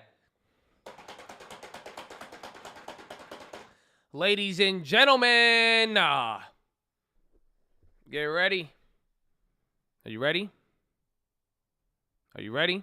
It's that time. You're right. You're 100% right. Amen. MCY? MCY? Mercury Genal Cord. What? MCY is popping. I don't know what that is. But, ladies and gentlemen, boys and girls, we're going to have to get this one out the way. We're going to have Powell come up. But it's time for the philo. So, I have to give a disclaimer. This is a very controversial moment in time. I would hate for any of you to get caught up in this moment without knowing what you're fully getting into. So, if you do not like positivity, respectfulness, personal development, and especially religious concepts, you're not going to like this moment, okay? I want you to keep your peace in 2021, okay? I made a commitment. I refuse to let anything take my peace this year. So, God bless you. I hope you're good. But at the same time, I don't want to put you in that position. You're my brother, man. I don't want my brother to trip. Oh, y'all don't feel me. You see? So that's why I'm telling you right now, if you don't want to listen to this, you know what you're about to get into. Maybe it could help you out, but if you don't like this, that's fine. I don't want you to be distracted. I'm still working. We're still hunting. We're still looking. We're still scanning. We're doing what we need to. But if this stuff pisses you off, it distracts you, I don't want you here for your own sake. I just want you to keep the peace, baby. So I hope you know you're loved. I hope you know you're important, and I hope you know that Chad loves you. That's it. That's all I can say to you about it. You know what I'm saying? So there it is. It's very, very simple. So God bless you, man. And for the people who like philo, I love you. You know that I'm very honored. Can I start it off just with a thank you again? Because this philo again is going to be a little different. So if I can say anything, I do like to say thank you. You know, a lot of people. This isn't me preaching. This is not me telling you shit. This is, this is honestly just me sharing with you stuff that I go through every day. I mean, on this type of level, this is the stuff I do for my personal development. This is the stuff that I do for myself. So it's nice to share this with people, especially when people get the same value of it that I do. So that's all. I thank you guys. Thank you for listening again. It does mean the world. We're glad to have all of you here every day. But ultimately with this stuff, because everything else is fun, but there's just something about being able to share something of substance with people. You know what I'm saying? Like the fact that I could talk to some of you guys about this, like something with some real substantiative, it's just good. It's good material. It's good ingredients. We talking about something that's deep. I like it a lot of the time. So thank you again. And I hope it does help you guys. So pulling that into today's philo, it's the same situation as the last 2 days. I got really, really busy yesterday. I was doing a lot of work, very, very productive. And I did read my Bible, but, I don't know. Lately, I was like, God, just you'll show us some stuff here. And a lot of things kept coming out. And, oh, man, I read something, and I'm excited. I'm going to share it with you. So I don't really have anything specific, but I have noticed on these days when we do get into these, it gives me an opportunity to kind of just read to you what I wrote, or not what I wrote, what I read the night before, and kind of just give you some of my initial thoughts and ideas on it and what I took out of it and where to go from there. So here's the best part. Yeah, Toyota's steaming again, man. That's crazy. You know what I'm saying? Like, it's crazy. So, it's beautiful. It's beautiful because this is what I liked. I'm gonna read you from a book. I'll explain the book for you in a little bit, but here's something that happened for today's philo. Go open the Bible app. You will see the verse of the day, and that verse of the day says, "For where there 2 or 3 gathered together as my followers, I am there among them." Woo! Amen, baby. That means we have God in attendance today. God, thank you for showing up. God, please like the video. We're live Monday through Friday, 30 minutes before open. If you can't see it's hide chat, X out the chat, hit the thumbs up. Thank you, Jesus. That's exciting, right? Nah. But nah, seriously. I read that, and it instantly tied into what I wanted to talk about, or what I read yesterday. because by the end of this philo here, I'm going to give you guys a challenge. How do you guys feel about a challenge? Is anybody willing to take a challenge with me? That's what I want. Because that's why when I read that, you see, I'm getting hyped already. Because even after reading that right now, I'm just like, damn, if everybody did this challenge with me, that means we're going to have a lot of good things.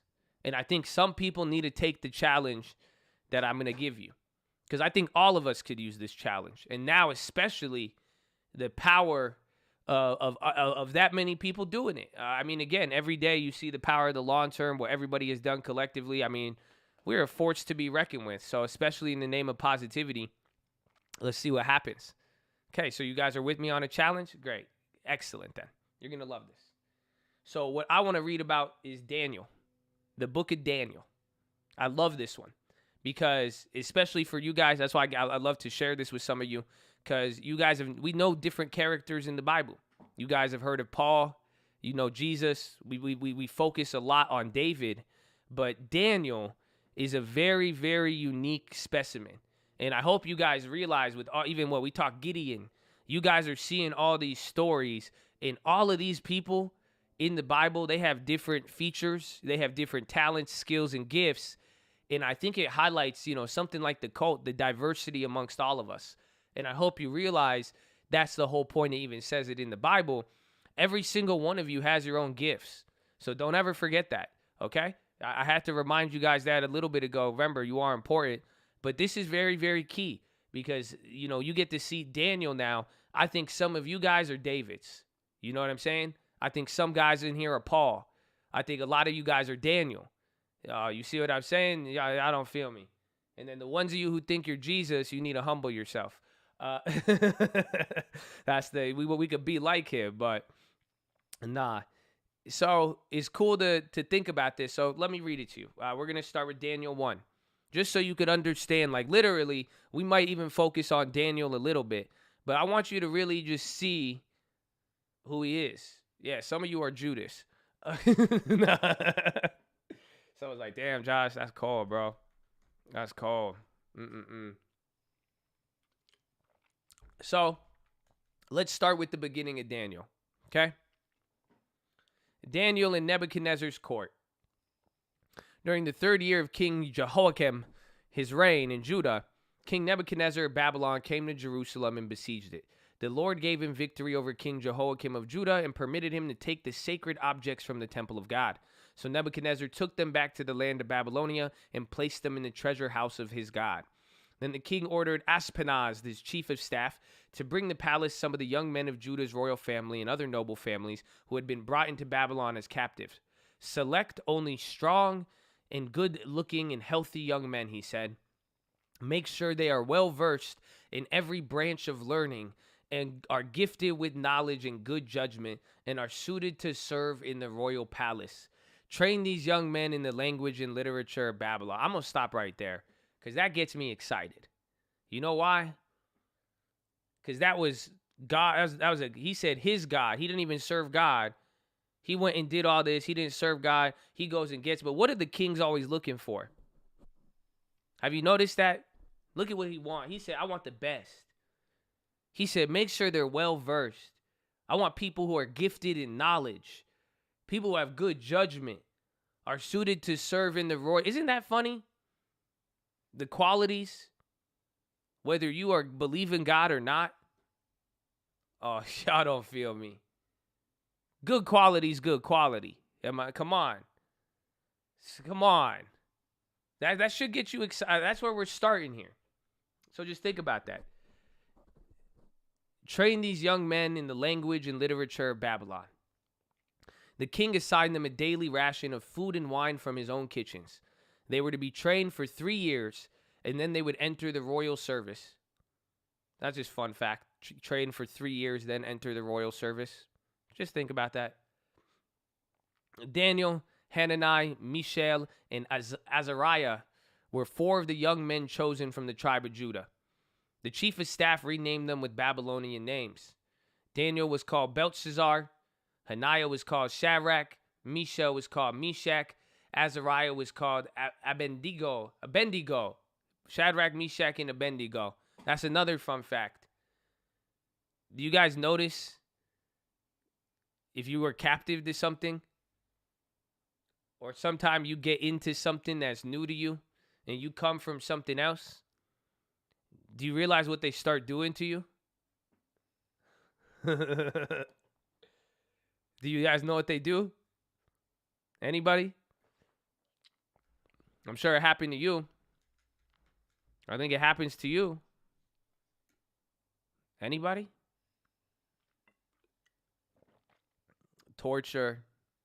Oh, look at that. Yeah. They label you. They change your name. They call you something different. Ooh. That's why you got to watch what you say. That's why what people call you doesn't mean it's who you are. I know this may sound like I'm getting cliche with you, trying to motivate you, but this is key to the story. This is really, really key to the story, because this is culturally what would happen. They just took over a damn city, took all of the people with good qualities, and then they gave them different names. That's why someone asks, like, how do I stop something, but I do this? It's like, what are you calling it? Sometimes what you call things, oh man, pretty much what I'm saying, you could be a whole new person, but what people call you or what your original name was, it messes things up. But just keep that in mind. So even after they got their names, but Daniel was determined not to defile himself by eating the food and wine given to them by the king. He asked for the chief of staff the permission not to eat these unacceptable foods. Now, God had given the chief of staff both respect and affection for Daniel. But he responded, I'm afraid, my lord, the king who has ordered me that you eat this food and wine, if you become pale and thin compared to the other youths your age, I'm afraid the king will have me beheaded. Daniel spoke with the attendant who had been appointed by the chief of staff to look after Daniel, Hananiah, Mishael, and Azariah. Please test us for 10 days on a diet of vegetables and water. Daniel said, at the end of the 10 days, see how we look compared to the other young men who are eating the king's food. Then make your decision in light of what you see. The attendant agreed to Daniel's suggestion and tested them for 10 days. At the end of the 10 days, Daniel and his 3 friends looked healthier and better nourished than these young men who had been eating the food assigned by the king. So after that, the attendant fed them only vegetables instead of the food and wine provided for the others. God gave these 4 young men an unusual aptitude for understanding every aspect of literature and wisdom. And God gave Daniel the special ability to interpret the meanings of visions and dreams. Woo-hoo! I read this randomly yesterday. And even when I read to that part, I was like, oh. I said, it's been a wild weekend. I asked y'all about the dreams. But that's not the main point. Okay? When the training period ordered by the king was completed, the chief of staff brought all the young men to King Nebuchadnezzar. The king talked with them, and nobody impressed him as much as Daniel, Hananiah, Mishael, and Azariah. So they entered the royal service. Whenever the king consulted them in any matter requiring wisdom and balanced judgment, think of qualities, he had found them 10 times more capable than any of the magicians and enchanters in his entire kingdom. Daniel remained in the royal service until the first year of the reign of King Cyrus. So that's the first book of Daniel. This is the introduction to Daniel. They take his city. He gets captive. He's smart. He's impressive, him and his friends. They give him new names. They say, we're changing you. You're going to have to do this. You're going to have to do that. That's what Daniel does. He does end up interpreting dreams, and we could talk about that, but this is where we're really I stopped after this because it's very important. You get to see something, and this was a quality that I was just reminded of that will always take you far in life, and it's what Daniel had. This is my philo to myself. This is why I'm looking at him like, damn, that's what he did. He had it. Daniel stuck to his guns. Do you guys understand that? Daniel stuck to his guns. That's it. They gave him a new name, and he said, I'm down, but he was determined to not defile himself. He said, I don't care what you call me. I don't care what place you put me in. I know what I believe in. I know what my goal is. I know what my mission is. I know why I'm here to serve you or serve whatever. I know I have talents, abilities, whatever. But he not only did he do what he knew, even when he stuck to his guns, no matter what he was exposed to. Again, I mean, think about it. He just turned down a bunch of steak and wine for vegetables. See, that's where the story comes up. It's him and his 4 friends now. They changed his names, and now they're training these people to be leaders. Remember, that's where it started. That's the goal. He said, we want the smartest, the best, the most educated, all of these people. That's where it starts. So then what happens? They're saying, well, we believe that's not really good for us. He said, can you let us try this? He said, can we stick to our meal plan and what we believe in and just see? He said, listen, I know you can't let us do that, but what's going to happen? Just observe us after 10 days. Great negotiator, right? He said, I get it. I understand. So he said, let me just do it for a week. If after 1 week you see that we can't hang, that's fine. We'll do whatever you say. Oh, that's huge. And again, meat and wine. Do you realize how good meat and wine is? I don't think somebody's lying, and you guys don't feel me on that. You really don't. Imagine that I came up to you and said, hey, can you exchange a steak dinner with wine every day for a Lunchable? Come on. Do you not know what that even tells you right off the bat? It's easy. Think about how easy that decision is. Like, why would you want less food? Like, it's just something, it tastes good. That's a sense. That's a physical sensation. Oh, yeah, I hope you feel me. He literally opted for something harder that didn't taste good or as good. Like, come on. This is why I'm trying to show you the character of Daniel, because I think some of you are like this. And at the same time, the whole story, as we go through Daniel, you will notice he had special abilities, and part of this character is what unlocked his special abilities. This is why not only was Daniel smart and impressive, but every culture respected him. Oh, y'all don't feel me on that. You'll have to know the story. Every culture respected him. Daniel served under multiple kings. So somebody took over his land, and then they still wanted Daniel. Somebody took over that guy. Nebuchadnezzar fell. King Cyrus comes in. King Cyrus even likes Daniel. These are specific characters. I know you think I'm talking about the Bible. But tell me that's not business. I'm telling you, I'm somebody I would rather work with is a Daniel character. You can't replace Daniel. You could find a bunch of smart people. See what I'm saying? You could find a bunch of people who came from the same place. You could find a bunch of people, you change their name, they go from nothing to something, they're going to act real bougie with you. And now they got their chest off. They'll be like, well, my new name it's not, no, it's pronounced different. It's called Monet. It's not money, it's Monet. Some people, that's it. You lost them. Daniel, culture to culture, this is a great business lesson. He had consistency. He stuck to his guns. He literally, everything he stood for was very, very key, even to the point, and he wasn't afraid to say what he needed to say. That's why I said, give me this challenge. Well, that's your challenge now. Because this is what happens. You guys, I just read it for you. You know, what happens? They go, they say, let us eat our vegetables instead. They say, fine, we'll give you 10 days. He said, if y'all look skinny and y'all fall back, that's it. You don't get to make decisions anymore. Okay.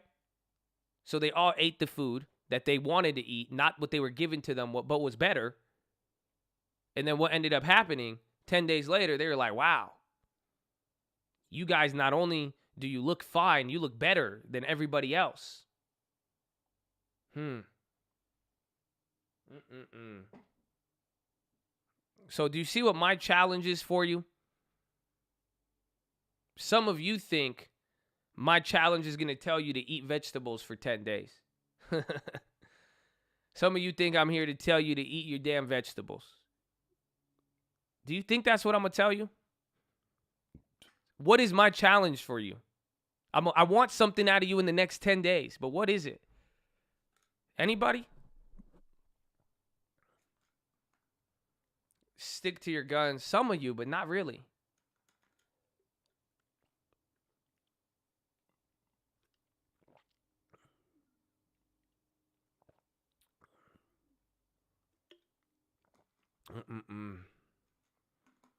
Ironically, it's kind of paradoxical.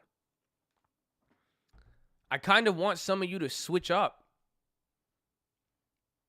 That's my challenge. If you already stick to your guns, do it. But my challenge is this.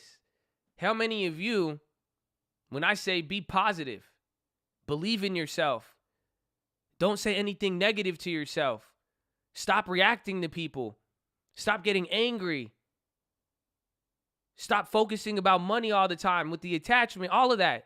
How many of you, when I say that, that sounds like I'm telling you, trade in your steak and wine for vegetables. Some of you hear positivity, and I try to tell this a lot, and we see even philo. And some people are like, nah, that's what it sounds like. I tell you, save your money every month. Do little things like this. I'm like, don't worry about it. It seems like you're like, why? You're just like the servant. He's like, listen, you're like, Josh, I want to listen to you, but I'm going to die if we switch it up. You see what I'm trying to say? I want some of you to switch your meals. If you're already feasting on the good stuff that's keeping you positive and healthy, God bless you. But nah, my challenge is 10 days. 10 days. If you've been a negative, abrasive, angry, whatever type of person, any adjective you want to throw in there, have you tried the other way and seen what happens? That's exactly what happened in the story. Because what I'm trying to say is try it for 10 days. Try to smile for once. Try to not react anytime somebody says something against your goals or dreams. Stop trying to take revenge on people. Oh, y'all don't feel me. Why you always got to get in a fight with somebody? Why you always got to be confrontational? Think about it. This is all part of your daily diet for some of you. But some of you think you can't switch or you don't like the positivity. That's why I'm just saying for the next 10 days, can you try it and see if it works? Try it for the next 10 days. Try to be as obnoxiously positive as I am. Try to be just not angry. Do anything but what you're doing now for 10 days. And if you don't see a change in 10 days, if the king can't notice, wow, you look better. You will look better. You will think better. But ultimately, you will do better than your peers because that's what happened. Oh, you don't feel me. Yes, I want you to be positive. You know that? I think it's going to benefit all of you. And it's great. But let me get real human with you. Let me get real selfish and human. I want you to be better than everybody. Oh, I'm sorry. Am I not allowed to say that? That's why it's ain't church. Be better than your peers. Oh, I know I like to be humble. You know that? I don't think I'm better than anybody, but I like to be better than everybody. Does that make sense? I don't need to tell everybody. I don't need to look down at people, but I want to. Because look in the Bible. They all became the best. I'm sorry. This is how the story starts off. He says, give me the best. They didn't go raid a fucking village to go get the wackest people.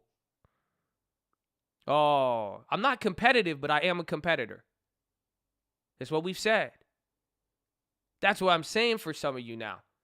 You think I'm here to, yes, I know it's positive. You have to try the positivity. I know it sounds like bullshit, but watch what's going to happen.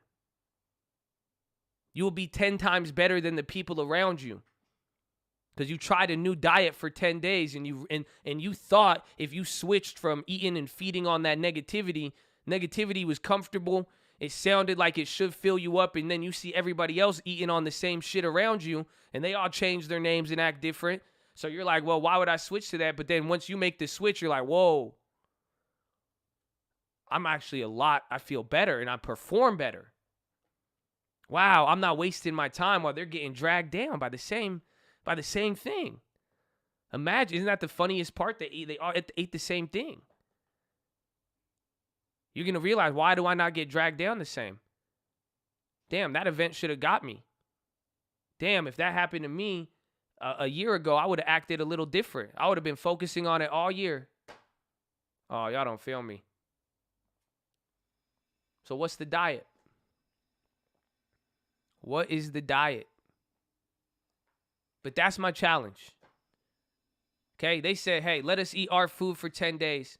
And if we're not better than everybody else, we won't fall back. If it doesn't work, that's it. I'm done with the positivity. That's fine. So for real, I'll tell you the same exact thing. In Jesus' name, baby, I'll shut up about positivity. I will never, seriously, somebody's listening to this, I know you've been here for a long time.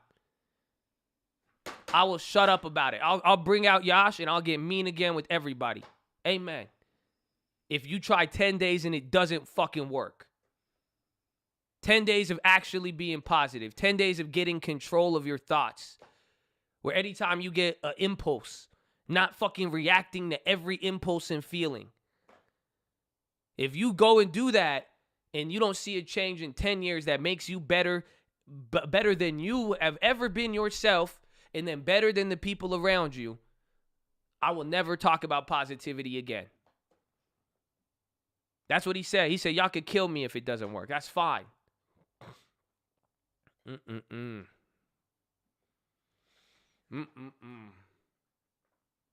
So, it gets exciting, man. Because you're going to see what Daniel does. And I've already hinted at a lot of what he goes in to do. And it has a very big historical context, honestly. That's why I don't make any joke about it. And I know it sounds very biblical, but don't underestimate this. This becomes very cultural. Like I said, the skills, the benefits, everything. This is culturally based. This is going from different generations. And it's funny to see how Daniel excelled in every single one. It didn't matter. Daniel's biggest problem, he always wanted to go. That's it. Nothing was like his home. He was just like, I need to go back. He was like, if I could wish anything was to go back to my people. But he was so exceptional following this regimen of God and positivity, they wouldn't even let him go back and they couldn't even kill him. Come on. That's amazing. It is, but it's also scary. And that's why I'll tell some of you too. Because guess what? Once you turn positive, some of you may not come back. Do you realize what I just said? He became so exceptional. He doubled down on God. He doubled down on positivity, everything. He got so good at what he became so exceptional. Some of you are going to be so good. Amen. But he couldn't even go back. He wanted to go back to his people. He was so good they wouldn't let him. And then he was so good they couldn't kill him. Oh, that means you're going to be in so much demand, they won't let you go back. And they won't even want to hurt you because you provide them so much value. Oh my gosh. Come on.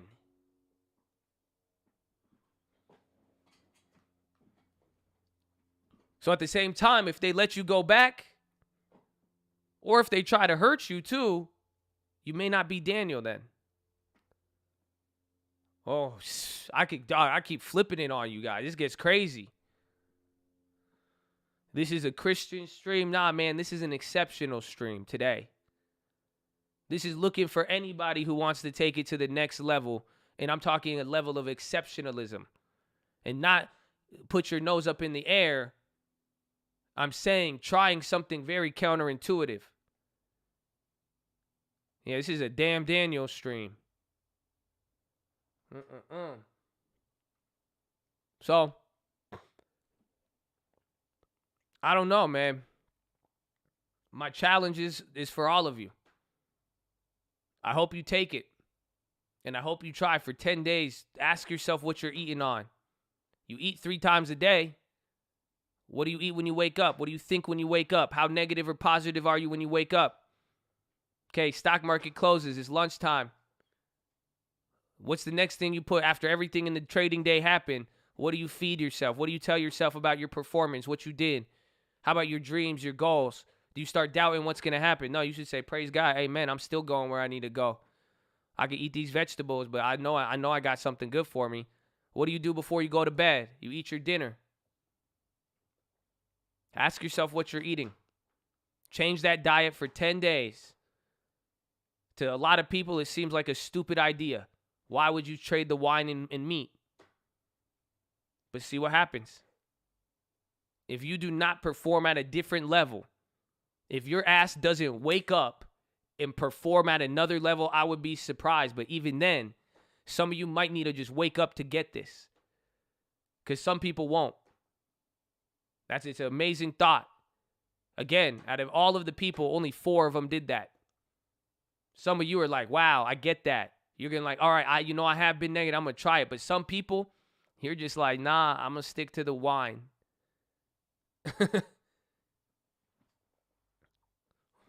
So that's my challenge for the next 10 days. That's what I got out of it.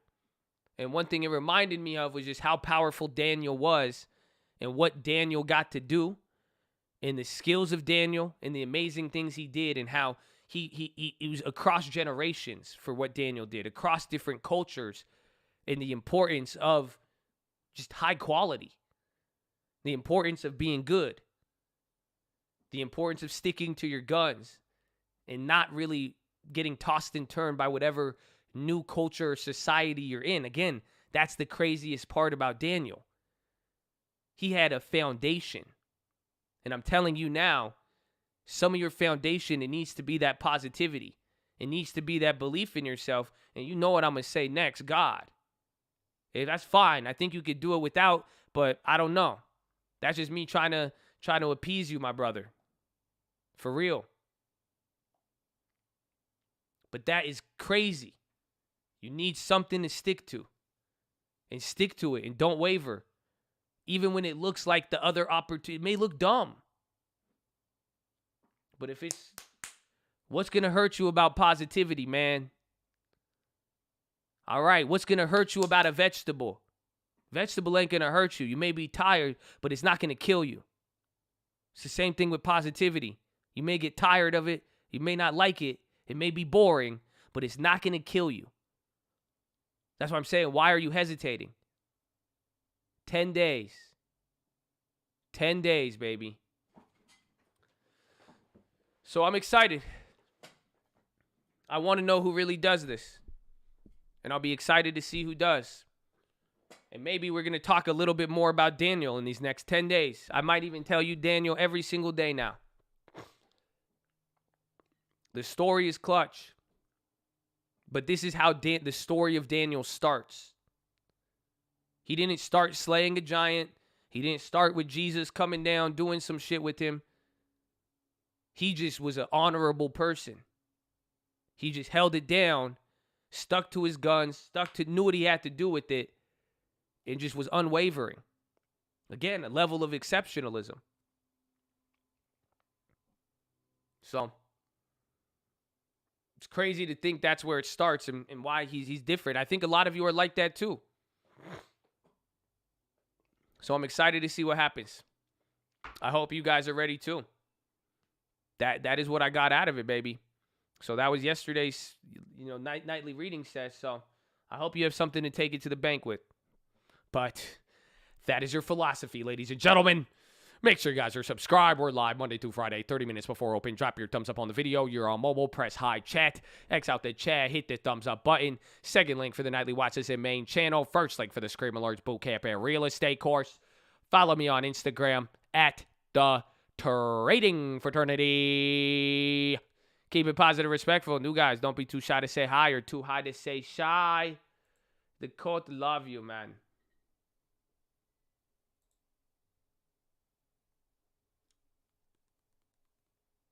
Let's see. Let's see.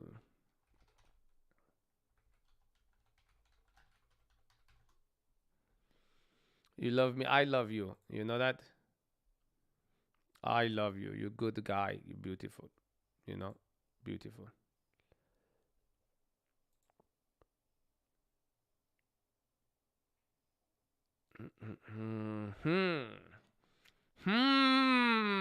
I want to listen to something. I want something old.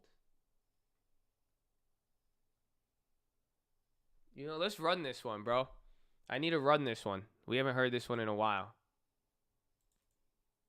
Hey, ready? This was good. This was good.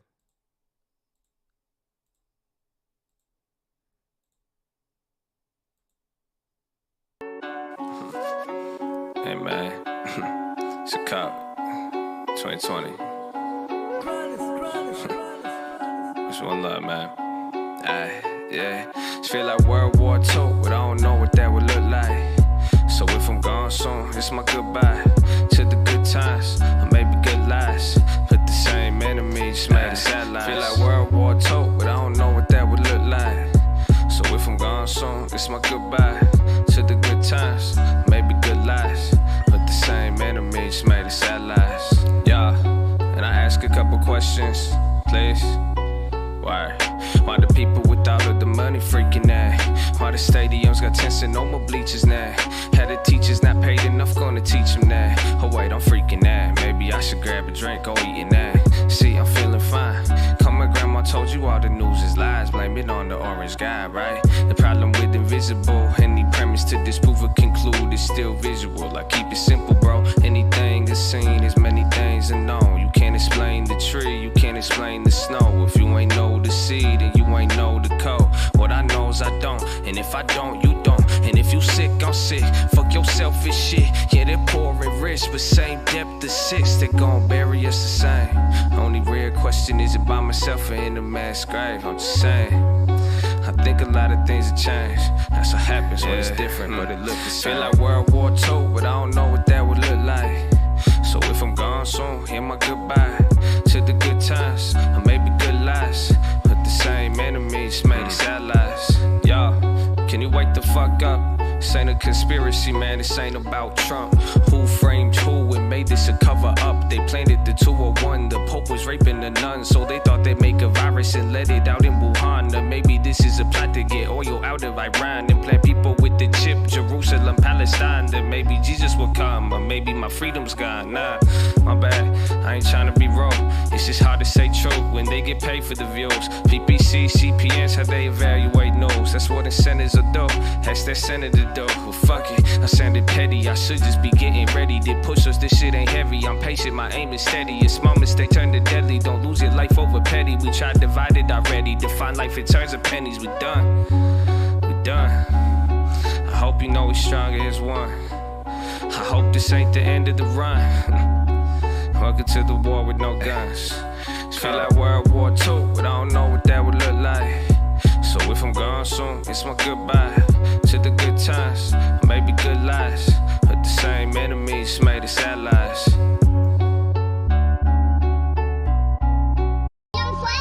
That's in bed. Tell me your mind. I got options, bitch. Talking like Honda, Rachel, got some shit. I'ma get pushing cars on all my stocks. I has my shit vested in everything from value tested dividends. Living in houses in the hills, my life is different. Businesses I've been doing that since I was little, yeah. Bigger than that, I'm doing the same thing on the biggest scale. Listen here, I can make $1 million anywhere. This ain't fair, I don't show my face cause I am everywhere. Let me in, you don't gotta like me, but the message ill. This is real, never make investments based on how you feel. Pick a field, but you cannot quit it till you get a deal. Need a will, otherwise you'll waste your time just spinning wheels. I do this opposite shit, they thought it was easy. Like I got here without reading, like I didn't give up sleeping. Tell me what the fuck's a weekend, tell me what the fuck's your reason for this dream you keep on dreaming. It's gonna leave if you don't lead it, huh? Got $1 in a dream, I need a couple cents. I'ma go and sell some preem, pay my mama's rent. But I bought that shit, watch me call the top and shit. I'm confident the cycle ends, and when it does I'll buy the dip and then I get a nicer whip. The guy that's liking all my vids will probably probably be a lot more pissed, but I'm just gonna pray he blessed. Wish I had time to hate this shit. I'm busy chasing greatnessness. I'm trading when the fade begins and selling when they don't kick it. I be talking options, I got lots of those in life. I could get you started, but I can't teach you to drive. I turn on my monitors and swear I come alive. Cash is always liquid, always dripping, never dry. I got options, bitch, talking like Honda, right there, got some shit. I'ma get pushing cars on all my stocks, I hedge my shit. Vested in everything from value to dividends. Living in houses in the hills, my life is different. Businesses, I've been doing that since I was little, yeah. Bigger than that, I'm doing the same thing on the bigger scale. Listen here, I could make $1 million anywhere. This ain't fair, I don't show my face cause I am everywhere. Let me in, you don't gotta like me, but the message ill. This is real, never make investments based on how you feel. Pick a field, but you gotta get it till you get a deal. This is real. Yeah, pray for all of y'all. I hope you never lose your goals. The mock is valid, don't be afraid to take it slow. This has it possible to make the money if you broke. And mine's the obstacle, the strangest secret that you know. Adaptable, I had to go DiCaprio, plain as the wolf, subtract the host, but add some dough. The rooster didn't come to roast, about to cope, but back with folks, it's rapid growth. I have a coat, I have a rose, I have some homes, I have to go contractual. Selling those, but not my soul. I sell the clothes to buy some more. I'm with my bros, divide the dough, my high and low, my favorite hoe. I hit it when she drop it low. I'm never at the cop it close. Only buy options as homes. You don't got those, leave me alone.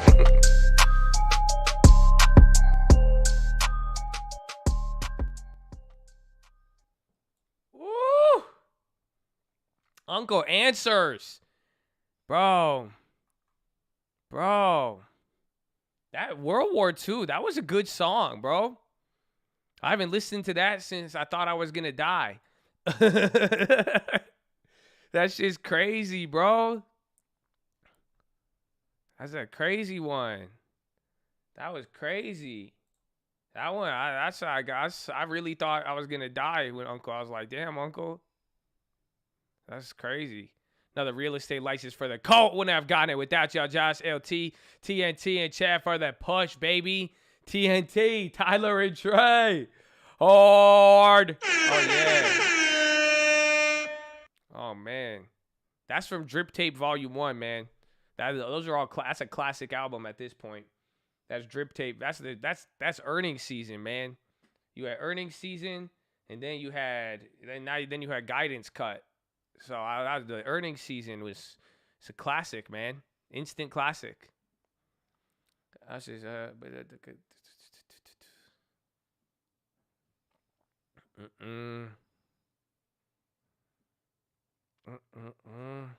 like that.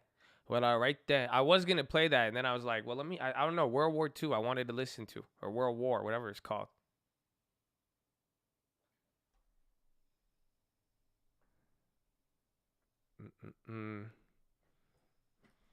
I could get you started, but I can't teach you the drive. That's what Uncle said. We're just sitting. Market just stalled after all of that drama. It just kicked it after that. Crazy. Daniel Mendez, God bless you too, baby. Amen. Powell in 3. Powell. Oh.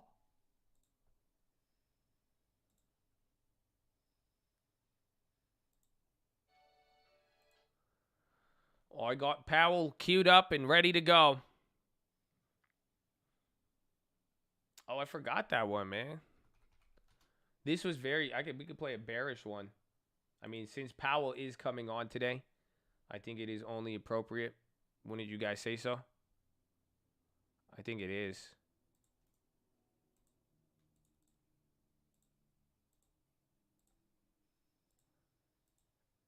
Very, very, very old. Man, you ain't never seen anything like this. It's a power put called Howard Schultz. I think I need some coffee quick. You don't like me, hop off my dick. I know it's sounding ominous. The market strap apocalypse, but I'm just using common sense. The same thing happened once before. I'm talking 1936 or 32 through 38. Markets then employment rates. The Marxists say the system breaks. The right side said it's because trade. The left side blames the word that said. The rush is in a election. Historical recession trade. Come to see Republic Republican. The opposite of pro is con, so Congress, what is going on? They won't tell us what's going on, so I'ma show you through a sign. We fucked if budgets take too long. We put some sanctions on Iran, but that don't mean the problem's gone. But wait, who said it's a problem? Yeah. Think about that for a sec. Are we gonna pay the debt? Keep the AAA credit, get the people all fed, get the people all messed, till the people all dead. Do we really need the Fed? Trade the freedom in for cash, freedom for a double tap, trade the freedom for a Mac. I'ma leave it at that. It's a power put called W. Bush. We need to start a war real quick. Our top export is armaments, the land of free that sells the debt, the blood and money in a sec. But that won't make you not invest, cause Bowen hit record profits and I'ma get that divvy check. Yeah.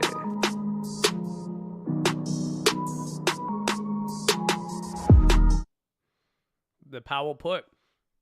That was that's almost 2 years old. That was during 2018. That's why when Uncle made that one during 2018, I would talk to him a lot about it. That was when I showed that video with the first repo crisis. Yeah, that saw I made a lot of bank when that came. We were all up on it. That was a good time, huh? All of these songs bring back plays. Uncle, man, good guy. I'm glad he watches the stream enough. Well, kind of. I don't know how he stays up to date with it, but good guy, man. Good guy.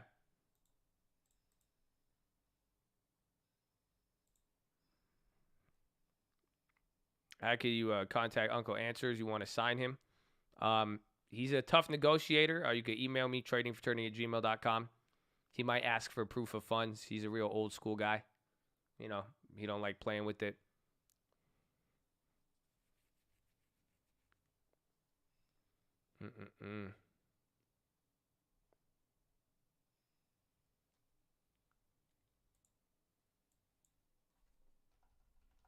Are they talking?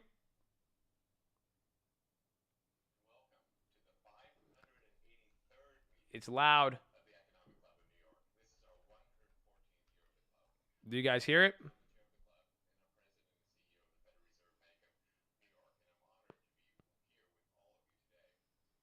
All right, it's kind of loud. Issues. Jay Powell, baby, our mission is as important today as ever. Look at shoulders down. I told people you. Together as a catalyst for conversation and innovation. I'd like to take a moment to recognize those of our 324 members of the Centennial Society joining us today, as their contributions continue to be the financial backbone of support for the club and help enable us to offer our wonderful, diverse programming now and in the future. A special welcome to members of the Economic Club's 2021 class of fellows, a select group of rising next-gen business thought leaders. We'd also like to welcome graduate students from Rutgers University, NYU Stern School of Business, the City University of New York Graduate Center, Columbia Business School, and the Gabelli School of Business at Fordham University. Now, it's a great pleasure to welcome back my colleague and esteemed guest of honor today, Jay Powell, chair of the Federal Reserve System. He took office as chair of the Board of Governors of the Federal Reserve System on February 5th, 2018, and also serves as chair of the Federal Open Market Committee, the Fed's monetary policy making body. Now, Jay served as a member of the Board of Governors since taking office on May 25th, 2012. Now, prior to his appointment to the Federal Reserve Board, he was a visiting scholar at the Bipartisan Policy Center in Washington, D.C., where he focused on federal and state fiscal issues. And from 1997 through 2005, Jay was a partner of the Carlyle Group.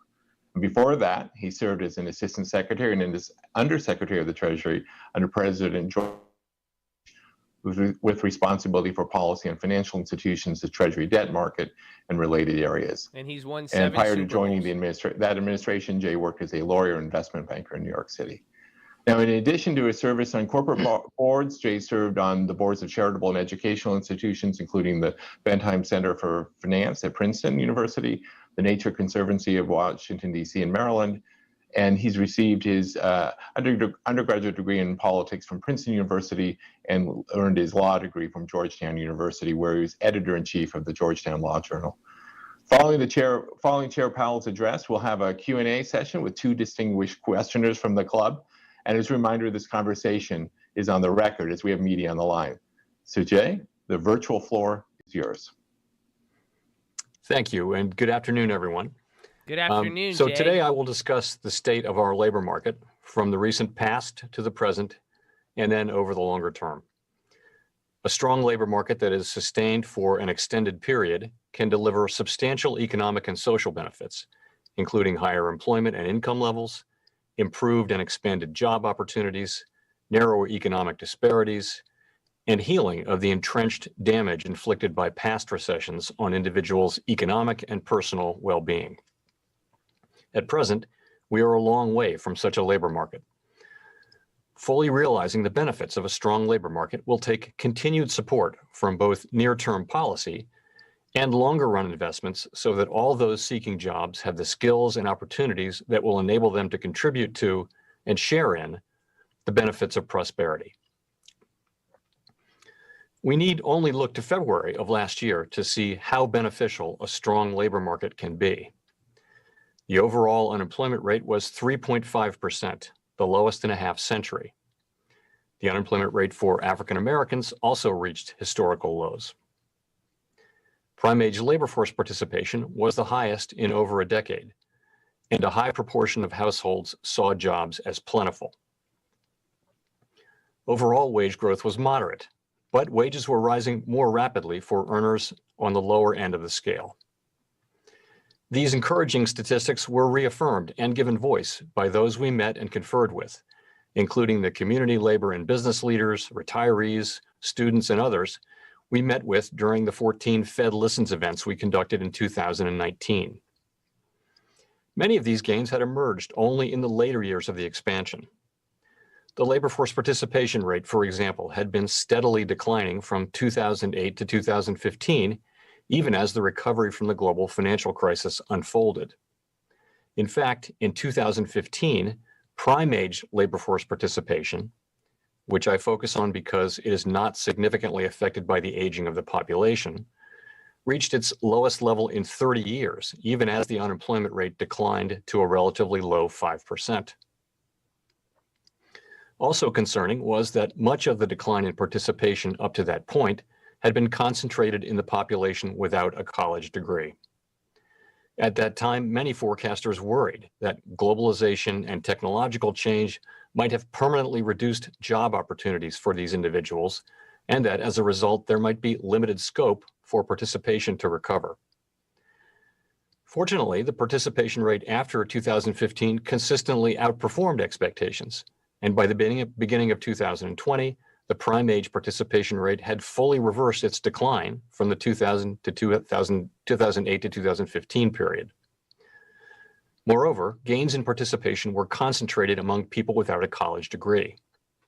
Given that U.S. labor force participation has lagged relative to other advanced economy nations, this progress was especially welcome. As I mentioned, we also saw faster wage growth for low earners once the labor market had strengthened sufficiently. Nearly 6 years into the recovery, wage growth for the lowest earning quartile had been persistently modest and well below the pace enjoyed by other workers. At the tipping point of 2015, however, as the labor market continued to strengthen, the trend reversed, with wage growth for the lowest quartile consistently and significantly exceeding that of other workers. At the end of 2015, the Black unemployment rate was still quite elevated at 9%, despite the relatively low overall unemployment rate. But that disparity too began to shrink. As the expansion continued beyond 2015, Black unemployment reached a historic low of 5.2%, and the gap between Black and white unemployment rates was the narrowest since 1972, when data on unemployment by race started to be collected. Black unemployment has tended to rise more than overall unemployment in recessions, but also to fall more quickly in expansions. Over the course of a long expansion, these persistent disparities can decline significantly, but without policies to address their underlying causes, they may increase again when the economy ultimately turns down. These late-breaking improvements in the labor market did not result in unwanted upward pressures on inflation as might have been expected. In fact, inflation did not even rise to 2% on a sustained basis. There was every reason to expect that the labor market could have strengthened even further without causing a worrisome increase in inflation were it not for the onset of the pandemic. The state of our labor market today could hardly be more different. Despite the surprising speed of the recovery early on, we are still very far from a strong labor market whose benefits are broadly shared. Employment in January of this year was nearly 10 million below its February 2020 level, a greater shortfall than the worst of the Great Recession's aftermath. After rising to 14.8% in April of last year, the published unemployment rate has fallen relatively swiftly, reaching 6.3% in January. But published unemployment rates during COVID have dramatically understated the deterioration in the labor market. Most importantly, the pandemic has led to the largest 12-month decline in labor force participation since at least 1948. Fear of the virus and the disappearance of employment opportunities in the sectors most affected by it, such as restaurants, hotels, and entertainment venues, have led many to withdraw from the workforce. At the same time, virtual schooling has forced many parents to leave the workforce to provide all-day care for their children. All told, nearly 5 million people say the pandemic prevented them from looking for work in January. In addition, the Bureau of Labor Statistics reports that many unemployed individuals have been misclassified as unemployed. Correcting this misclassification and counting those who have left the labor force since last February as unemployed would boost the unemployment rate to close to 10% in January. Unfortunately, even those grim statistics understate the decline in labor market conditions for the most economically vulnerable Americans. Aggregate employment has declined 6.5% since last February, but the decline in employment for workers in the top quartile of the wage distribution has been only 4%, while the decline for the bottom quartile has been a staggering 17%. Moreover, employment for these workers has changed little in recent months, while employment for the higher wage groups has continued to improve. Similarly, the unemployment rate for Blacks and Hispanics have risen significantly more than for whites since February 2020. As a result, economic disparities that were already too wide have widened further. In the past few months, improvement in labor market conditions stalled as the rate of infections sharply increased. In particular, jobs in the leisure and hospitality sector dropped over 500,000 in December and a further 61,000 in January. The recovery continues to depend on controlling the spread of the virus, which will require mass vaccinations in addition to continued vigilance in social distancing and mask wearing in the meantime. Since the onset of the pandemic, we've been concerned about its longer run effects on the labor market. Extended periods of unemployment can inflict persistent damage on lives and livelihoods, while also eroding the productive capacity of the economy. And we know from the previous expansion that it can take many years to reverse the damage. At the start of the pandemic, the increase in unemployment was almost entirely due to temporary job losses. Temporarily laid off workers tend to return to work much more quickly on average than those whose ties to their former employers are permanently severed. But as some sectors of the economy have continued to struggle, permanent job loss has increased. So too has long-term unemployment. Still, as of January, the level of permanent job loss as a fraction of the labor force was considerably smaller than during the Great Recession. Research shows that the Paycheck Protection Program has played an important role in limiting permanent layoffs and preserving small businesses. The renewal of this program this year, in the face of another surge in COVID-related job cuts, is an encouraging development. Of course, in a healthy market-based economy, perpetual churn will always render some jobs obsolete as they are replaced by new employment opportunities. Over time, workers and capital move from firm to firm and from sector to sector. It is likely that the pandemic has both increased the need for such movements and brought forward some movement that would have occurred eventually. So how do we get from where we are today back to a strong labor market that benefits all Americans and that starts to heal the damage already done? And what can we do to sustain those benefits over time? Experience tells us that getting to and staying at full employment will not be easy. In the near term, policies that bring the pandemic to an end as soon as possible are paramount. In addition, workers and households who struggle to find their place in the post-pandemic economy are likely to need continued support. The same is true for many small businesses that are likely to prosper again once the pandemic is behind us.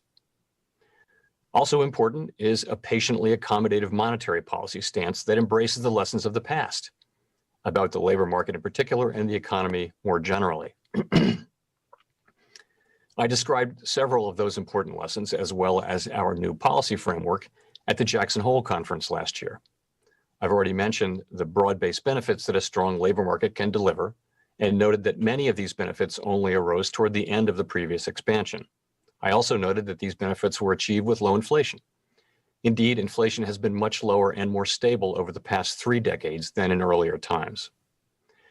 In addition, we have seen that the longer-run potential growth rate of the economy appears to be lower than it once was, in part because of population aging, and that the neutral rate of interest, or the rate consistent with the economy being at full employment with 2% inflation, is also much lower than before.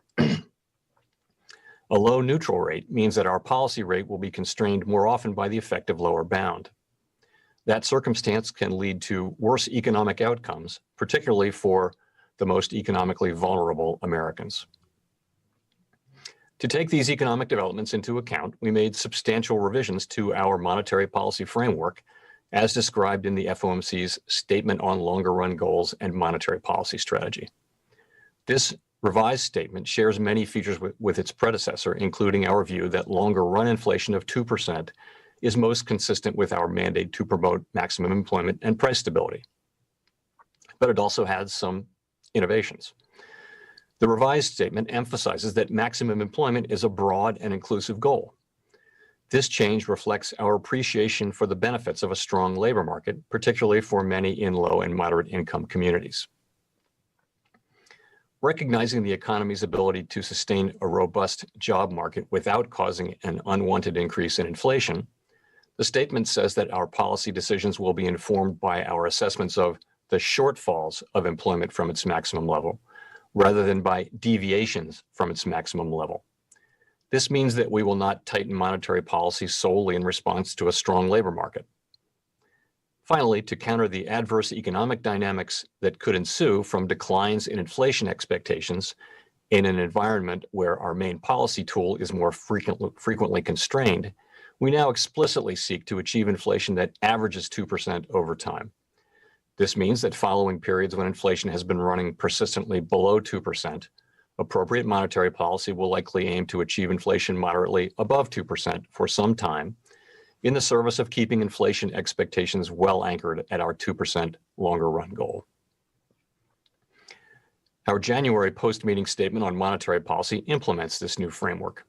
In particular, we expect that it will be appropriate to maintain the current accommodative target range of the federal funds rate until labor market conditions have reached levels consistent with maximum employment and inflation has risen to 2% and is on track to moderately exceed 2% for some time. In addition, we will continue to increase our holdings of Treasury securities and agency mortgage-backed securities by $80 billion and $40 billion per month, respectively, until substantial further progress has been made toward our maximum employment and price stability goals. 75 years ago, in the wake of World War II, the United States faced the challenge of reemploying millions amid a major restructuring of the economy toward peacetime ends. Part of Congress's response was the Employment Act of 1946, which states that it is the continuing policy and responsibility of the federal government to use all practicable means to promote maximum employment. As later amended in the Humphrey-Hawkins Act, this provision formed the basis of the employment side of the Fed's dual mandate. My colleagues and I are strongly committed to doing all we can to promote this employment goal. Given the number of people who have lost their jobs, and the likelihood that some will struggle to find work in the post-pandemic economy, achieving and sustaining maximum employment will require more than supportive monetary policy. It will require a society-wide commitment with contributions from across government and the private sector. The potential benefits of investing in our nation's workforce are immense. Steady employment provides more than a regular paycheck. It also bestows a sense of purpose, improves mental health, increases lifespans, and benefits workers and their families. I'm confident that with our collective efforts across the government and the private sector, our nation will make sustained progress toward our national goal of maximum employment. Thank you. Thank you, Jay, for sharing your insights and your service to our country. We'll now move to the question and answer portion of our program. We've got two superb questioners today from the club. We have the Economic Club of New York's Vice Chair and W.R. Berkeley Professor of Economics and Finance and Dean Emeritus of NYU Stern School of Business, Peter Blair Henry. And we have club board member and Robert M. Barron Professor of Economics at Harvard University, Greg Mankiw. So I'm going to turn over the floor to the three of you, and I think, Peter, you have the first question to kick it off.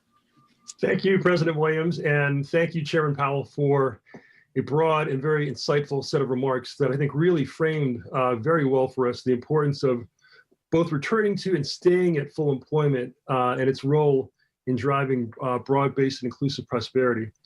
And you also mentioned, of course, the importance of health in the return to full employment. So the question I'd like to ask you, Mr. Chairman, as you're well aware, the American Recovery Act is currently being debated fiercely inside and outside the halls of Congress. And one of the topics which has been under much discussion is the extent to which, given that we are now below full employment and we have an output gap, given the numbers that are being debated presently in the American Recovery Act, and what the implications would be for the increase in GDP that we would see as a result of these fiscal measures.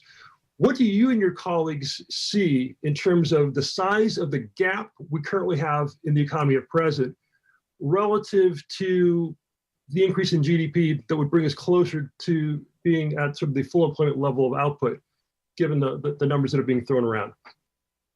How much space is there? So, Peter, I guess I need to start by saying that the question of how much to spend and what to spend it on, that's really one for Congress and the administration. And there's a discussion going on right now about those precise questions, and that's appropriate. So, but not really appropriate for me or for the Fed really to try to get into that discussion. You know, we have very important goals, and Congress asks us to achieve those goals and gives us independence to do so.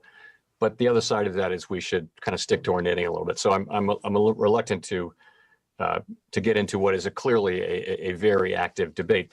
I will say a couple things. One, fiscal policy has been absolutely essential in this recovery. This was a very different kind of a downturn, which really it wasn't that something was wrong with the internal workings of the economy. It just was this really natural disaster hit, and people's incomes in many cases were just extinguished really quickly. So it was about income replacement.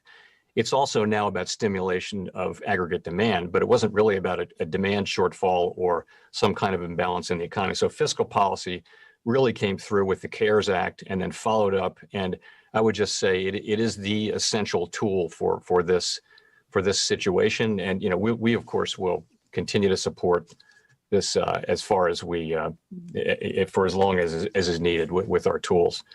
I guess I will also say that, you know, that measures of potential output there's a wide range of estimates, and I think it's hard to really. I talked about this at Jackson Hole actually a couple of years ago. You want to be careful with relying too much on real-time estimates of potential output or the natural rate of unemployment, for that matter, or for that matter, the neutral rate of interest. My question is related. As you pointed out in your remarks, Mr. Chairman, the United States has not experienced significant problematic inflation for many years, because since I was a student in the 70s and early 80s, both all the monetary and fiscal stimulus being applied right now, together with some supply chain disruptions from the pandemic, some observers fear that we might experience problematic inflation as the economy recovers. For example, Larry Summers raised this possibility in a recent Washington Post column, which I'm sure you saw. Do you have any indicators of inflation or future inflation that you watch particularly closely? Or are you just waiting to see actual inflation before the Fed starts to worry about it? You know, so Greg, as you would imagine, we monitor a very broad range of inflation indicators, both inflation expectations, where we actually have an index of common inflation expectations. So these are survey expectations or market-based break-evens and that sort of thing. Also, Of course, PCE inflation is our chosen metric, but we do look at wages and other means. So, of course, it's half of our mandate, and so we have, we do a lot, and we have a very strong group of inflation economists, and it's one of our major focuses. I'll just say, I think the bigger picture still is that we've seen, as I mentioned, 3 decades, a quarter of a century of lower and more stable inflation. And we've seen really the last decade be characterized by global disinflationary forces and large advanced economy nations struggling to reach their 2% inflation goal from below. So that, I think, is the broader setting. In addition, the pandemic itself has produced lower inflation readings, driven at the beginning by collapsing demand for in certain particular services. As we look forward, as the very low readings of March and April of last year fall out of the 12-month window, we'll probably see an increase, but in readings. But that's really not going to mean very much. You're going to see it won't be very large or persistent in all likelihood. It's just a function of those readings falling out. Well, we also may see, as the economy reopens, we may see a burst of spending. We don't know this, but many are monitoring for that. If the economy reopens, there's quite a lot of savings on people's balance sheet. There's monetary policy, there's fiscal policy. You could see strong spending growth, and there could be some upward pressure on prices there. Again, though, my expectation would be that will be neither large nor sustained. We have had inflation dynamics in our economy for, as I mentioned, 3 decades, which consist of a very flat Phillips curve, meaning a weak relationship between high resource utilization, low unemployment, and inflation, but also low persistence of inflation critically. If you go back to when you and I were in college, you had a steep Phillips curve, but you also had the situation where if inflation went up, it would stay up because expectations were not anchored. And so people would expect inflation, and that would make it go up, mean that it went up. So we have very low persistence and a very flat Phillips curve. Now, those things are not permanent. Nothing in the economy is really permanent. It will evolve over time. Inflation dynamics will evolve, but it's hard to make the case why they would evolve very suddenly in this current situation. So the last thing I'll say is you asked about actual inflation. So in fact, if you look at I described our new framework and our guidance, in major part, we are looking at actual inflation. We want to see actual inflation. And part of the reason for that is all during the long expansion, many of us, and that includes me, were writing down a return to 2% inflation and maybe a mild overshoot year after year after year. And year after year after year, inflation fell short of that. So we have tied ourselves to realizing actual inflation, for example. That's the way our rate guidance works. Is we'd have to see inflation reach 2%, not in a forecast, but actually. So we are looking for actual inflation. The last thing I'll say is, of course, if contrary to expectations, inflation expectations were to move up in a troubling manner, and that were to be sustained, or if inflation were to be at troubling levels and that were to be sustained, then we have the tools to address that, and we will, of course, use them. Sir Powell, you rightly talked about, and I think it's so important, the central role that health played in both precipitating this recession and the role that it's going to play in the recovery. And as you think about all the data that you look at and the changing nature of this recession, are there specific health indicators that you are looking at, your colleagues are looking at, as new indicators, leading indicators of where the economy is structurally in the recovery? Well, yes. I think like many people, we're doing what other people are doing, which is trying to learn as much as possible about pandemics and the spread of COVID, and we talk to a lot of experts. Our staff are very plugged into outside experts, and we all read a lot. And I think it's just a very different kind of set of data that we're looking at. It's a very broad set of data, and we've been learning, of course. So we saw the first, the initial impact in March and April when the economy was largely shut down, set all kinds of records for for a decline in employment and in economic activity. Then we had a spike in the South and the West in the summer. And, I think many of us were looking at that and thinking, oh, that'll leave a real mark on economic activity. And it was much less than expected. So as we've gone through and then the one in the fall, we expected a spike. The spike in the winter, fall, the late fall and winter has been very, very large, of course. Once again, big parts of the economy have just performed pretty well through that. If you look back at jobs have continued to be created in goods manufacturing and in many service areas. Of course, the places that are really directly affected by COVID are those that require people to gather together closely, travel, entertainment, leisure, hotels, all those things. And they are very strongly affected by it. So, the last thing is, so what we'd all love to do is read enough that we could actually look ahead and say, we know when herd immunity is going to get here. And the truth is, that's not really something that any of us can do. The experts that we talk to will always say it depends. It's highly uncertain. So what we have in effect is a base case, which is fairly positive. And that is that we do reach herd immunity sometime in the middle of the year, and the economy performs quite well in the second half of the year. But our job, though, is not to replace Dr. Fauci. It really is to understand the implications for the economy. And in this particular case, the risks seem to be to the downside from a slower rollout of the vaccination or a less successful rollout of vaccination or from the new strains. So we monitor all of that. And I think our view is that we need to guard against those downside risks and make sure that we don't move to modify our policy. In other words, to even think about withdrawing policy support until we see that we're really through the pandemic, because there's just so much uncertainty. And it's a case where really a typical risk management approach to monetary policy, where you're looking at the base case, but you're actually managing to where the risks lie, which in this case we think are to the downside. I agree with you that fiscal policy has been incredibly important over the past 6-9 months. And appropriately so, it's been very active. But as a result of active fiscal policy, the federal government debt is now reaching historic highs as a percentage of GDP. Somewhat paradoxically, though, the budgetary cost of debt service is not high at all by historical standards, thanks to historically low interest rates.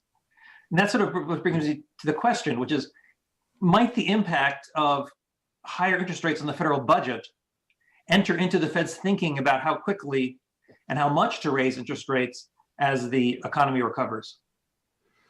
So the answer to that is clearly no. We're a long way from the situation where we would have to take into account the question of the federal government's ability to finance itself. That's in no way where we are. We set and we will continue to set our monetary policy stance to best achieve maximum employment and price stability. Federal budgetary issues do not enter and do not play a role in our deliberations at all. As a completely separate matter, and so that's my answer to your question. As a completely separate matter, the U.S. federal budget is not on a fiscally sustainable path.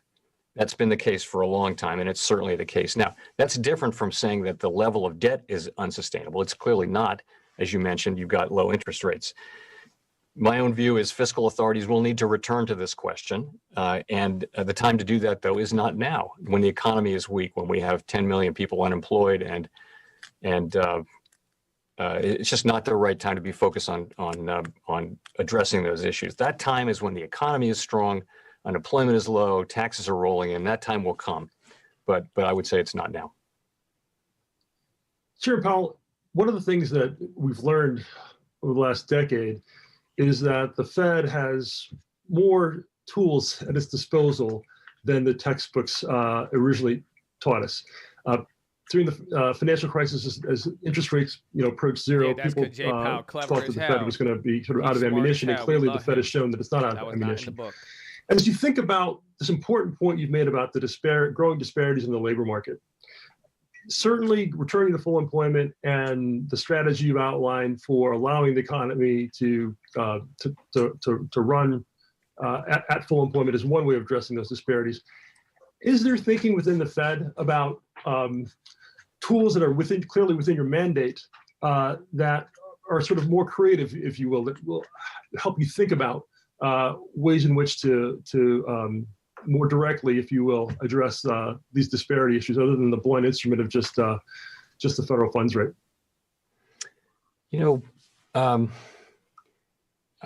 So we're an unusual organization because we have a very specific mandate and very powerful tools, important mandate, and we have this grant of independence, meaning that that under current law, our decisions can't be reversed, and we have long terms, and they're not synchronized with election cycles or anything like that. So, and that should be a rare in a healthy functioning democracy. That should be rare because most things should be subjected to to regular popular democracy. Because of our unusual nature, of course, we work really hard to be transparent and find accountability and therefore democratic legitimacy. It's very important that we do that. But I think given our precious independence, which allows us to do things without regard to politics and without regard to political cycles, I think people generally understand that's a good thing, that's an institutional arrangement that has served the public well.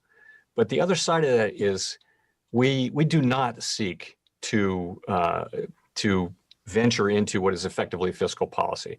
When you're talking about targeting groups who are very needy, very worthy, and targeting them with resources, that's fiscal policy. That's what you're elected to do. Nobody elected us. And so I feel like it's very important that we stick to our assignment from Congress: maximum employment, price stability. Well, of course, we're also involved in bank regulation, the payment system, and other things. But I do think the tools you describe really are tools of fiscal policy specifically. And we do not seek them. I mean, I think we should stick with what we're doing and let the fiscal authorities do what they do. It's a very important point you made. I asked the question as a teacher because I think it's important for people to understand the distinction between what the Fed does and what other people might like the Fed to do. Very important. I agree, Peter. Since you brought up the issue of transparency, I'd love to ask a question about that. Now, transparency is obviously something that can have different degrees, and everybody's in favor of transparency. But some people take transparency to a very far extreme. The most extreme case I can think of is Ray Dalio's firm that literally has every conversation recorded and posted so everybody can see everybody talking to everybody else. I presume you wouldn't want that degree of transparency at the Fed. I've wondered, in talking to former Federal Reserve governors, whether the transparency rules have gone too far in some cases to make it hard for governors to have informal meetings among themselves. Do you think it's in some dimensions maybe we've gone too far in requiring transparency, and therefore making it hard for the Fed to have private conversations? I guess I would say it this way. There are some aspects of the transparency scheme broadly that are if I had a blank sheet of paper, I wouldn't do them that way. And you mentioned government in the sunshine, and we can only have a certain number of governors, and so that's not great. And actually, we got a waiver of that during the acute phase of the crisis. We got a legal waiver in the first CARES Act. So, and that enabled us to not have to worry about that, but be able to talk. So I do think that is challenging. If for the 6 governors to have lunch together, we have to just be super careful. And it's like, anyway, but I will say that by and large, I think the transparency, the move to far greater transparency really over the last almost 30 years now, high 20s, has really served the public well and is appropriate in our system of government. We are so transparent now, and by the way, we keep finding new ways to be transparent, and I think it works. We're very focused on my colleagues and I are on engaging with those who have oversight over us in our form of government. And that's the legislature in our form of government. In many others, it's the finance ministry. But here, that's who has oversight. So we're up there a lot. That's more transparency, more press conferences, more reports. And I think it generally has been a very successful program. That's not to say, though, as you point out, that there aren't a couple of things that I would, in the dark of night or otherwise, be willing to change. Chair Powell, I'd like to talk for a second about the global economy. Every central bank has its particular mandate and is, of course, focused on doing the best to fulfill that mandate for its domestic economy. but central banks are also in constant communication with one another to make sure that we're doing things in a way that doesn't undermine kind of global prosperity. Could you talk a bit about anything you can share with us about how you're thinking about global policy coordination at the moment?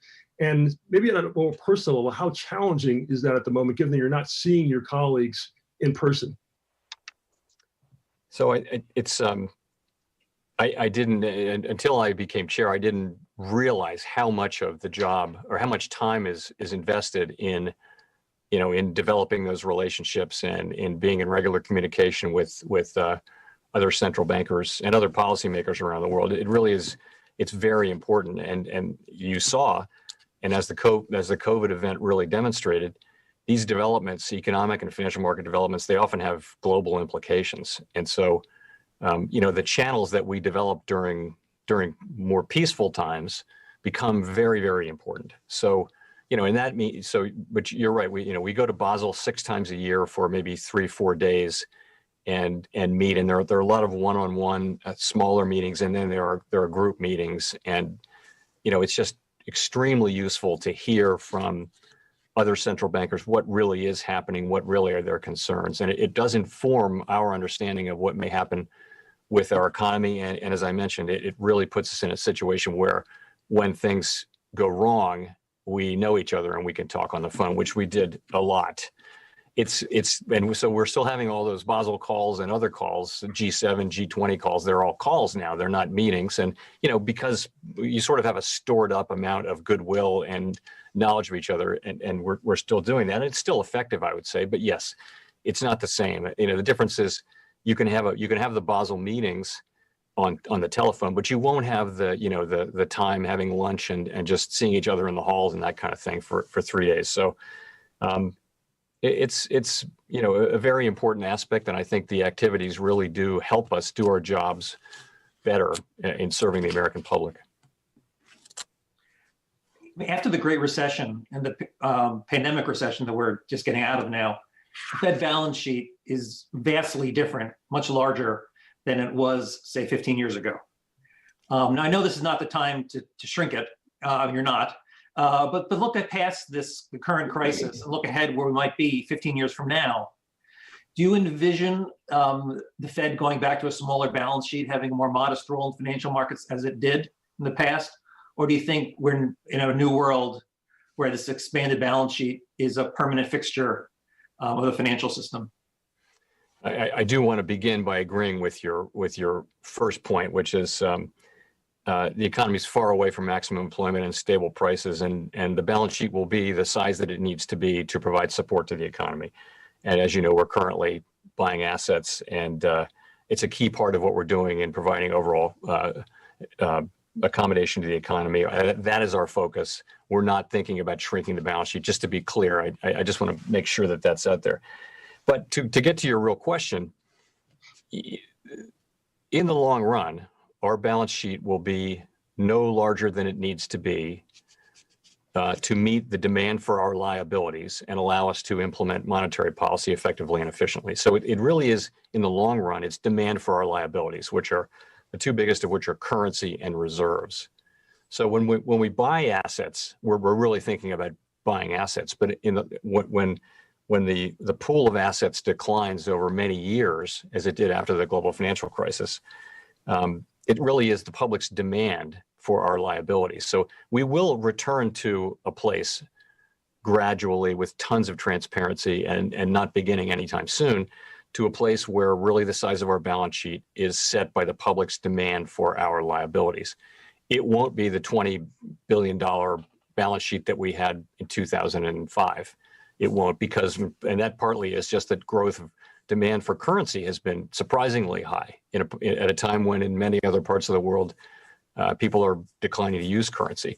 Demand for reserves, though, reserves are the most liquid asset, and they're in high demand for banks to meet their liquidity requirements and payment utilities and all that. So the longer run, though, so we will get back to that, and we did ultimately do that after the global financial crisis, we froze the size of the balance sheet in 2014. And then as the economy grows, the balance sheet shrinks as a percent of GDP. In addition, reserves decline as currency and other liabilities sort of organically grow.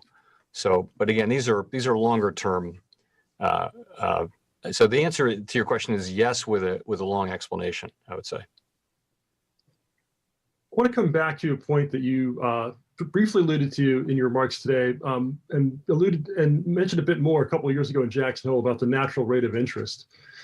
And of course, as you pointed out, we're a long way away from full employment. But as you and your colleagues think about the longer term and think about where the natural rate of interest is, where financially determined interest rates are, and in some sense, the underlying rate of return on capital in the economy. One of the things that's been, I think, a bit puzzling has been why we haven't had much of an investment recovery as we would have had in the past, given these levels of interest rates. And obviously, there's a pandemic and there's a financial crisis. But I'm just wondering whether you and your colleagues have thought a bit more about the long-term outlook for real investment, and what role that will play in particular as you think about these labor market issues that you talked about. Yeah, so actually in the last, the last part of the recovery here over the last few months, we've actually seen a nice bounce in investment, equipment and intangibles, and of course residential, and not so much in structures. Mm-hmm. But you've seen a strong bounce, in investment, which is nice because it's important in driving productivity over time. There is as you know, there's a school of thought that that the requirements for investment that it will be less, and that's one of the reasons why the rate is so low. Mm-hmm. That you're balancing savings and investment, and to the extent investment is low, that the rate on savings is going to have to be lower. The interest rate will be lower, neutral rate of interest. So that's a longer term question and a very good one. As the things we're investing in weigh less and maybe cost less, and technology advances, it does have implications for lower and lower interest rates, and I think we're experiencing some of that now. Over the past dozen years or so, the Fed and the Treasury have worked very closely together to support the economy, largely productively, I think. And now we have a Treasury Secretary that's a former Fed chair, which is an unusual circumstance. So I was wondering how you think about that. Do you think this is going to mean we're going to have continued collaboration, higher collaboration between the Fed and Treasury than we've had maybe historically? Is there any risk that that collaboration could threaten Fed independence? Or maybe the fact that it was a former Fed chair as Treasury Secretary will bolster Fed independence, because I'm sure Janet's a big believer in it, and maybe she'll help protect the Fed if there's any political pressure. So I was wondering how you sort of think about the Fed-Treasury relationship in this current environment. Yeah, so I guess I'd start with the fact that these are long-time institutional relationships, and we have different authorities and different roles, and I would say institutionally there's great respect for those differences on both sides, and that's a pre-existing state of affairs. In addition, it's the case that finance ministries and central banks have ongoing communication, and in some cases collaboration in particular circumstances around the world on an ongoing basis, and it hasn't at all amounted to any kind of a threat to Fed independence, and it becomes much more important during times of crisis, and in particular. This in the global financial crisis, the Fed used our emergency 13.3 lending authority to very successful effect. And then Dodd-Frank, in the aftermath, changed the law so that any facility started under that emergency lending authority needs the approval of the Treasury Secretary. I think that's good government. That's basically putting the elected branch of the government in a position of accountability for these truly extraordinary circumstances and the actions that are taken. In any case, it's the law. And I think we worked very successfully under that new legal structure. And I think as long as those powers are really reserved for unusual circumstances like that, I don't really see a threat to Fed independence. I mean, my own experience is that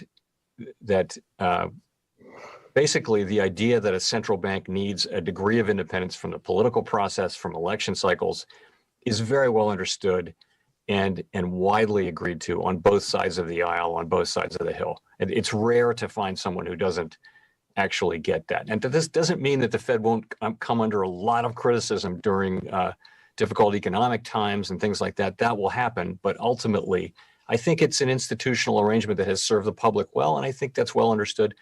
And I certainly expect that that will continue to be the case in the current administration.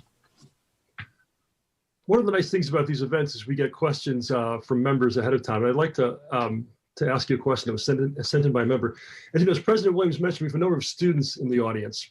And one of the members wrote in and asked, you've had this incredibly distinguished career, and you've had a chance to see lots of different kinds of people, policymakers, business people.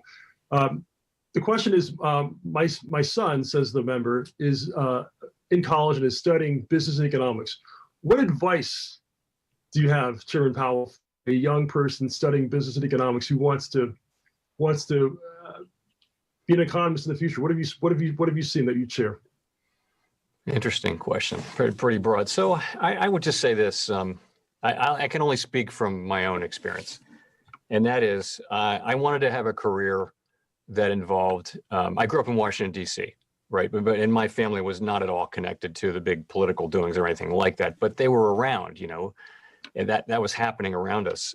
And so I wanted to have a private sector, mostly private sector career, but I wanted to serve in the government and serve the public at different intervals in my and frankly, the two people that I thought of were George Shultz, who just passed away at age 100, and Cyrus Vance, who is another one he was a lawyer in New York. He was Secretary of State. So I thought that was a great career model. And by some amazing quirk, that's kind of what happened for me, and I would just say that's a very unusual. The United States system is very unusual in that it welcomes people from the private sector openly to come in and serve and then go back to their lives. In most, democracies, parliamentary democracies, you either have a career in public service, which is great. They're great public servants, but you don't have so many cases of people wanting to come in and serve for 3 or 4 years. So, and I think that adds a perspective and keeps the government more grounded in what's going on out there. And of course, I would think that, but I think that's the advice is consider. Don't just consider the advancement of your own career, but consider how you can also do public service. And that's one thing I would certainly. The second thing is think big. I would say people, looking back at the 45 plus years since I graduated from college, the opportunities, the things that were happening, people are walking by me on the Princeton campus, Meg Whitman, Jeff Bezos, they thought big. I mean, so those were, those were people. They were there after I was. But think big. Big things can happen. Big things are possible. Great advice. Okay, so that question motivates my next one. So let's think big. Let's imagine that your next job is not Fed chair, but as a member of Congress.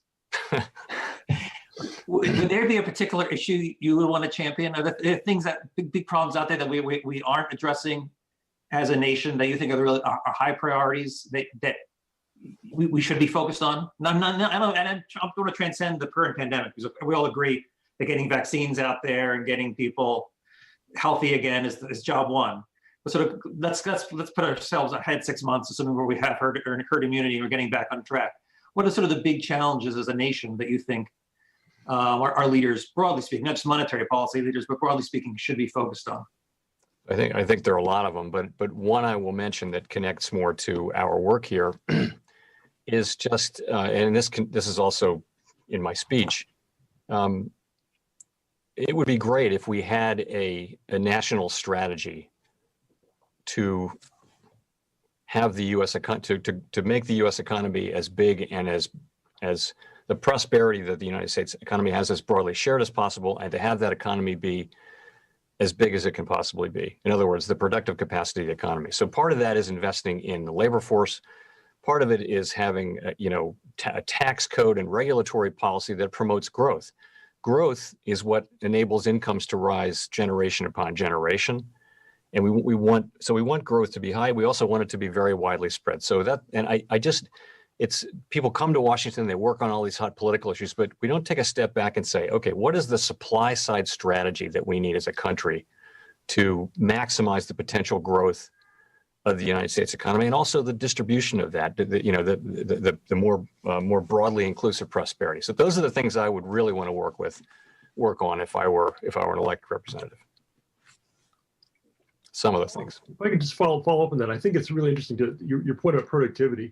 As you've had a chance to observe lots and lots of data, hear lots and lots of conversations amongst your colleagues about the various things that are driving productivity or not driving productivity, as the case may be, are there things that stand out in your mind as either for you particularly or amongst your colleagues more generally that are bottlenecks to achieving that kind of long-run productivity growth that you're talking about that we need to drive sustained prosperity? Well, I mean, we no longer have a lot of, or have a much smaller program for basic research in the federal government. A lot of the basic research we were doing in wartime and during the space programs, it actually wound up benefiting the country a lot. I am a believer in, a fairly well-known model of which is the sort of skill-biased technological change model. Two of Greg's colleagues at Harvard wrote the book, The Race Between Education and Technology. And I think there's a lot in that. In other words, what evolving technology wants is it wants people with skills and aptitudes to operate it and benefit from it. And if those people are there, then you can have a rising tide that lifts all boats. You can have rapidly evolving technology and actually declining inequality. And we had that for many years, but U.S. educational attainment plateaued relative to those of our peers. And I think that explains lower growth, explains lower productivity, also explains just maldistribution of income. So because you have people who really haven't had much in the way of real wage increases since I graduated from college 45 years ago. And you have others whose income, their place in the income spectrum at the high end has gone up by 500%. And I think that is one of the basic explanations, is that our educational system has not kept up with the needs of a technologically advancing economy. And if it does that, then you can have more prosperity. It can be more broadly shared. One last question before I turn it back over to John Williams. Is your job fun? Yes, it is. I love my job, and I like the money. It's a chance to do work that I think helps people. I have great colleagues. That's and a good question. Yeah, and the subject matter is endlessly interesting and important, and I really do enjoy the work. I love the print. Well, thank you, Chairman Powell. Printing's fun. Thank you, Chairman. Thanks, Jimmy. Thanks, John. Thanks, Greg. Jimmy. Thanks, Peter. Who's Jimmy? Hey, well, thanks, Jay, both for the speech and a very insightful discussion on a wide range of issues. And I really liked the last question. But the other thing, John Williams seems like such a fun guy. And Greg, I love the fact that we get questions from nice. the students. I like John Williams. And I know, Greg, you've invited your students to participate to watch this event. I think this has been like a great classroom to see, how, Chair Powell, you view the economy, think about policy. He kind of reminds me of Stevie. So many other, from East really important topics. So again, thanks to every one of you for participating in today's event. Now, it is my job in the last minute or two to mention that we've got more great events lined up. We encourage you to to both attend and invite guests to these events. So on Friday, we got Peter Orszag, Bob Rubin, and Joe Stiglitz. Speaking about their recent work. On February 17th, we have Mark Tessier-Levine, the president of Stanford University, and then staying on the West Coast for a few weeks. On March 2nd, we have Mary Daly, president and CEO of the Federal Reserve Bank of San Francisco, and then we're going to come back towards the East Coast, and we're going to have Citi CEO Jane Fraser and GM CEO Mary Barra joining us on March 11th as part of a Women in Business conference. So we'll be providing more details on those events and many more to come. So again, everybody, thank you for attending this event, and please keep your eyes out for the announcements for future events. So stay healthy, stay safe. Thanks, Stevie. Beautiful. That was refreshing. I got to use the restroom, but I did listen to all of it. That was really nice. I miss Powell. Some good questions. He didn't really say much. I think the market kind of went up a little bit, just kind of with what they're talking about with inflation and kind of how he said they need to realize inflation. He said it's not just about hitting targets. He's saying we actually want to hit inflation. So again, I think the green light is still on. At least that's what the Fed is trying to do. So you got some good policy there so far. It seemed like the same old news, but there was some positive stuff out there that the market kind of took, but otherwise we're holding on with everything else. It didn't even sound, they were speaking English. It was pretty boring in the sense that there wasn't anything new, but he did kind of elaborate a little bit more on just, pretty much going big, but more or less just saying we want to see real inflation. He's not worried. He wants to see it. It doesn't matter what the targets, projections. He says their goal is about getting in. It's not just looking at indexes. It's like they're looking all across the board where they want to get that inflation. So inflation is very, very key to all of it. But, you could see his stance on it. He didn't say what a lot of other Fed members say. I mean, even today you had other people in the Fed talk about, they're saying, stimulus might stop this and that. So, yeah. Do I like my job? I love everything I do. I love it. I love everything. I like that question. I don't know. You guys are hating. Yeah, that was a beautiful question. They said, do you have fun?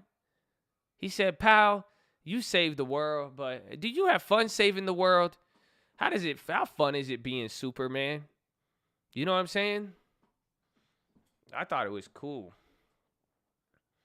I have not looked at Dropbox. I put up Netflix. One of you guys called it out. It started running. Dropbox came down a little bit. Uber is shooting up, and they got it. So we'll have to see. Mr. Superman, is it fun to fly? That was nice, man. I needed that. That was refreshing. You guys were good. You were, what's it called?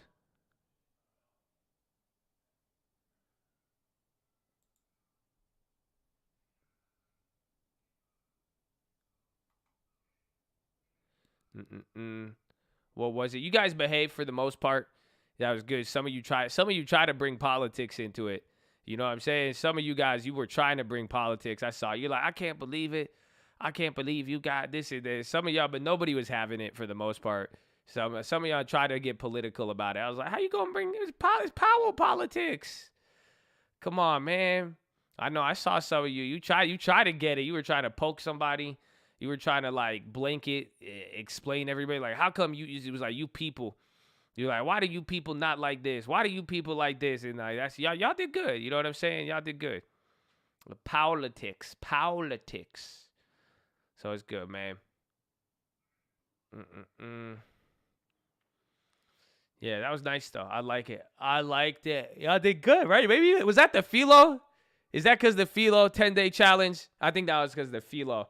I think some people say, I could say something, but I'm not. I'm going to try this new diet, new 10-day positivity diet. You know what I'm saying? That's good. I like it. Amen. Yeah, it is already power hour. Today has flown by. Low key, that was a lot.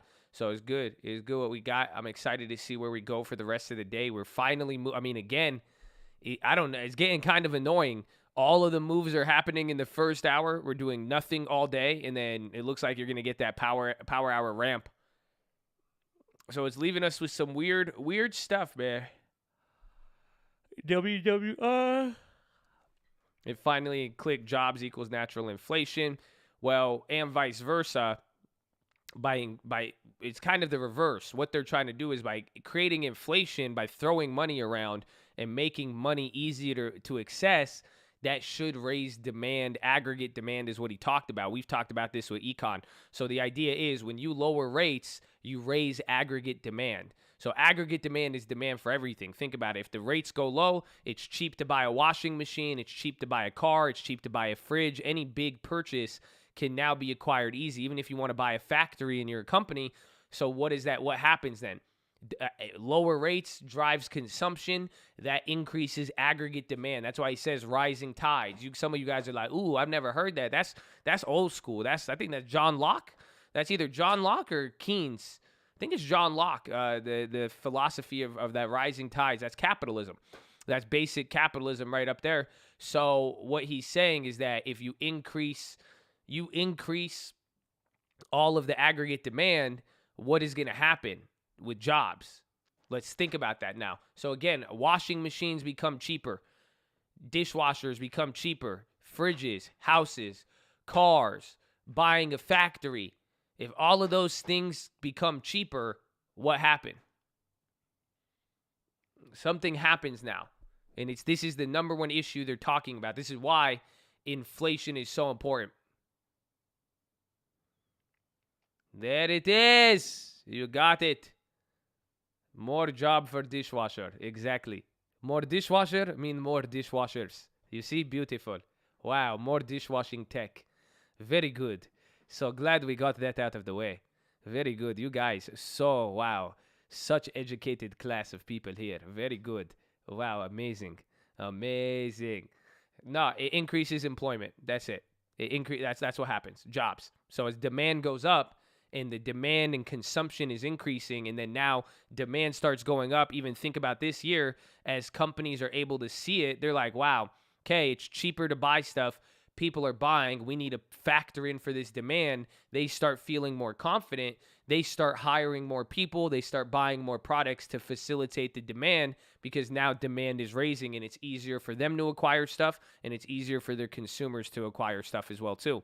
So that's why they keep talking about employment and unemployment, because they're saying we need to start flooding the system with money, so that demand could increase and that people start getting hired again, so that we could get the jobs running. So if we increase demand, we're going to increase job appetite. But otherwise, if you don't increase job appetite, think about it. If demand stayed the same, businesses might do good, but then what are they going to do? They're going to just be like, well, we don't need to grow that much more. We don't know what's going to happen in the future, so they will hold off on hiring.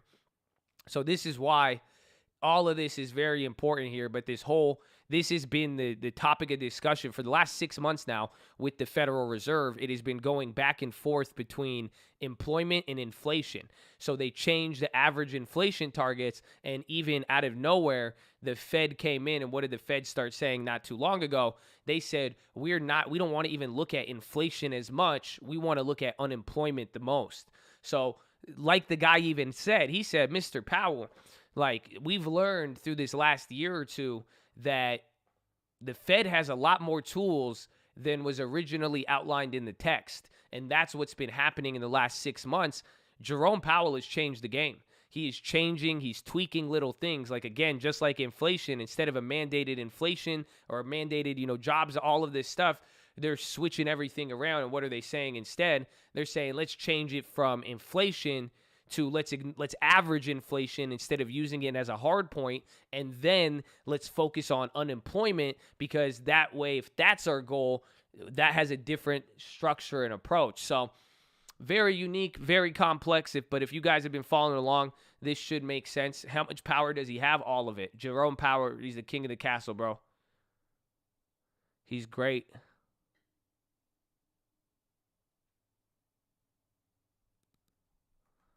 Ooh.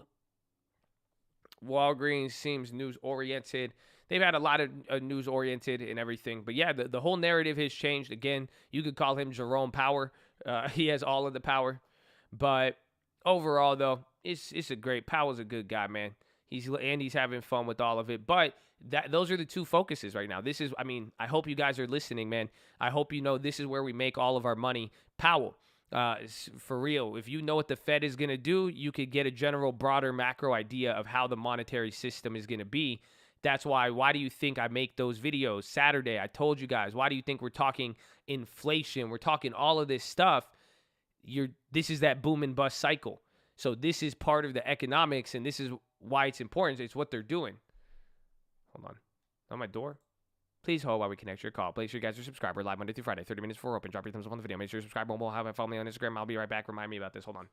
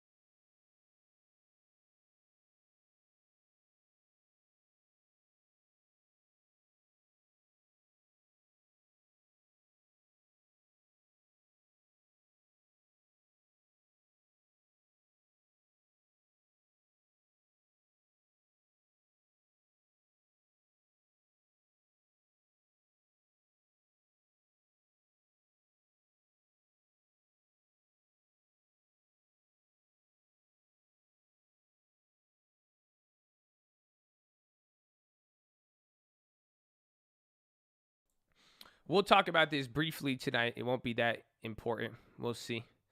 But I think Lending Tips pooped his pants.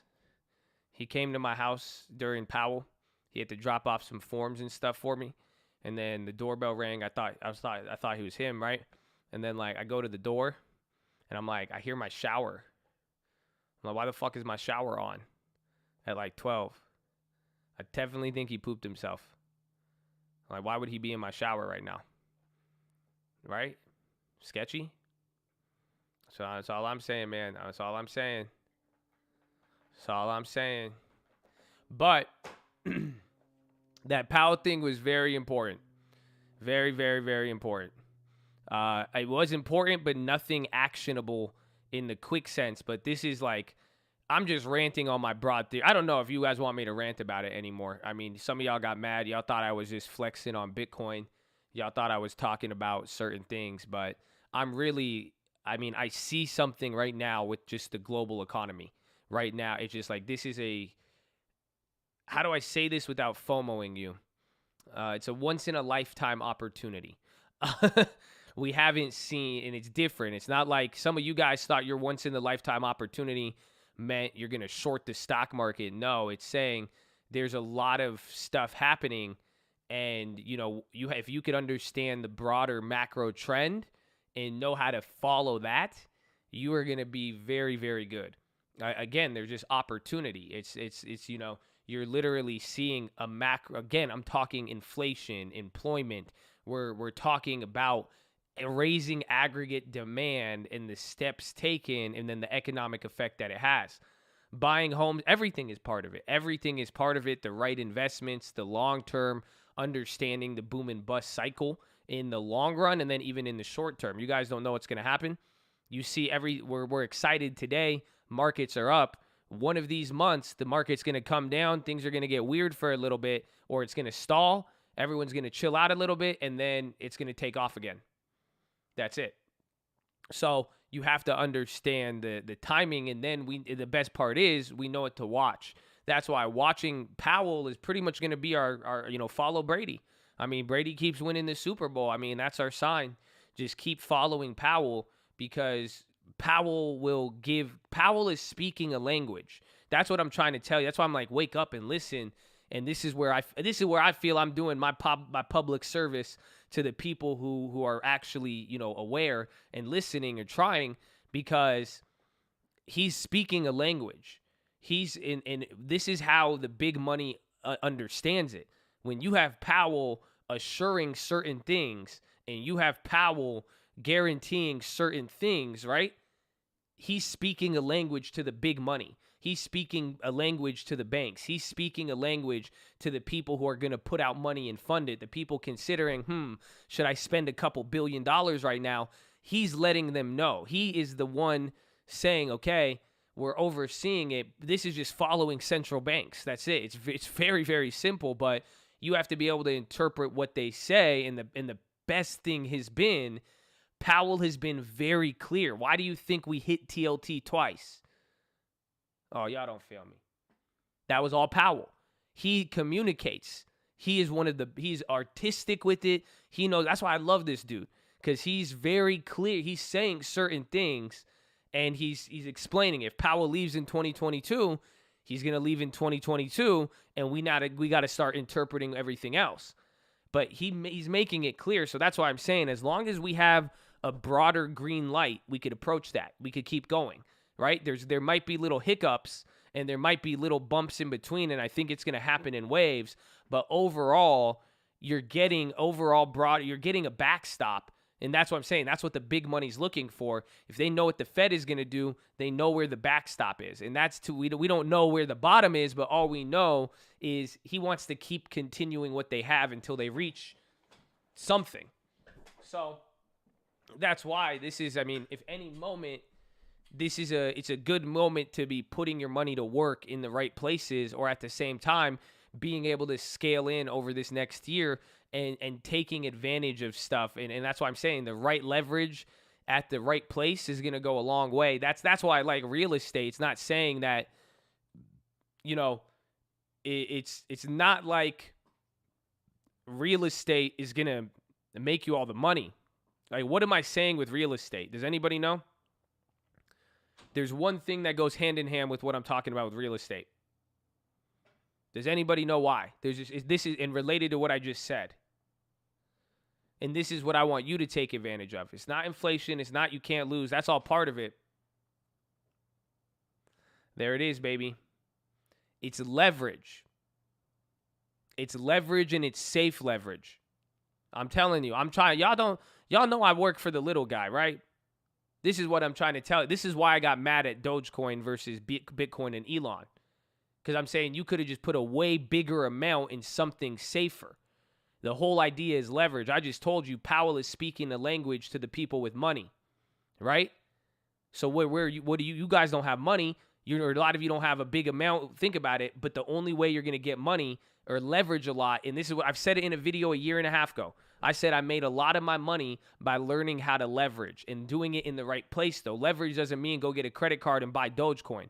You know what I'm saying? It doesn't mean go get a bunch of money and then bet it on something speculative. No, it's taking advantage of the financial situation and leveraging a small amount of money into something big and safe.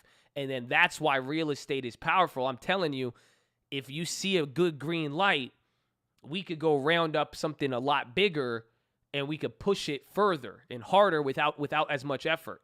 Some of you want to make $1 million. Let's go get a $500,000 house that only needs $50,000. Oh, y'all don't feel them. That's how do you think banks do it? 1 in 10. Oh, come on. Do you see? So that's why leverage is the key here. It's going to be it's being able to take the right investments in this period. You will not be able to lose because you're going to be able to leverage bigger amounts with safety. That's all you need when you have the green light. There's always going to be, the market is going to have a problem. There's always going to be risk. Risk is always going to exist.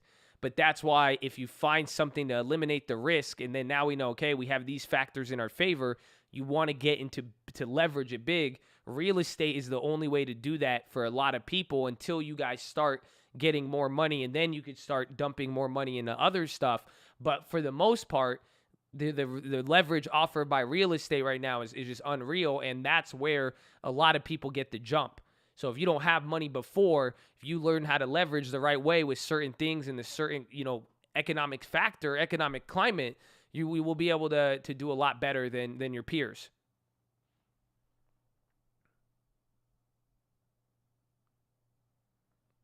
So there you go. I hope it helps. I hope you're patient. I hope you don't fall. Again, the timing of all this is gonna be wild. That's the only, like I'm saying, it's gonna happen in waves. So what I'm saying, when I just explain everything, a lot of you are envisioning a straight line going up, right? You see what I'm saying? A lot of you guys are thinking, okay, Josh, green light, Powell, you're thinking a straight line up like the yield curve. No, It's going to happen in bursts. Big run up, calm down. Big run up, calm down. Little pop, come down quickly. Huge run up, stay up. You see what I'm saying? It's going to happen in little bursts. So that's why being able to position yourself at the right time is going to be key. That's why scaling in is going to be the key. Yeah, it's kind of going to look like DraftKings chart. You see what? Yeah, that's a good example. We're probably, I think we're probably right here. Do you see what I'm saying? It's going to start off low. It shoots up, get a little volatile. It's going to pop up. It's going to come down really big. You're going to question everything. And then be like, damn, this is over. And then 3 months later, it's going to pop up again. You know, you're going to have little things in between. It's going to just keep going in bursts and waves. You're going to pop up. Then it's going to calm down. Wait another month or two. It's going to shoot up. Come right back down to where it shot up. Do you see does that make sense? That's what but I don't, that could take a year or 2 years. It depends if any external factors hit. So there you go. Hopefully that helps. Hopefully you're prepared. So leaps on everything. Well, maybe, but that's what I'm saying. Go get your house first. You want me to show you something with leaps? Let me show you a nice little leap I got. I got this nice little leap on Uber. You know what I noticed about it?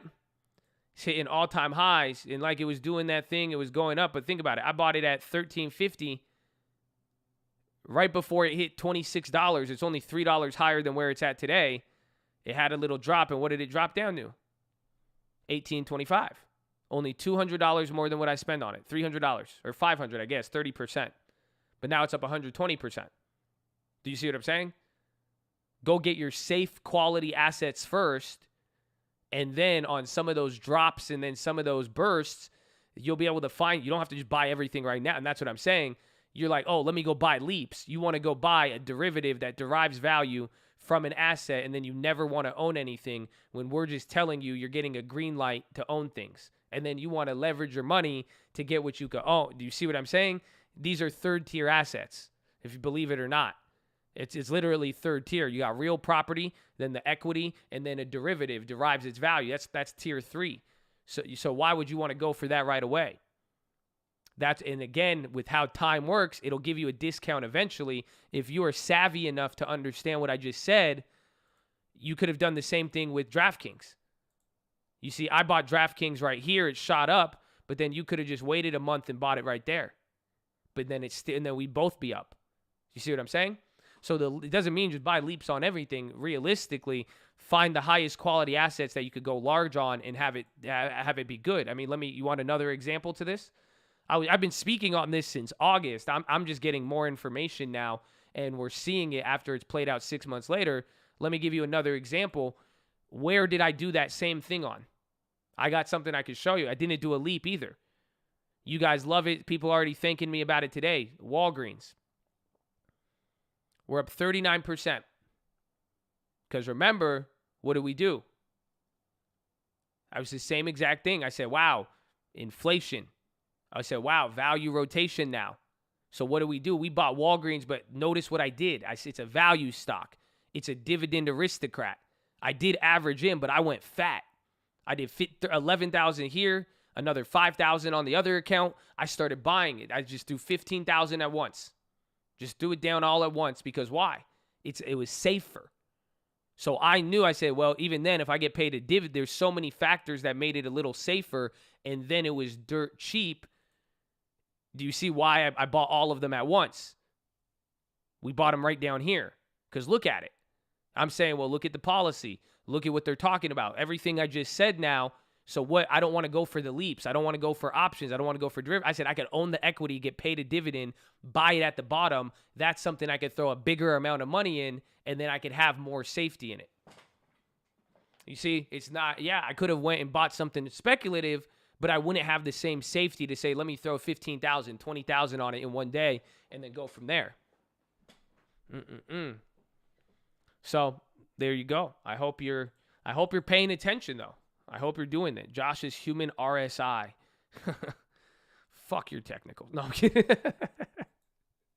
That's what I'm trying to tell you. You don't need that. You just need a little broader emphasis on the macroeconomic climate.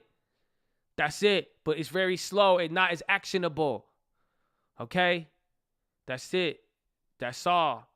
But no, everything I do is commonsensical, though. That's what I hope you realize. That's why you guys need the common sense, but also the discipline to let your greed out at the right way. Let your greed out on the right asset. Does that make sense? Get greedy with real estate. Get greedy with the value dividend aristocrat when it's at the bottom. Get greedy with that. Don't get greedy with the fucking weed stock up 1,000% in 2 days. Don't get greedy on AM. You see what I'm saying?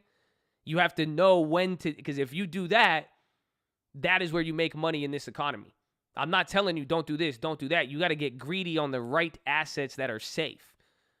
That's it. You've seen me do it on anything. More safety, I get greedy. I throw a lot. It's the same thing. That's why I did it with Bitcoin the other day. That's why I kept bringing it up. That's why I said, I see people being greedy with the dog shit, no pun intended, go get the big one.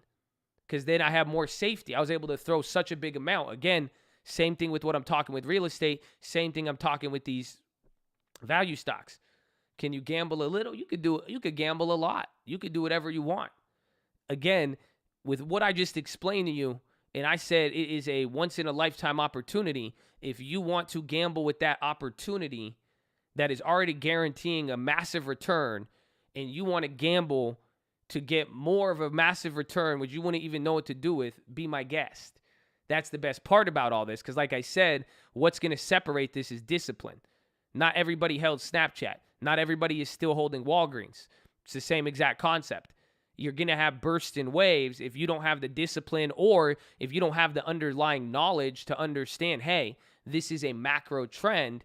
You're going to miss the boat. You're going to panic. You're going to sell out of it, or you're going to get greedy on the wrong assets, and then you're going to go too small on the right assets. And that's all. That's what separates a rich man from a poor man right there, especially in what we're doing right now in this type of game. That's what's going to separate the people who are making really good investments right there. It's the ones who are getting greedy on the right ones and not the wrong ones. And then it's just, you have to understand the underlying trend, and that this isn't going anywhere in a couple months. Even we're expecting 12, 18 months. You need to be looking out ahead of that. So, this is some bigger, it's bigger macro. It's boring. Again, this is why, like, everything I'm talking, you guys have slowly watched this as a development into these strategies. Like, I hope you realize, like, this isn't this shit you're going to watch YouTube videos on every day and learn about. You can't, like, a lot of you guys like to turn off the computer, or you like to turn off the market, and then you start researching a bunch. You start reading articles. That's how you got 50 different stocks. This is literally macro. This is a slow-moving ship, but this is how we've been positioning ourselves. That's why it looks like, think about it, we've been doing the same shit, but little by little, all of our accounts have ballooned. Like, I personally have made a lot of money, not only off the stocks, but even the real estate stuff. Again, that's why it's funny when we look back at it. We were talking properties with Mustafa. We were talking Colt properties. You guys remember I was going through that whole process. We saw the first time Powell switched it. The first time they went to inflation target. The first time they went to now talking unemployment. Now you started getting the new government administration. Now they start passing second round of stimulus, working on a third round of stimulus. You see what I'm saying? It's stuff we've monitored daily, but at the end of the day, too, it has happened very, very slow, and it's on the macro. That's why it's one of those things where you have to just, you just got to throw this seed out there and take care of this seed in a way and let that grow, but you have to understand the soil that it's in. That's what I'm telling you. As long as Powell is telling us the soil is good and he's going to take care of the seed in the soil, all you got to do is know when to be greedy and when not, and then which types of vegetables and fruits to plant. See what I'm saying? Go for a higher success rate with a bigger harvest. This might be your time in the right ones. That's why I said it. This is a very choosy market. If you could choose the right things, get rid of a lot of the bullshit, some of you could change your life here, or this will be a good couple steps for the next 5-10 years if you play your cards right. So there you go. That's a mini little econ rant. hopefully put into to context a lot of the stuff we've been working on.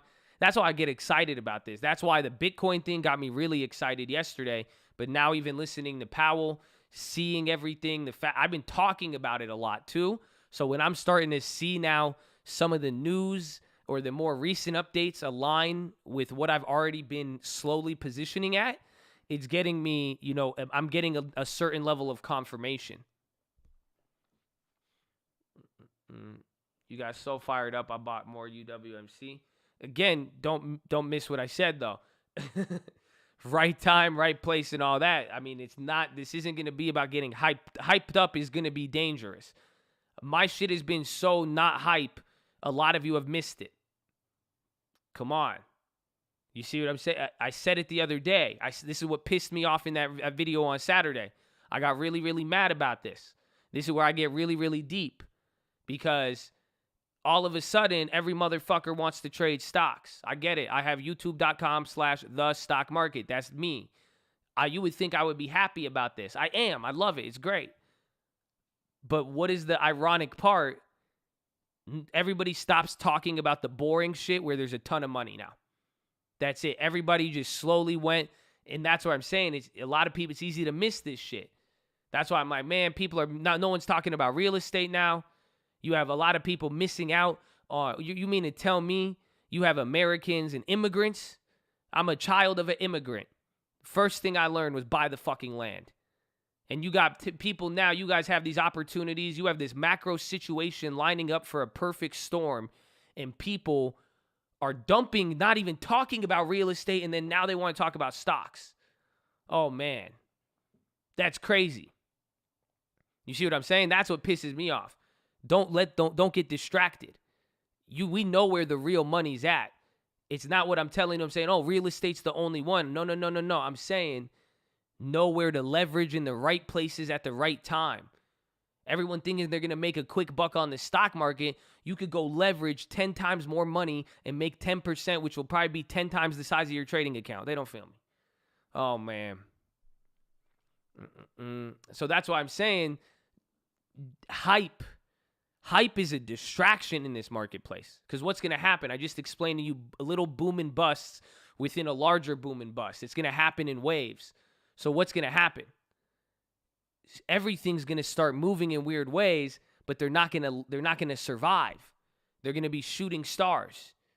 They're going to be like, oh, and then people, as everyone's chasing that, the train keeps rolling. Go for the big train. Go for the big train on the tracks. We can move a lot more with that. But then if you you see what I'm saying? The hype of this marketplace, that is what is going to distract you guys over the next 18 months. Is because that you're going to jump in one thing, jump in another. You're going to get tempted to go to one. You're going to go to the next. Today is GameStop. Tomorrow it's Naked. Then it's this. Then it's Doge. Then it's Bitcoin. And then be like, oh, I can't do Bitcoin. I'm supposed to do this.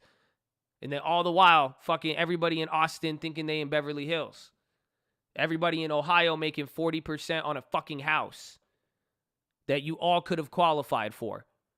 And that you would have made 40, 50 grand doing nothing. Come on.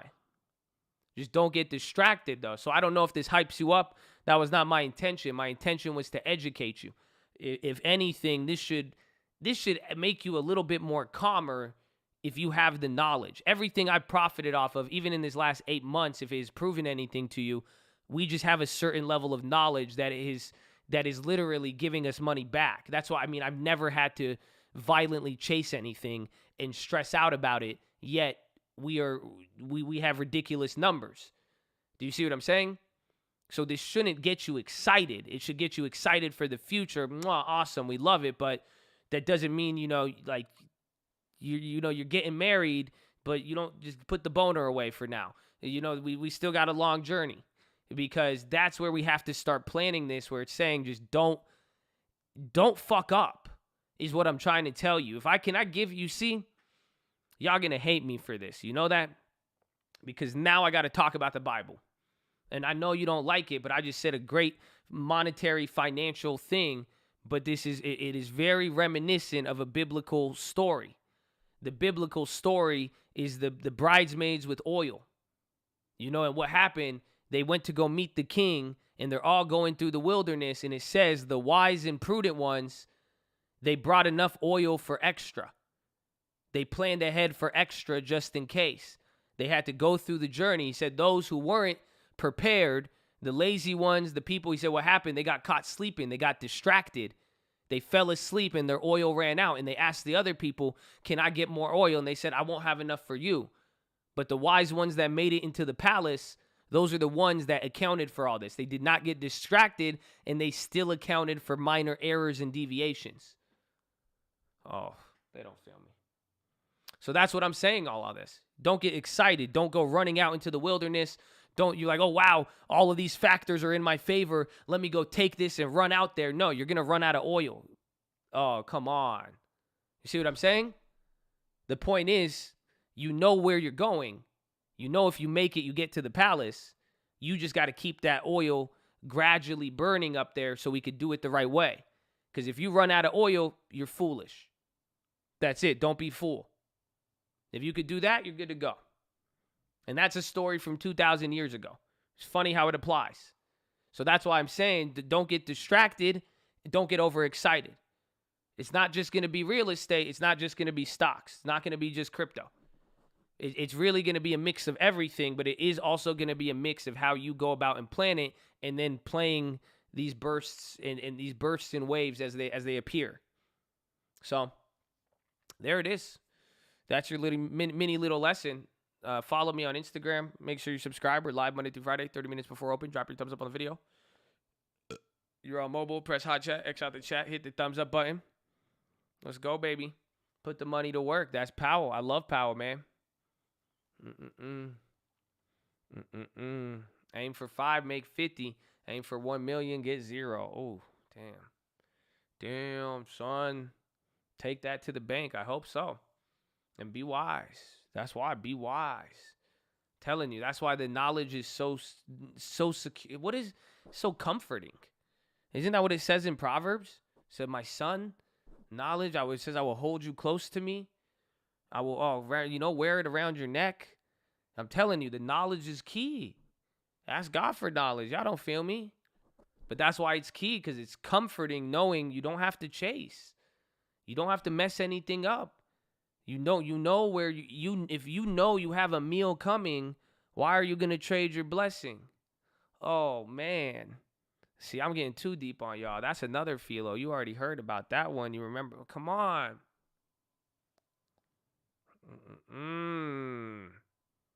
You see? That's where we need to aim. Wisdom.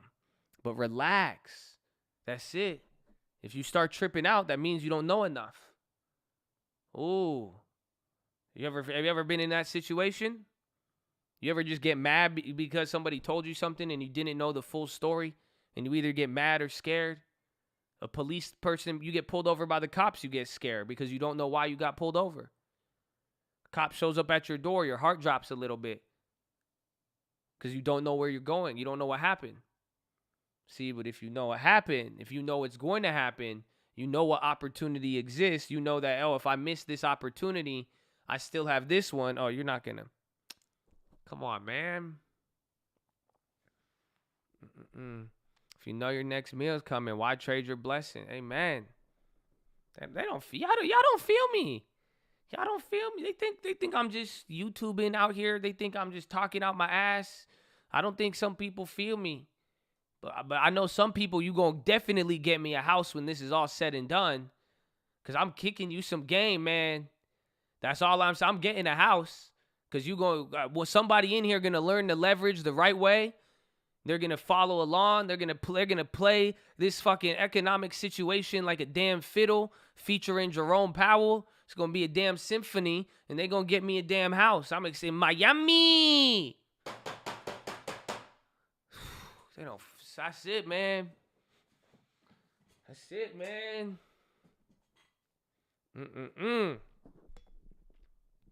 That's it, man. I'm excited. You got 23 minutes left, baby. Miami.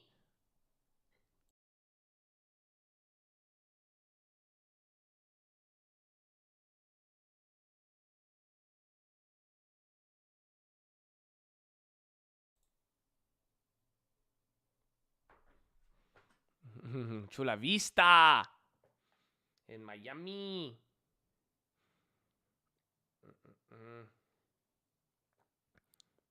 Island in the Keys. Listen, man, beggars can't be choosers, man. I'll take whatever, but, you know, I believe in y'all. I have a high standard for y'all. I know you're going to do good.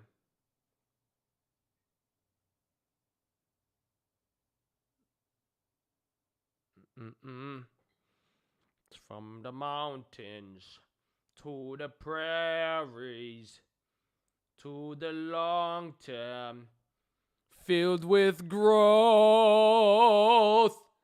God bless Chadadonia, my home, sweet home. Sorry, that was a good one, right? I like that. It was very comforting. Shit, baby. Woo!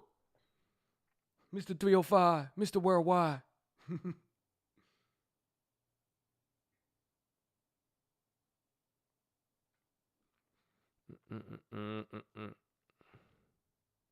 Oh my gosh, no way. Dude, did y'all know we got a young Chad in here?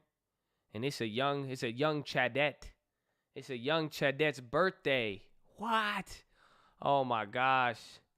Oh, Antonina. It's such a beautiful name. It's said in many different ways. I just can't say it as well. But it's her birthday. Happy 13th birthday. Horn! Oh, yeah. Let's go. Happy birthday. Look at that, Chad. 13. She got the long term, too. That's it. Mama put her on. Damn, that's crazy. Can I say damn? That's crazy. Hey, man, that's an extra long term. Wow. I think we could probably just like 1, 2, 3. Happy birthday from all of us to you. We wish it was our birthday so we could party too. Hey, happy birthday from all of us to you. We wish it was our birthday so we could party too. Ah! Horn. Sorry, I get real excited sometimes. I haven't done that in a while. I needed that. Thank you for coming to Applebee's.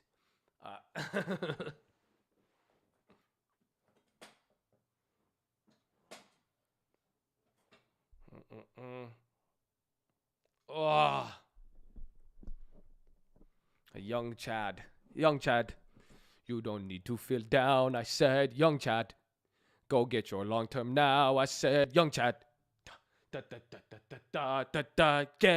the long term chair. Son, I work at the CHAD, yeah. Trying to work at the CHAD, yeah. You could buy you some growth. You can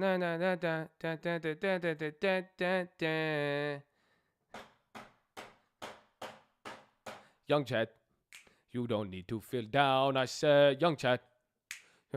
That's a banger, bro. It's a banger.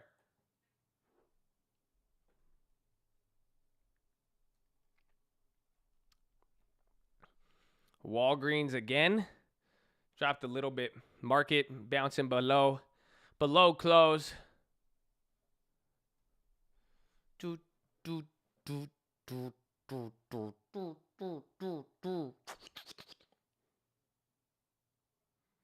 Boy.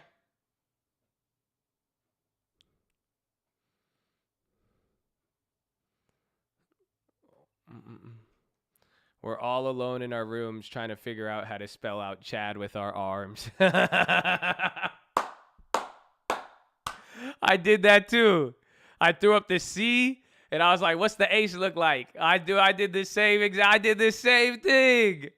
Oh, see, you don't even need a camera. I'm telling you, that's exactly what I tried to do. Oh, man. I was like, what the hell's the H, man? Yeah, we tried to make the H. It's like a lowercase H. Some of y'all look weird as hell right now. That's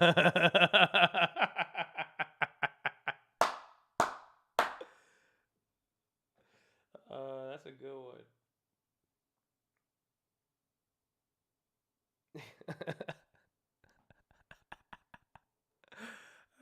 I feel like if you just put your hands up and your head is like a capital H, like a field goal, but you have to do it a little lower. So like your head is the middle. Yeah, hands straight up. CHAD. Yeah. Oh my gosh, that's so funny, bro. We all tried it. I tried it. I legitimately tried it.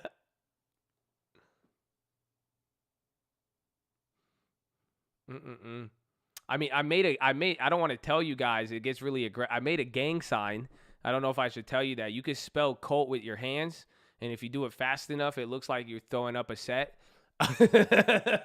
Some of y'all are going to get shot, and I don't want to teach a lot of you guys this because you're like, no, it's fine. No, it's my Colt. You see? They're like, no, that's what I rap. No, like, no, like it's a representation of like, no, man, it's fine. It's not like, no, I never do that. Nah, dude, we're cool. You cool? I'm cool. Never do that. So I know I got it's dope. It looks pretty aggressive. It looks cool. Like honestly, like, some of you guys would look really hard doing it, and then some of you, they would be like, "What are you doing?" So I don't know, man. I just don't want anybody put in any precarious situations, you know. Nah, man, I'm just Chad. It's fine. Just call me Chad. Just call me Chad.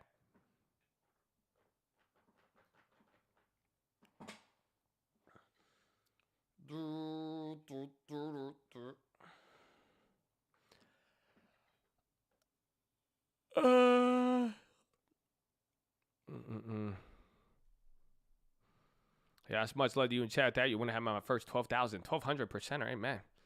Yeah, I don't know. Uber, I'm just not going to touch. I mean, we have the Leaps. I was looking at them.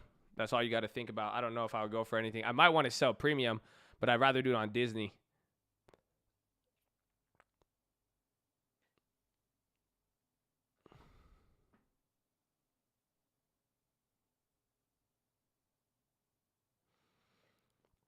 Do I see UMWMC as a long term? I plan on holding it for a long time. I don't have it in the big long term, but kind of, yeah. Lots of Zillow after close. You could get some Redfin too. Spies coming down.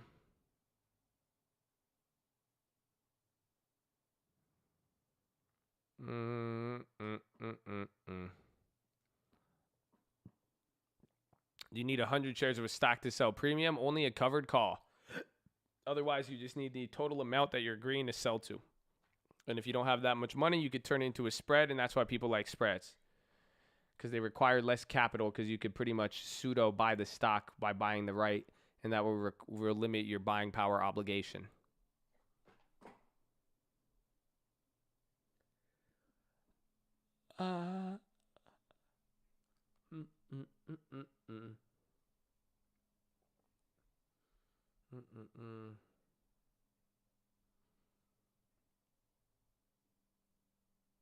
Limit capital but limits profit? Yes.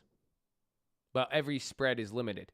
So anytime you do a covered call, anytime you short anything, it's always limited no matter what. So even if you did a naked coin sell, you still lose.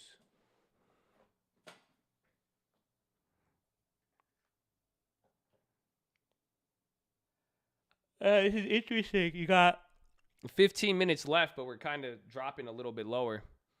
Link for Colt merch, collectcolt.com.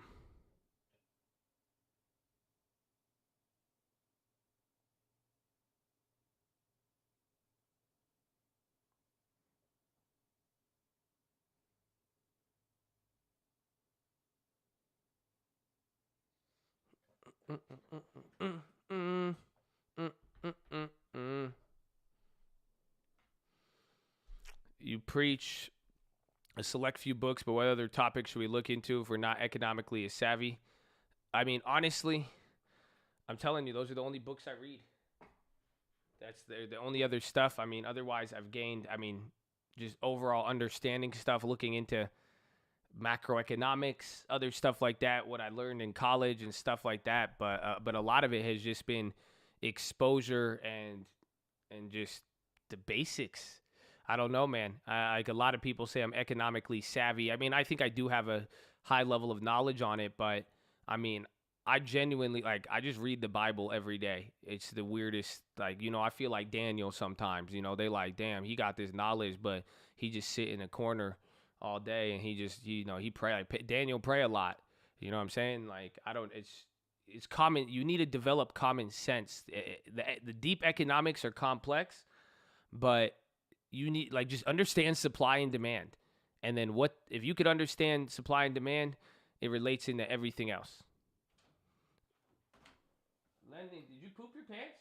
No, not this time. But why were you were showering, right? I took a shower. Yeah, I said that was very suspicious. Oh, you called me out for showering? But yeah, I said I thought you were here. The door rang, and then I just came back from a workout. What's up, Chad? What's up? Am I too loud? It's very loud. You're not used to this quiet. Josh answers every morning. It sounds quieter and quieter. What the fuck is wrong with you guys? No, it's not. Welcome to the trading fraternity. 30 minutes before open. Oh damn, that's how it's good. All right, let's see, man. Fuck all y'all. You know how I know this guy used to be a baller, like a basketball? He's got handprints above his door still. Like, you still trying to touch the top of the door, bro? You ain't. Yeah. It's over, man. The pipe dreams are over. Stop pretending like it's a backboard. No one. I got to, man. I saw handprints, bro. I was like, what is this? What do you mean, this man? guy, why?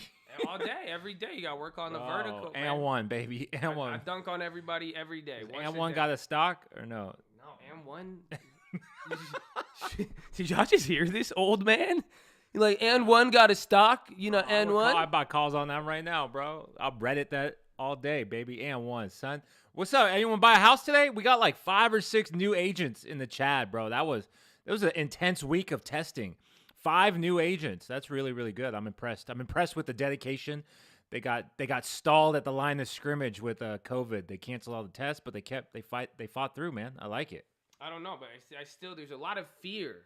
That's why I called you yesterday. People scared to buy houses. They scared to do even the tests. I don't know. Just scared. Fear. I see fear in a market where, especially when there shouldn't be fear. It's been bothering me. What's fearful? Why is everyone so scared? I don't know. That's why I called you yesterday. I said, run me through this again like I haven't done it. How do we go buy a house, man? It's easy. We can talk about it tomorrow. I got to be here tomorrow anyways. You can sign some paperwork. And no, I do not prepare. I'm just funny like this, bro. Like, this is what I do. You should watch my stream. I forgot. What happened to that, man? I'm trying to get a studio, but everyone's trying to like rip me off. Like, I'm just gonna do it from home. I think that's. No, yeah, don't buy this. You I just want to be like the next Grant Cardone. I want a 10X, bro. That's how you know you're He old. copied us with the EXP. That's how you know you're old, man. I want a nice little stage. We could take phone calls, commercial breaks and stuff. Like, I want to be old, I said, why you want to be, like, you like one old guy, like, I want to be another old guy. Why are you guys so old? I just want I'm so pretty. You don't show your face because you're ugly. I'm pretty, so I want like I don't know, man. I want a pretty background. I think I'm getting pretty, man. I don't know. Like, I'm See? I don't know. I look good in the mirror, the gym. These girls keep hitting me up. Like, what do you want me to do? I think I'm getting pretty, man. I'm sorry. I don't. No comment. No comment. Okay, all right. I'm just saying. Hey, anyways, don't be afraid. Follow me on Instagram at the Trading Fraternity, ladies. Do not. I got my mod shirt on. Look at this. This thing is lit. It's nice. It's soft. Oh, it's soft. It's a little big. It's a little big on me. I got an extra large. $10,000. $10,000 shirt. How's it feel? I mean, I'm not the one who bought it. Yeah. So you should. Any mod in here should sell their shirt for $10,000. Take that money and buy a house right now. Don't be afraid. I can tell you right now from experience, it feels like a good time to buy some real estate. We're out here every single day. I don't know if you heard. I gave a big macro rant. Started talking about Powell. Started talking about all of it, man. Yeah. So Powell, I didn't know Powell had the same birthday as my wife. Did you know that? That's crazy, bro. They had the same birthday. That's awesome. Anyways, but she's not that smart. She's not Powell smart. Is she watching? I apologize. We love you. He's chill. Anyways, buy a house. It takes 3 to 5% down. You need decent credit to get that 3 to 5% down. You need a job. If you don't have a job, 20% down. Just think 20% down. If that's in Indiana, that's... People have it and they won't do it. But why? I think I'm perplexed. It's like I get it because, like, even when I look at areas, like, I'll show them what I do. Look at, like, what do I have here on my screen? What do you see on here on my other monitor? You're following Elon Musk's Twitter. I knew you were a fanboy. I knew it. I was looking up the tweet he made earlier. Okay, Stop. okay. Nah, you missed. How come on? What do we go? What does that say? That says Columbus, Ohio. Look at. I already found houses. That's in the Federal Reserve. You see the The properties. Federal Reserve has a YouTube page. That's crazy. Yeah, son. That's legit. They better have a They YouTube. ain't got no views. It's Federal Reserve. We gotta man. help them out. Yeah, but look at real estate's cheap all over the country. You just gotta find that place to be. But that's what I'm saying. We talk about it. They see it, and then like I don't know. It's like people look at it. They had the money, and then they get like it just stops after that. You just look through all these houses, and eventually you're like, oh, where's this house? It don't look nice, or what if it needs this, and then it just dies. Yeah. And you know why? It's because it is complex. It's still real estate's the oldest. But is it really complex? It's complex. It's not. Robinhood, I know we all hate Robinhood, but they made buying stocks easy, right? Real estate is still hard to get in because people are haters. Like real estate agents are haters. They're like gatekeepers, right? That's true. They're whack. Yeah, they're whack. And so lenders are the same way. They're going to ask you a whole bunch of questions and this and that. Give me all your paperwork. Like if you had to do that for stocks, no one would buy a stock. Or very little people would. But like it's not like. But even I think you just have to. That's why we have you and other lenders because it's as long as you just know, give the forms the right stuff. It's like it's not. That's why I asked. I need to re-ask this question because I just think. I'm just well, so let's do it used to tomorrow. I got to come by tomorrow to sign some papers for a couple offers. So we'll do it tomorrow, and you guys can like ask me all the questions. And then we have a Zoom call tonight with Tyler and Trey. Shameless plug. It's already Wednesday? It's already Wednesday. Jeez. Shoot me an email, coltrealestate@gmail.com, coltrealestate@gmail.com. I'll get you the code for tonight. We only have like 50 spots, so get in there. Mama. Let's do it.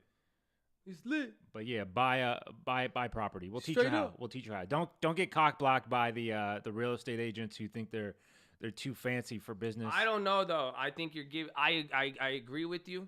And call an agent right now. They're gonna just call they're assholes. Yeah, call an agent right now. I've been treated like this my whole life. That's why I make it an effort to look homeless. You know what they say? It's fun. You know what they say? They go, "Oh, are you pre-approved for a loan? How much money down do you have?" Like, who cares? I want a house. They should be like, hey, let's do it. Let's find you a house. But you're giving these guys an excuse. I'm giving them an excuse because it's there. I know I agree with you, and I know there's other people like, yeah, you're right. That's why I never did it. But like, who gives a fuck? That's how life is, bro. Exactly. And you have to learn how to get what you want. And something I just think maybe I've done it too much in my life where I don't treat it like it's nothing now. But that's why I'm like, I need other people to see it like that because a lot of people are missing out on opportunities and people not smart are taking advantage of it. And that's why I'm saying there's people in here better capitalized, more intelligent, better social skills, and probably more deserving. But we won't go into that topic. But at the same time, it's like, why are people so like, why are so many people in the dark about buying a house as if this was buying an option 5 years ago? I'm telling you, there's just no it's not ease of use. The ease of use is gone, and real estate is not easy to get into unless you know what you're doing. But I think it is easy. Listen, you're lucky that you have me in your corner, or you have other good agents too in your corner, because we know what we need, and you do it, right? We say, hey, give us your tax returns, give us. But this, even then, and you supply it. But you know me too. The minute if I don't, I'll go and I'll call other people. I'll go get other. I'll be like, fuck it. I'm gonna find. If nobody will give me what I want, I will go find what I want by any means necessary. Yeah, that's true, but that's your personality. But everybody needs that okay, that's fine. Be a pushover anywhere in life. But when it comes to getting your property like these, when these are opportunities, I think everybody nobody, it's just like the tax guy. Only a couple people called the tax guy. How many people still ask the question today and they've never made a damn Google search and called? Probably 90%. That's but that's life. But fuck, I mean, that's people. That's how it works. I mean, we've been trained. You have to go through milestones in life to get to the next level, and real estate's one of those things where you have to know how to navigate through it, like fourth grade. I think people think it's a milestone. I think people just see it as well. They make it the American dream. Yeah, exactly. Like that's not cool. Like I treat it like groceries. People treat it. They're like, oh, I'm like the young guys are like, I'm too young to get a house. I'm too this. I'm too that. Yeah, you need to. You need to just know how to navigate, how to make it happen, make it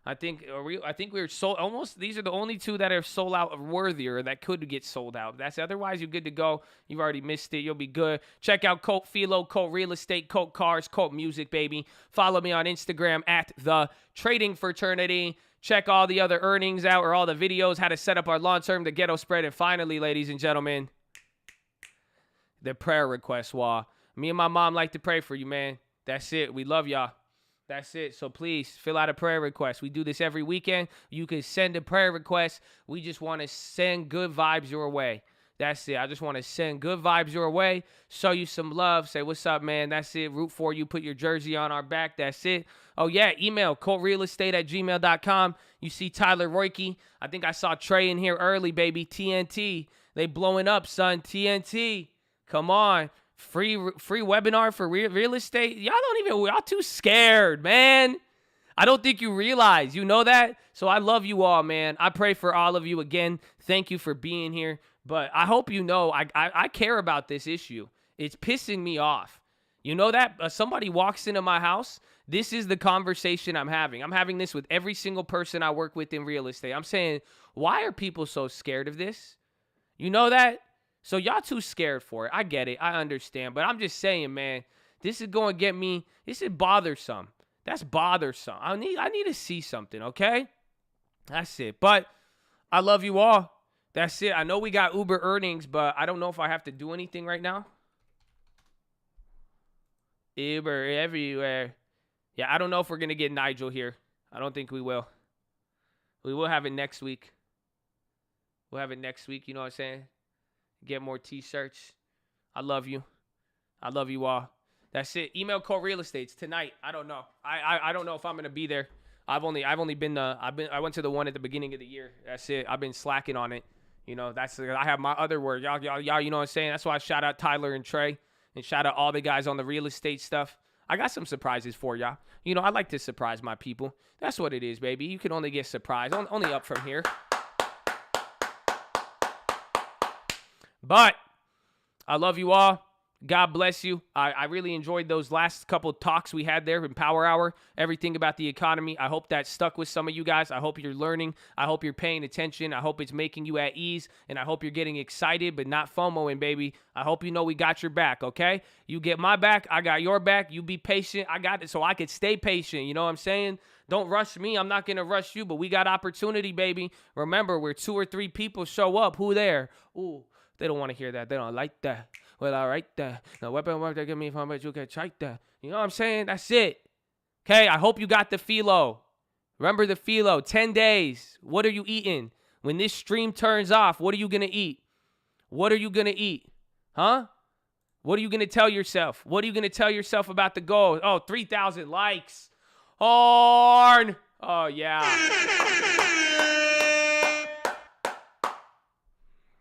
Amen. Amen, man. Wow. Wow. So let's go, man. Just try it for 10 days. I know it sounds ridiculous, but try and see what happens. Uber's reporting. Sonos is ripping. Get ready. Try it, man. So just try it, please. Okay? You got your Uber earnings. We'll see how it moves, but I love you. You're blessed. Thank you for being here. Go read Strangest Secret in the World, Richest Man in Babylon, Proverbs, New Living Translation. Okay, can you do that for me? That's it. And please, don't ever misunderstand why we're here. Do you know why we're here every day? You know why we put in the work? This ain't a job. They said it's a job. They said, well, do you like doing this? Of course I like doing it. It's not because it's a job. I do it for one reason. Do you know the reason, baby? That's why we show up. That's why we hungry every day. We should have been full by now. Oh, come on. Come on. That's why. That's why you got to look out for your bro. That's why we don't want you to have fear, huh? Oh, man, it's like these messages are said somewhere. Oh, yeah, finger to the sky, baby. To God be the glory. Amen. Amen. They don't feel, I know. Amen, baby. That's why. So stay in the game. Let's go. 10 days. 10 days. Obnoxious positivity. Watch what happens. Just watch what happens. Woo! Watch. Watch what happens to Uber. I don't even care.